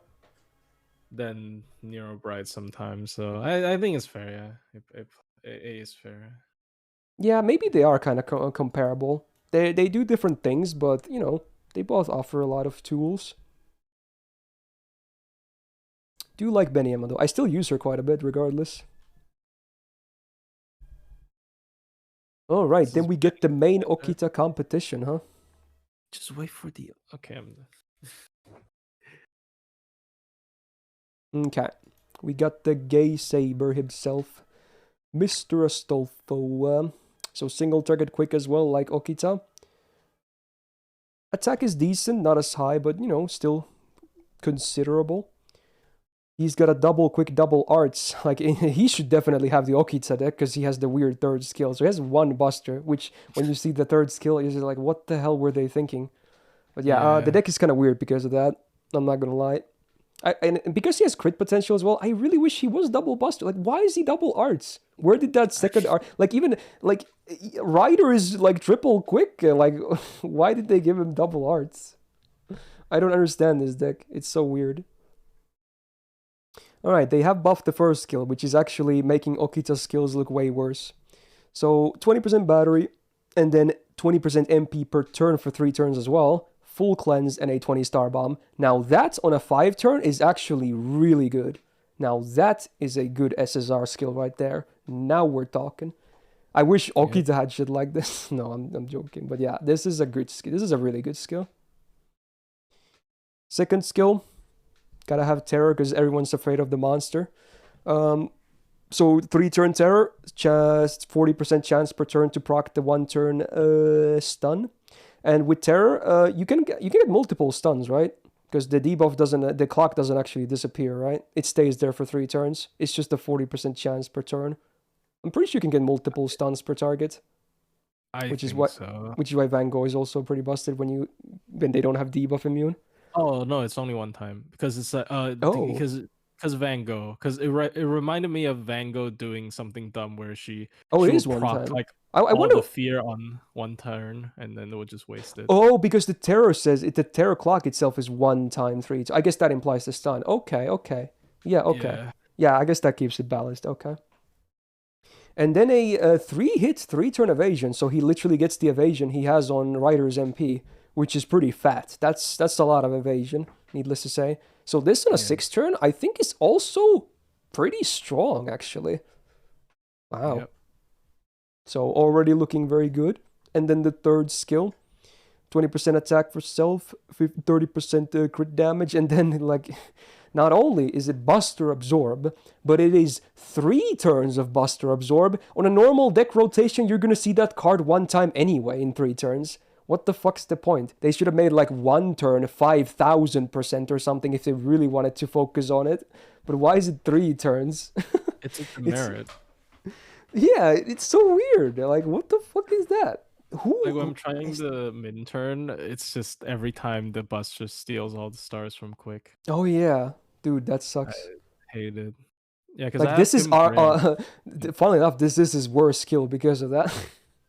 Yeah, just remove like the buff would be to remove that line. Yeah, it would be better in some cases. Yeah. Yeah. Okay. Well, overall, I still think his skills are very good, especially compared to Okita. He definitely destroys her there.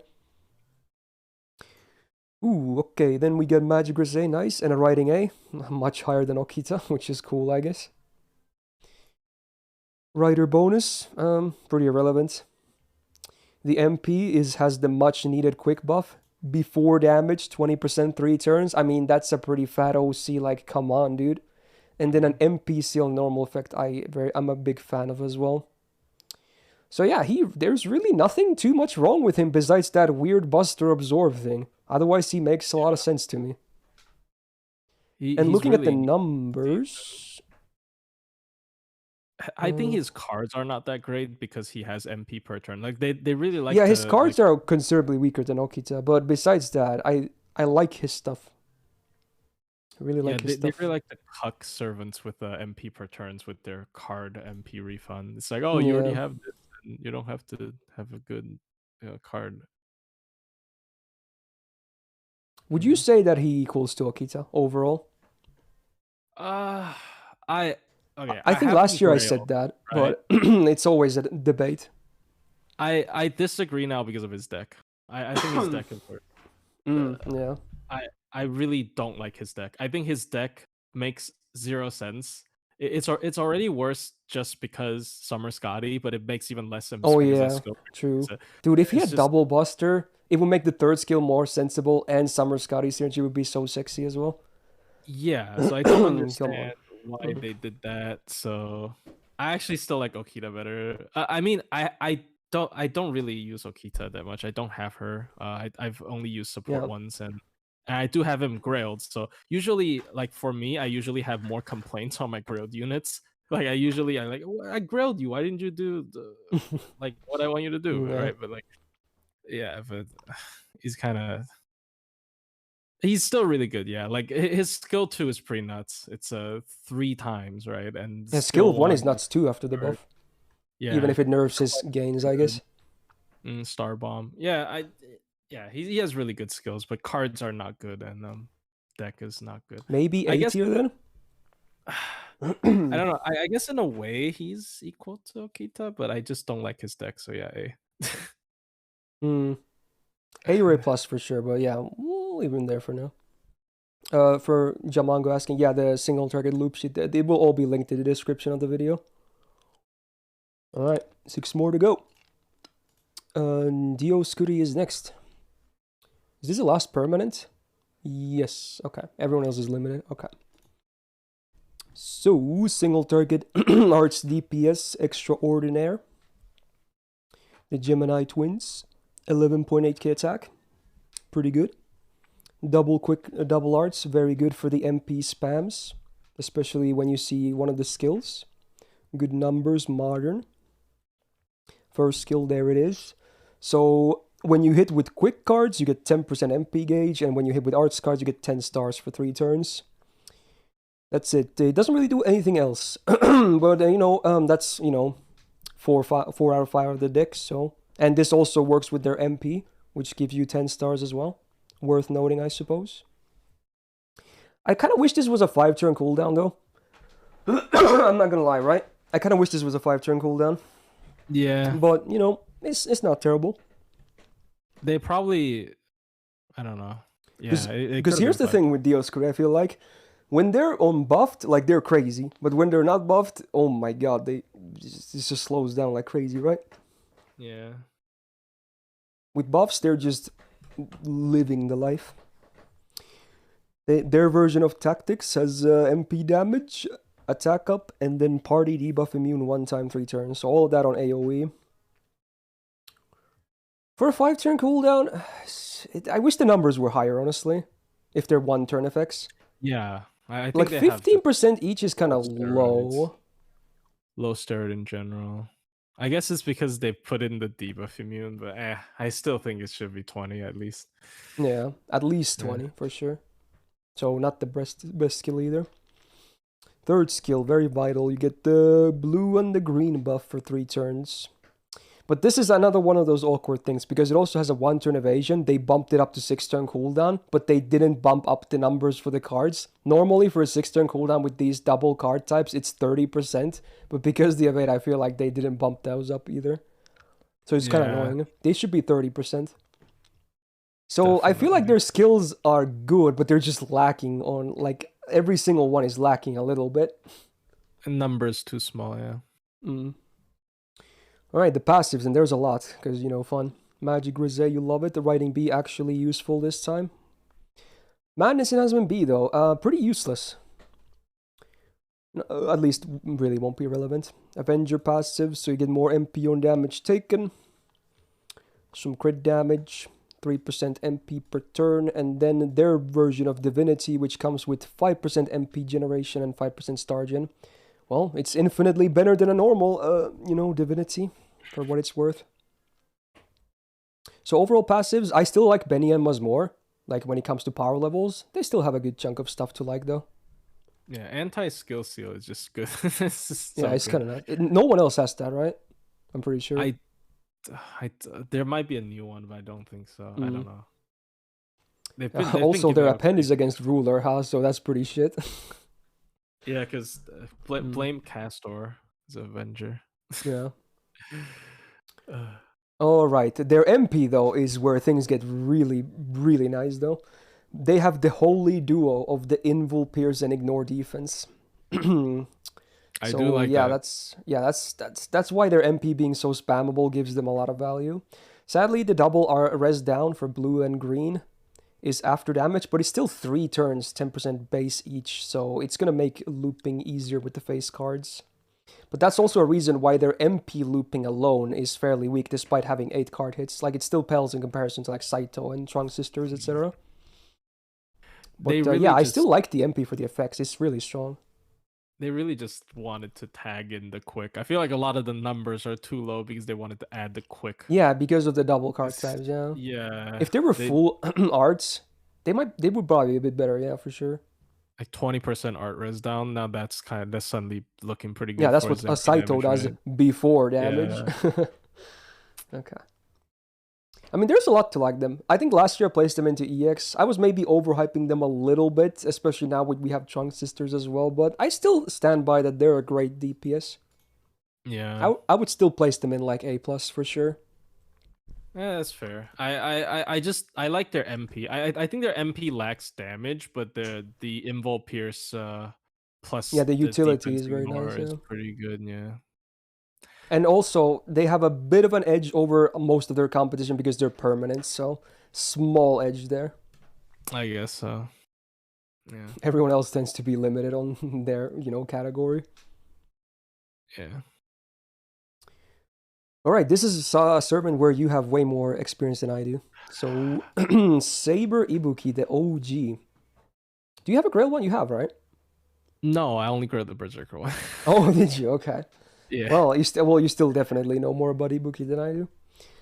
Anyway, Buster, AoE, DPS, and Farmer, but probably should be more used as a DPS, right? Yeah, I mean farming works as well.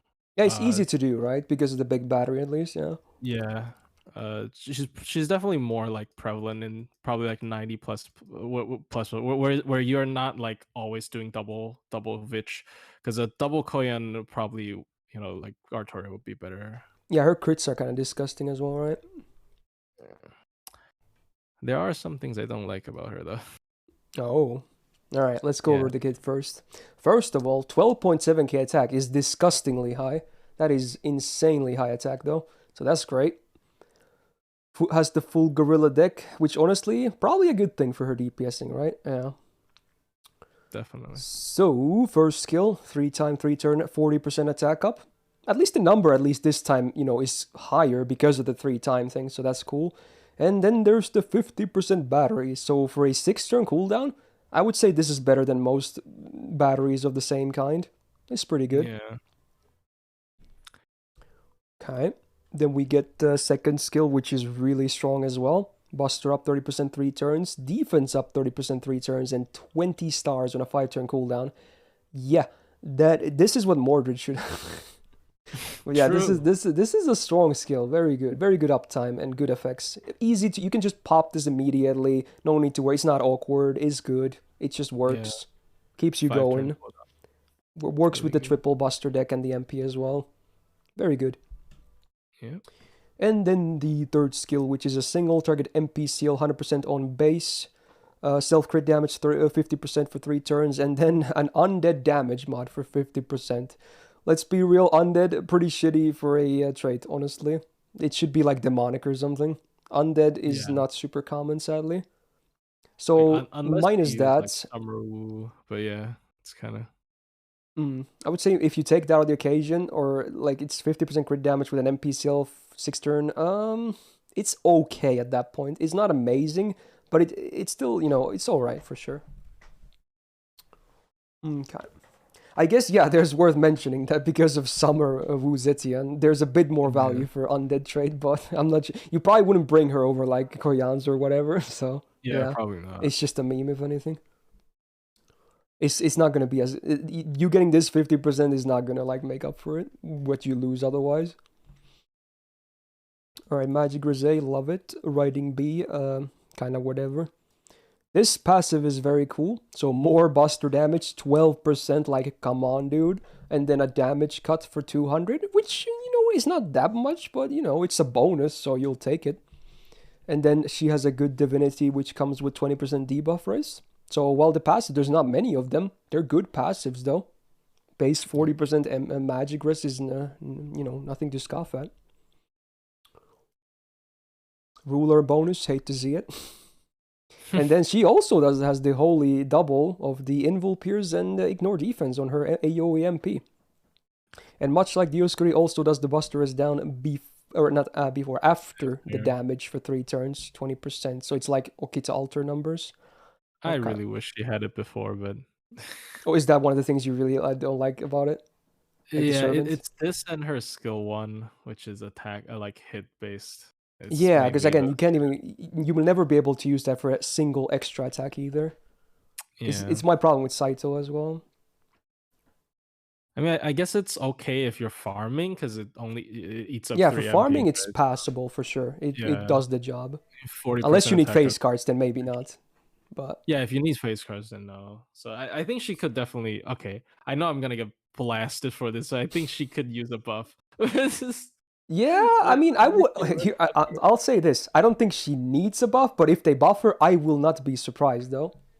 Yeah, like, she has places to buff, right? Dude, Sigurd fans are gonna kill you, though, if you're wanting buffs on already good skills and what. Just make the Okay. make the undead like more white or something. I don't know. I guess it does give you more attack up for farming, though, because otherwise the attack up will be smaller. So it's like, you get some, you lose some. For DPSing, it's worse.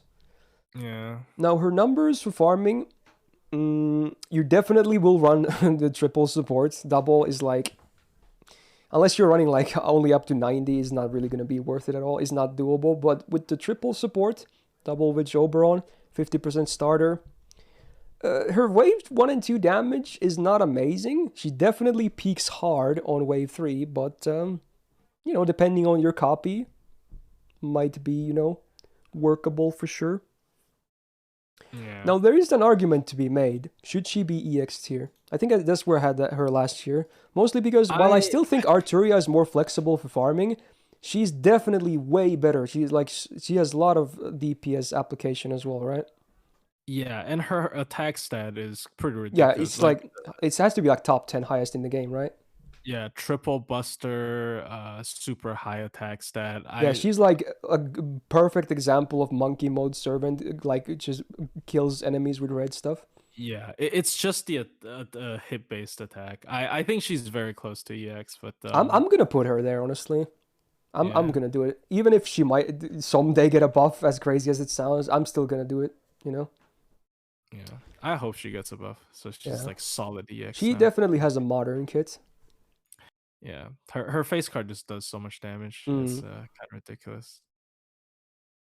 Okay. Then we got this is gonna be a fun one. People are gonna kill me for this. We got Muramasa next. Okay. So AoE arts farm / DPS, and honestly, I might say I'd rather use him on DPS than farming. Oh, let's go. Okay, I said it. I'm not saying his farm is bad. It's not bad, but I mean, you have options maybe. And I actually kind of like his kit for DPSing, if anything. I mean, not really in the Saber class. I guess like Art Saber AoEs don't have good ones, but yeah, like okay, we go first. It's fine. I kind of agree with what you're going with. All right, 11.3k attack, so it's slightly under the average. So if you compare this to like Ibuki, it's like kind of sad. If you want to compare it with DPSs, I guess.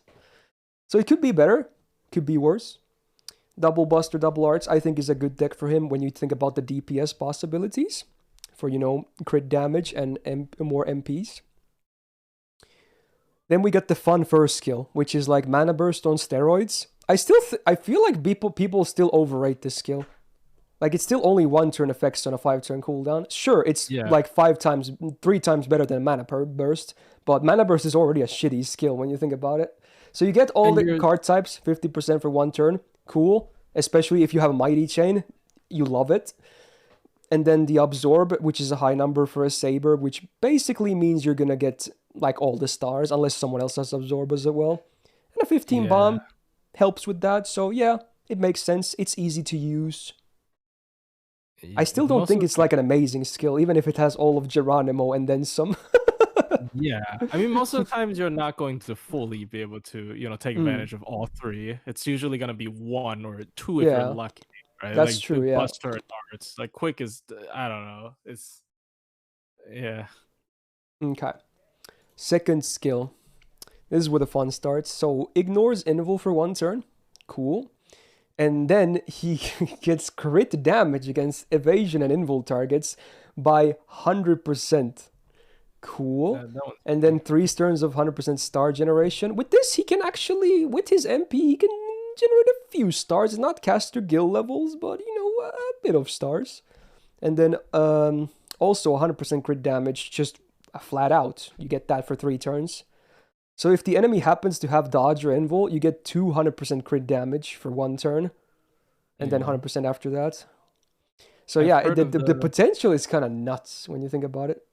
I've heard the funny Oberon synergy, but I don't think that's worth it. No, really? Oh, yeah, because he applies invul with the MP. Oh, that's funny, actually. But I don't know. That's an interesting... Yeah, maybe not worth it, but, it's funny. All right, the third skill, I actually I like it. Not so much for farming, but more for DPSing. You still get the 50% battery, which is nice for farming, but you don't really get anything out of the second effect, which is you get 10% gauge when you do normal attacks for 3 turns. That's actually big. That includes your extra attack. So everything besides your MP will generate 10% gauge, no matter what, on top of the whatever they would normally generate as well. So I think on a 6-turn cooldown, on DPS purpose, this is a really good battery skill. Actually, I like this skill. He would be EX if they gave him the alter ego NPC skill. Ooh, true. Yeah, Oh my god. 200% anti-divine. Yeah, That's he so would be dumb. the best against Divine Spirit. Okay. I think his skills overall are good. I don't think they're like broken, like maybe some people think. I think there's good stuff here though, and it's some synergy as well for sure. He likes to spam his MP, and he likes to crit. That's Muramasa basically. So it says main problem is that he can be either a good crit or a good looper, but never both at the same time. That might be true, yeah. Magic Grizz B, it's not bad. Most of the time. 10% arts up, you love to see it. 5% crit damage for the party. Why not? Usually he's probably your only DPS though, but yeah, sure. And then 20% king damage mod though is actually cool to have. This makes it that sometimes, for the people that really love him, you can have better uses on neutral farming, right? Yeah. Because of the some servants having king traits. 20% is like borderline active skill numbers. So yeah, that's actually not a low number at all. It's a power mod still, so yeah. It's a good passive. He actually has caster append, which is funny, considering casters are the easiest to loop. So, you know, it's actually not useless if you want to do neutral there. But you will need the numbers for neutral. I'm just saying that flat out. MP1, forget about it. Alright, then the MP itself. So there's a lot to like here. 10% arts up for 3 turns before damage. OC base. Could be higher, but still, it's 3 turns. I like it. 10% MP damage for 3 turns. Flat before damage as well. I said that 2 times. Oops. Yeah, it's good. I like it too. And then removes all offensive buffs before damage. I kind of wish it was defensive buffs, but you know, sure, it's nice to have, I guess. And then also ignores defense. So FX-wise, the MP actually has a lot of shit going for it, and I actually like the stuff it has. Like both the MP damage and the arts are good for looping as well. And you not get the nice utility for the ignore defense and the offensive buff removal for DPSing as well. Yeah. It's actually pretty good. I like the effects. I think his attack stat holds him back though. Mm. I think it might be hot take, but like if he had like Ibuki's attack stat, he'd be cracked, right? But I think he has like one of the lowest attacks. He for still Saber. pulls decent numbers on farming, do right? Yeah, like we just double caster and black grail, which you can do. Ramp up MPs are always pretty good, like Space Ishtar, right? It's just the ramp up effect. It's always gonna be good. Like here's the thing, I think he's really good, but I don't think he's gonna be like a neutral god, like let's say Space Star, for instance, for arts, or Samurai Ibuki, which is just ridiculous. Like he's at least against Lancers, he's gonna be excellent, right? Yeah, I mean, I think he's really good, but I think it's only because of Castoria. I think if there's no Castoria, he's worse than Ibuki. But that's my hot take. Here comes. Dude, I don't know what to do here, honestly. I had him EX last year. I don't know. Do I do it again? I don't know. Dude, I can't do it. This is a tough choice. I mean, hold on. Let me give me a hot take or two. Can I look at the hold on, wait. Let's scroll up a little bit. Oh, you want to see a list or something? I mean, yeah. I mean, okay. You know, I can confidently tell you he's better than Altera, right? Like, but, true. Like, is he EX? Like, I'm even a little bit iffy about Ibuki. I guess Muramasa with Castoria maybe, but Muramasa. And also considering he doesn't have much competition, to be honest, I guess it's fine. Ibuki has like everyone else who has AoE buster, so I guess it's fair. But it's tough. Honestly, because considering I'm not even gonna think about neutral looping that much. I'm gonna say against Lancers, I'm gonna place him in EX. That's the whole point of this list anyway. Like, that's his best Yeah, case scenario. fair. And that's not even niche. That's literally the purpose of the class. Yeah, people are like putting him way too high. People are like, "Oh, are you one of the big Yeah. like 3 arts loopers?" Well, nah, probably Well, not. like But in the grand scheme of things, like if we were to take like neutral as well, I don't think he's EX. But this is yeah, among like versus Saber. Lancers. For both True, DPS and farm, he's gonna do good numbers. For sure. Yeah. Even at MP1, you can still do fat crits, no problem, right? DPS is Yeah, gonna be he's an fine. EX Saber. Yeah, there Yeah. you go. Yeah, that's a good statement. He's an EX Yeah, tier so Saber. for people tuning into this point, this is only against Lancers, which I feel like is not niche enough for me to like not consider that to be the case, because it's a base class. You can see a lot of Lancers, okay? This is not considering neutral looping. You have better options there, okay? You can do it Yeah. with him as well, if you have like the fattest copies, etc., but you can get by easier as well. This is against Lancers, okay? So, Yeah, I mean, there you go. yeah, neutral, I'll take all the Avengers and Ibuki over him. Yeah. Okay. I can already see people molding. He's EX. Fine, it's fine. He's Alright. EX. Look, he's there. We can both die on this hill. Oh, the Alright. good one. Another good one. All right, my most anticipated servant of this year for NA, needless to say. Okita Alter Saber. Right off the gate, I could say without bias that, one of the better quick loopers in the entire game. For sure. Yeah. Which is kind of cool. It's funny because we're going to see 2 really good ones in this list still. Yeah, both Sabers. I think Yeah. both the best ones are Sabers. Yeah. Anyway, starting with a 12.4k attack, needless to say, again, very high. Is not Ibuki high, but it's still very high. Quick double buster. I actually love this deck because, especially after Saber Scotty, of course, worth mentioning. Oh, Yeah, definitely. it's just perfect synergy. If you want to use her outside of farming as well, you can absolutely do that. But yeah, deck makes sense for that. Very good. And because it's still an Okita servant, the numbers are cracked. So yeah, good gains, etc. So yeah, every Okita has cracked, gains. First skill, attack up 30% 3 turns, and then green and red 20% for 3 turns. Straight up just shits on the OG Okita Alter's first skill even after the buff. I still prefer this one. So, Yeah. thanks game. Okay. Yeah, I will do that, Jord, yeah. So good skill, I would say. Second skill. You can see a pattern here. 30% battery for self, then crit damage for 3 turns, 30%, or 50% rather, and then a 1 turn of absorb. Honestly, I'm not too worried about the absorb being 1 turn, because they're going to be shitting out so many stars anyway with a good amount of MP spam. So I actually like that the absorb doesn't really have to be 3 turns. The crit damage is nice to be 3 turns. Cooldown is so dumb. Oh yeah, that too. That's kind of nasty. Why is it at 5? Yeah, most 30% batteries are 6 turn, and this has a couple of other cool effects as well. Okay. And then 2 hit 3 turn invul for self with 30% MP generation for 3 turns. So if you weren't convinced that she could loop it pretty easily, yeah, this is just, why not have this too? Because you don't have MP gain with Scotty comps. Well, now you do. Really good survival score though. Yeah, it's flexible. And it's better than evade. Right? So this on a 6 turn, while it's basic, it's still, it works. It does the job. So it's a basic kit, but it's all like good numbers, I would say.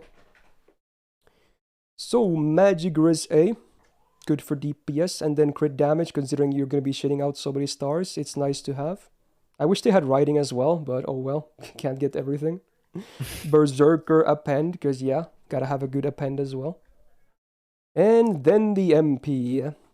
So unlike Muramasa, they remove defensive buffs before damage, so I usually prefer that to removing offensive buffs, although it depends on the scenario, I guess.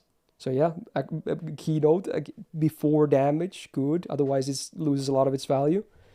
And then 20% quick up for 1 turn before damage to help more with the gains, I guess. 8 hits. Pretty cool. Yeah. So while it's not as stacked with effects as like Muramasa MP, it makes a lot of sense. It's another great MP. And if we look at the sheet, you're going to be seeing two SSRs here that,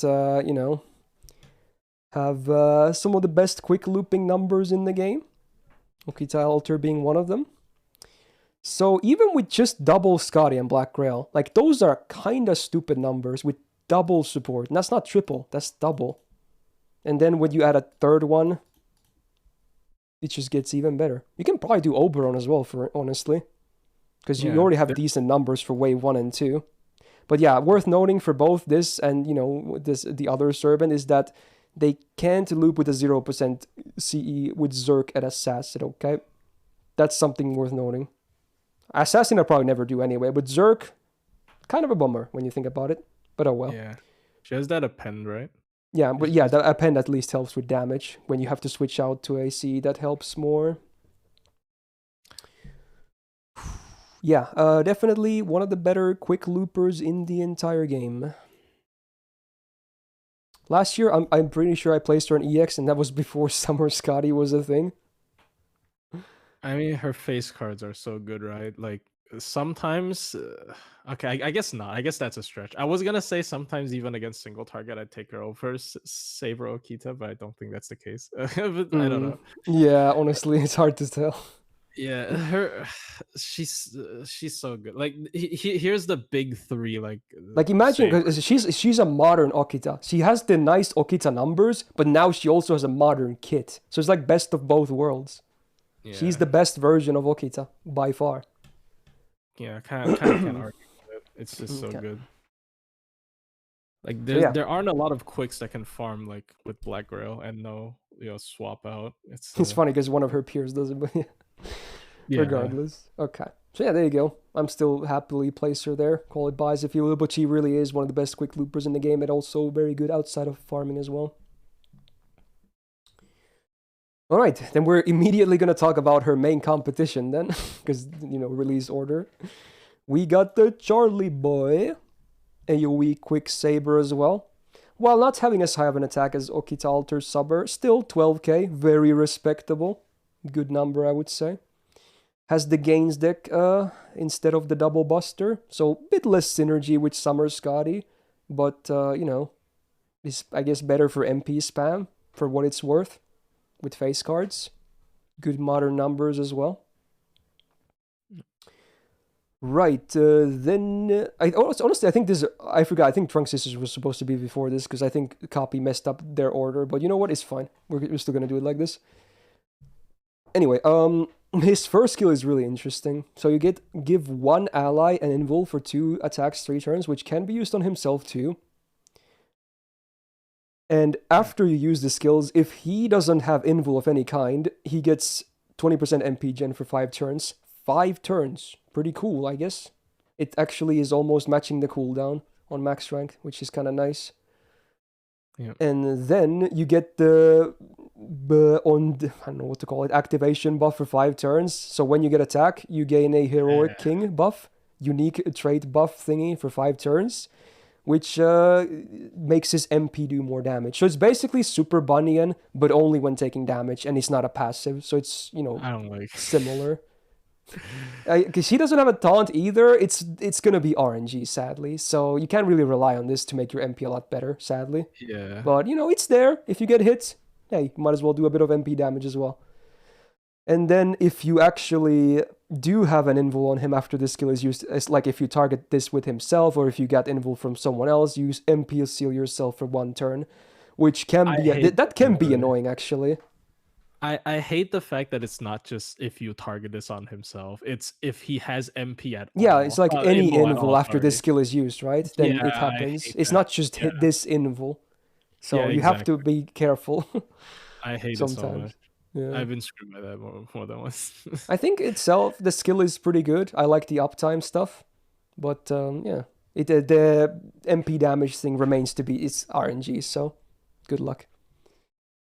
I've seen it like pull some leverage against bosses that constantly do AoE damage. No, AoE attack, yeah, then it's really good actually, yeah. Like the Koyam Beast thing. Like it's the same problem with Super Bunyan, but at least she can also get them from attacks, so it's a little bit easier. And it's also always up because it's a passive. Yeah, you can't really get those really. I feel like they Uh, could have made it on attacks as well if they cap it anyway, like Super Bunny, and I think they do cap it. So I don't know why it's only on hits taken. It should have been also on attacks, right? I think. Yeah, and it's also like this skill wants him to be unprotected, right? Because he can't Yeah, have it all on himself, but they also want him to get hit. So it's really yeah, hard. it's kind of I don't understand. counterintuitive. Yeah. Anyway, the second skill though, we get his charisma. So with +1 turn cooldown, what do you get? Self demonic damage 30%, self divine defense 30% for 3 turns, and then 30% battery. Would I say that's worth 1 turn cooldown? Probably, mostly for the battery. Oh yeah, for So yeah, it's not double damage mod. It's a damage mod and a defensive buff. So yeah, it's gonna be a thing that he has a lot of niches in his kit. There's a lot of stuff. These two are not even the only things. And then the RNG of the MP damage buff as well. So I feel like depending on the use case and depending on the RNG of the battle, you're gonna have like a really amazing Charlie or you're gonna have like a subpar Charlie. yeah. Anyway, if everything works on this skill, which is kind of hard, it's really damn good. If it's only one of them, it's still fine. If it's neither, so it depends. Third skill, self quick up 30% 3 turns, 30% crit damage 3 turns, and then evil crit damage for 3 turns 50%. So 80% crit damage if enemy is evil. So there's another, niche right there. Okay, for his defense, demonic, divine, evil alignment, they're not like super rare for bosses. So when you're fighting a boss, most likely at least one of those things will be working. So True. yeah, it's not the worst case ever, even if it's a bit annoying to never, like, in most cases you will never get like the best case scenario Charlie. This skill is still good on a 5-turn cooldown, I would say. I like it. I would have liked if they swapped the crit damage, like base 50, extra 30. But, Yeah, yeah, that would be better, obviously. But I think on a 5-turn cooldown, like they can do that. True. Yeah. Whatever. Okay. Magic Rosé, pretty good. And he actually has the riding passive, unlike Okit's Altar. But yeah, there you go. Nice 10% more. Good. Also has a Berserker append, so, the competition is even more similar. Good. And the MP.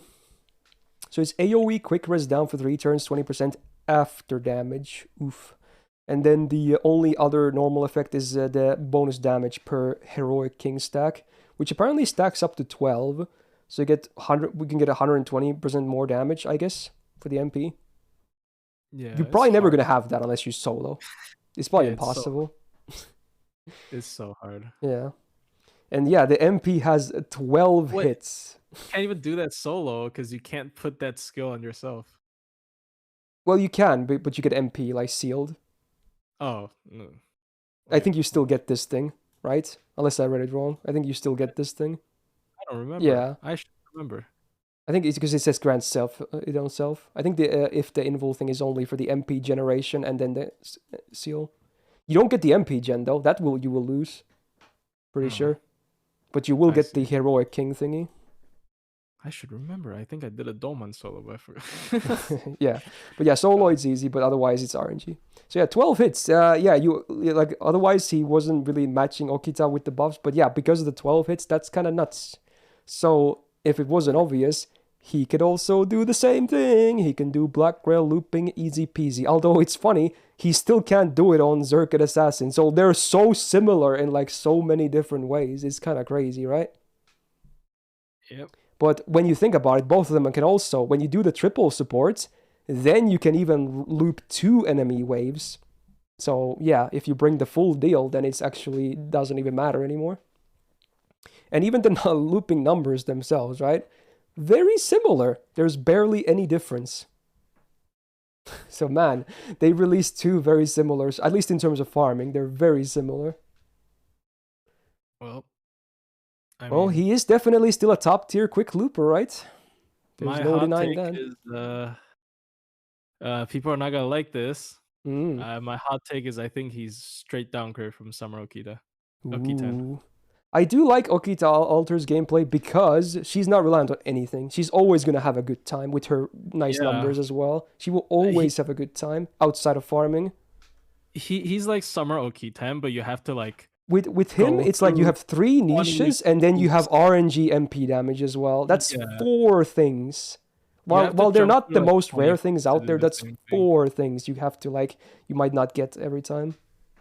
Yeah, he's so much more clunkier than Oki-ten. Oki-ten can solo well as well. Like And she has a bit better attack as well, for what it's his worth. invul put on himself has a demerit. Oki-ten has the same invul on herself, and of course it doesn't have a demerit and has a bonus. I don't Yeah. understand. I just feel like I have both, and I have Charlie at MP4, regrettably for Crimhild, but uh, he's I don't know. I feel like he's Here's much what more I might do.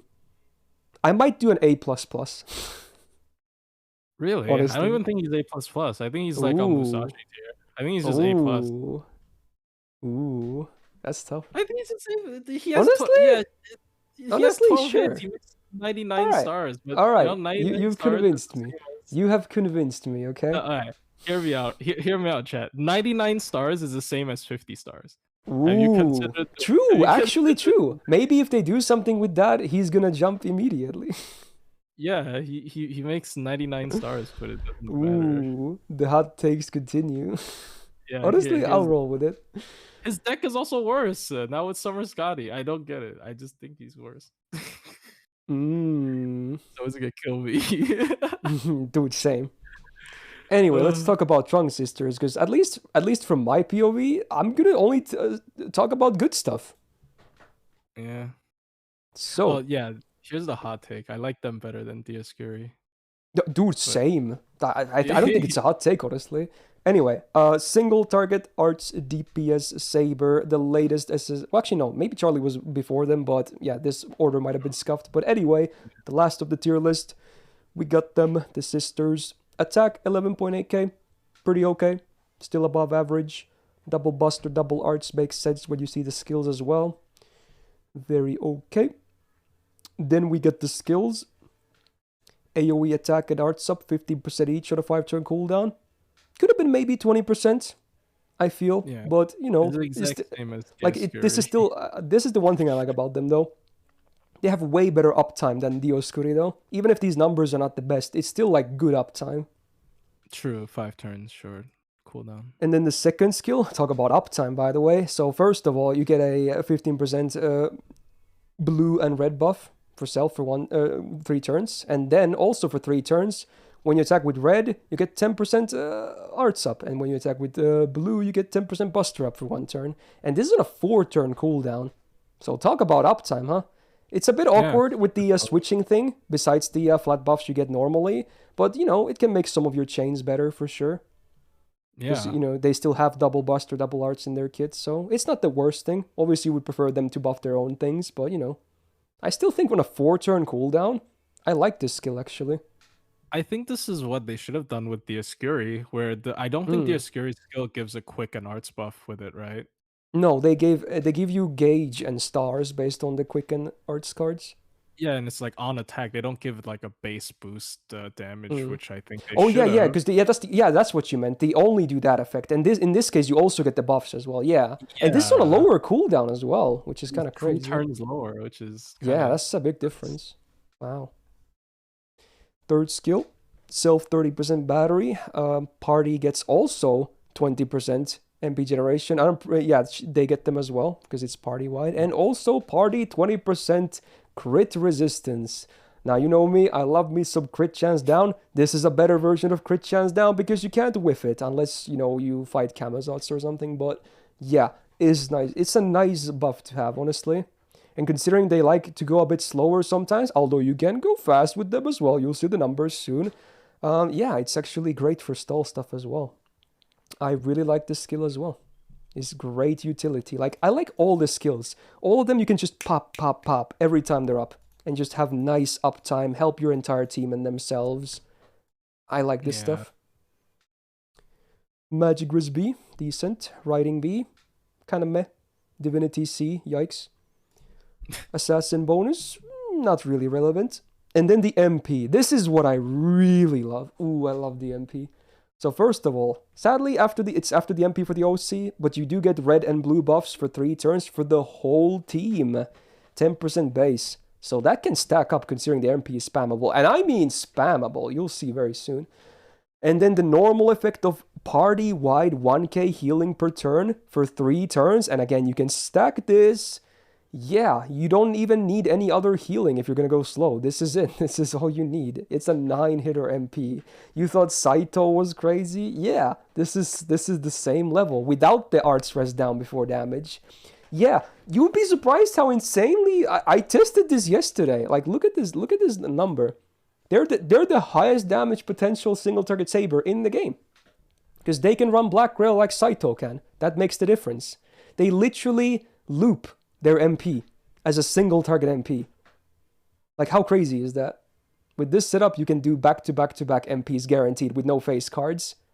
That's insane. Yeah, That's absolute insanity. Why people say they're just worse Dioscuri. I don't. I tried this yesterday and my mind was blown. Honestly, my mind was blown. Yeah.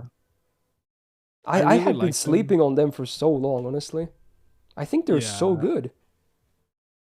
I really like them when I did the fight against Super Recollection Quest Golden Canis. Dude, I did that with Benny Emma myself, but when I was fighting it, I was like, maybe I should have brought them. Yeah, like they provide the heal for your exactly team, which is kind of like sometimes if you do double Castoria, you don't have a heal, and they can be the heal. So it's I used Castoria and Proto Merlin. I managed to keep myself healed up, but yeah, with Benny Emma. But yeah, I feel like they could have been even better, honestly. Yeah, I mean, definitely, Dioscuri definitely sort of, how do I say this? They solve more gimmicks because of the ignore defense and pierce, but like if the boss does not have either of those, then I feel like Trunk Sister just, beats them like pretty consistently. Dude, I'm gonna be real with you. I'm gonna place them in EX. Oh, yo, I'm not that bold, but I'm doing it, dude. I'm gonna freaking do it, dude. I'm not that bold, but damn. I'm gonna freaking do it. Okay, you heard it here first. Plushie might be like saying hot take. I'll do it, dude. I will do it. I'm convinced. Boy. What an ending to the list. I'm convinced. Yeah, we might have to end with a hot take, dude. We have to. I guess, well, before we end, we have to see if we're going to change any of the orders. But yeah. Sure. Wow. Dude, I will do it, dude. Yeah. I don't care. I've tested them. I've tested them. It's nuts, dude. It's freaking nuts. Let's go, dude. All right, now, do we want to change anything? I don't know. There's nobody in D tier. Yeah, I know the skill is the thing is only for 1 turn awoken. That doesn't matter. The uptime is amazing, and you still get the 15% buffs like on a 75% uptime anyway. It's just a bonus on the active thingy. I don't know. Do you feel like there should be anything moved? Chad has a lot of opinions, at least. I would move Altera down 1. Ooh. I know she's good, but like I don't think she's good, like as good as everyone else there. I don't know. I don't know about Yasun because nobody can compare to him. But I don't think Altera's there. Like now that we've seen all of that, I don't think Altera's there. People think Mordred is too high as well. I think people are mad about Barghest. Are anyone mad about Barghest? I don't think so. I think people accept Barghest. Barghest could be A+. I do think Barghest is better at soloing than, like, I don't know, Lakshmi vibes. I think I'm pretty happy with the A personally. Yeah, I would just I think Altera down 1 probably. I don't know about the others. You know what? Okay, I'm gonna do something here. I mean, we have 1 more tier. We can just move everything down 1, right? We have a D tier. Oh, you think everything should come down 1? That's pretty brutal. Yeah, just everything come down 1. Make space for Altera. God. Okay, there you go. There you go. Oh, all right. Well, yeah, that's fair. I still would have just put them in A+, but yeah, I guess. I do like. I think they're so good though. Because mainly is because people keep saying they're just worse Dioscuri, which I highly disagree. I think it's very situational, and like they're more generally good. Dioscuri is very much dependent on if the enemy has defense up and involved. So You're overvaluing them. Why, dude? They're 5-star for freaking Saito. How is that not amazing? They're 5-star Saito. Muramasa, If you know how good Saito is, you know how good they are. Bruh. I mean, if we had A++, I'd move some stuff up, right? I guess. Like maybe like Musashi and Charlie. I don't know. Okita, Musashi, Charlie, probably. I think they're like a tier above. I don't know about the 4-star Saito, maybe. I mean, Saito. No, has to I be can't with put Saito above Lancelot after the buff, at least, I think. I Hmm. don't know. I think Trung and like okay. I don't know. I mean, it's your list, so at least we're in the same direction, because I think in general cases I do like Trunk's sisters a lot more than Dioscuri, but People saying Murama should come down, maybe. what, Although dude, it's like half and half. What Dude. happened? Like a year ago, everybody's like, dude, it's like half and half. People are so split on it, dude. what happened to Muramasa? What happened? What did he do to lose your votes, bro? God. Dude, I'm so close to sliding him to A+. But I don't know. I do like him though. Down? How is it down? It's either A++ or A+. How is he ever down, bro? No, they mean that he should come down from EX, is what they're saying. Oh, I think one card. Like, okay, who's his competition though? You got no competition. Period. I guess if we consider across card types, then it's a bit of a different story, but he's probably still EX, like compared, like as a Saber. As a Saber, I still think he's EX. I don't think he needs to come down. Yeah, I think I'm pretty solid on that one, honestly. Yeah. All right, anything else? Other than Altera, let's see. Should I bump Charlie to A++ if I made the tier? Personally, I don't know if you can tell from my tone, I'm not a big fan of his kid. But yeah. I'm honestly not super like, sold on it either, honestly. But I mean, at least his farming numbers still speak volumes. Yeah, but he's just worse, Okitan. I'm not even saying this like because when you think about it, there's only a plus between them, even as is. So it's not even that big of a deal. Like I would say that farming wise, they're both like up there, but then I feel like Okit's is just way easier to use. She always works. Charlie always doesn't get out like actually most of the time he doesn't get everything out of himself, and the awkwardness with the first skill as well. Yeah, and Okitan has defensive buff removal before damage. So wait, Yuri, you're saying that Charlie is as good as Okita with 0 niches active? I don't know about that, bro. If you have nothing active there, no crit damage, no defense up, no power mod, yeah, look at the spreadsheet. That's farming numbers, bro. What are you talking about? I'm saying their farming is like equal, and that's why he's high as to begin with. I'm saying Okita is just so you can always use her easily in any case anyway, right? She has no niches. She always works. Okay, yeah, now I know Yuri's on copium then. Okay. Is higher ceiling considering like MP damage? like in CQs, but like it's so hard to get hit with him. Like I hate that gimmick. Okay, there's someone that no way Roland is the same tier as Musashi. Okay, you don't even know the disclaimers, so yeah, okay. 4-star can't. Don't compare the 4-star to the 5-star. Also, Roland is someone with a Invul Pierce on Also, MP honestly, well. I don't know. I kind of vibe Roland a lot. He's really fucking good, dude.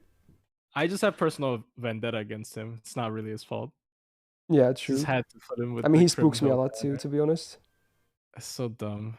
A++ looks bad with bump Trung to EX. I'm actually more look. I like Trung, but I don't think they're EX. But you think they should come down? Okay, fuck it, dude. All right. Who should come down? Oof. Okay, we'll just delete that. No. Okay. I can't have they have to be at least equal to Dioscuri. At least. That's the very least. Honestly, most of the time I kind of like them more nowadays, but honestly, yeah, sure. We'll keep them. Why'd you give in? It was still good. He can always still bump them up to EX. He never Yeah. said they What if I change my mind again? Okay. God. Oh, dude, there's gonna be so many mixed opinions. You never can please anyone anyway. But yeah, honestly, Tier I'm lists not. are hard. I think tier Yeah, lists are yeah, definitely. because there's too many aspects, right? I might still think I might Altera settle should with go this. up, I think by most of the the way. people telling me to move stuff are very biased at this point. I know a lot. Like Beal begging me to move Musashi to EX. He's like the biggest Musashi fan ever, so I know it's biased as hell. So yeah, I think a lot of the movements at this point are just very biased. Salter. Maybe some of them are fair, but I feel a lot of them are just biased. Is Salter Rama tier? I don't know. I only have I think I'm MP1 pretty Salter. happy And with he's this. not doing anything. Yeah. Yeah, I think I'm pretty happy with this, honestly. Yeah, this Obviously, you looks would fine. never create a list that will please everyone, but I think I'm mostly pretty happy with this. Like myself, you know. I think this looks fine. Hmm. Musashi has anti-alter ego. I know Musashi has That's why she's Yeah. an A+. Yeah. Oh boy, that's gonna kill someone again. Oh my god, you're gonna get stabbed by Beal. She has upgraded MP. I think that's a more important part. Upgraded MP, big damage. Okay. Where do you bring Mordred? Nowhere, because she brings nothing unique. Well, that's assuming you have all the competition. You know, she's still a fine servant, right? Obviously, if you have the better options, then fuck it, dude. Or are you just saying I should be more savage and assume people always have the better options? I mean, I could do that if I wanted to. If that's the case, I put Charlie and B. Okay, I'll stop. You can only push your luck so far. I don't know. I might have bias with the Traum banner. I'm gonna be real. Because Crimhild really scarred me for life, but you know. Someone saying Mordred is not 2 tiers above Salter. Maybe that's a good comparison. Because honestly, even as a 4-star, Salter is not too far from Mordred. Sure, put her up. I think she deserves to be. No, I think they're saying Mordred should maybe come down instead. Mordred comes down. I think Lily is probably Salter level. I don't know, but Lily is free. Okay. We'll do. I agree to this at least. I agree to that. Let's go kill. We always go down. We never go up. Let's go.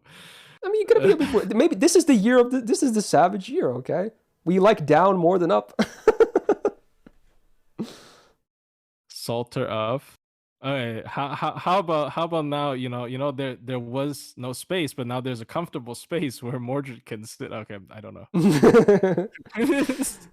Oh my god, there's gonna be so many angry people. I mean, there already are, but yeah, even more later. Guys, just think about the YouTube only people. Guys, you don't understand. You know what? I think I'm gonna log this down. Okay, I'll say this much at the end. I can completely understand if you want to move servants up or down a plus. That's fine. That's always fine in my opinion.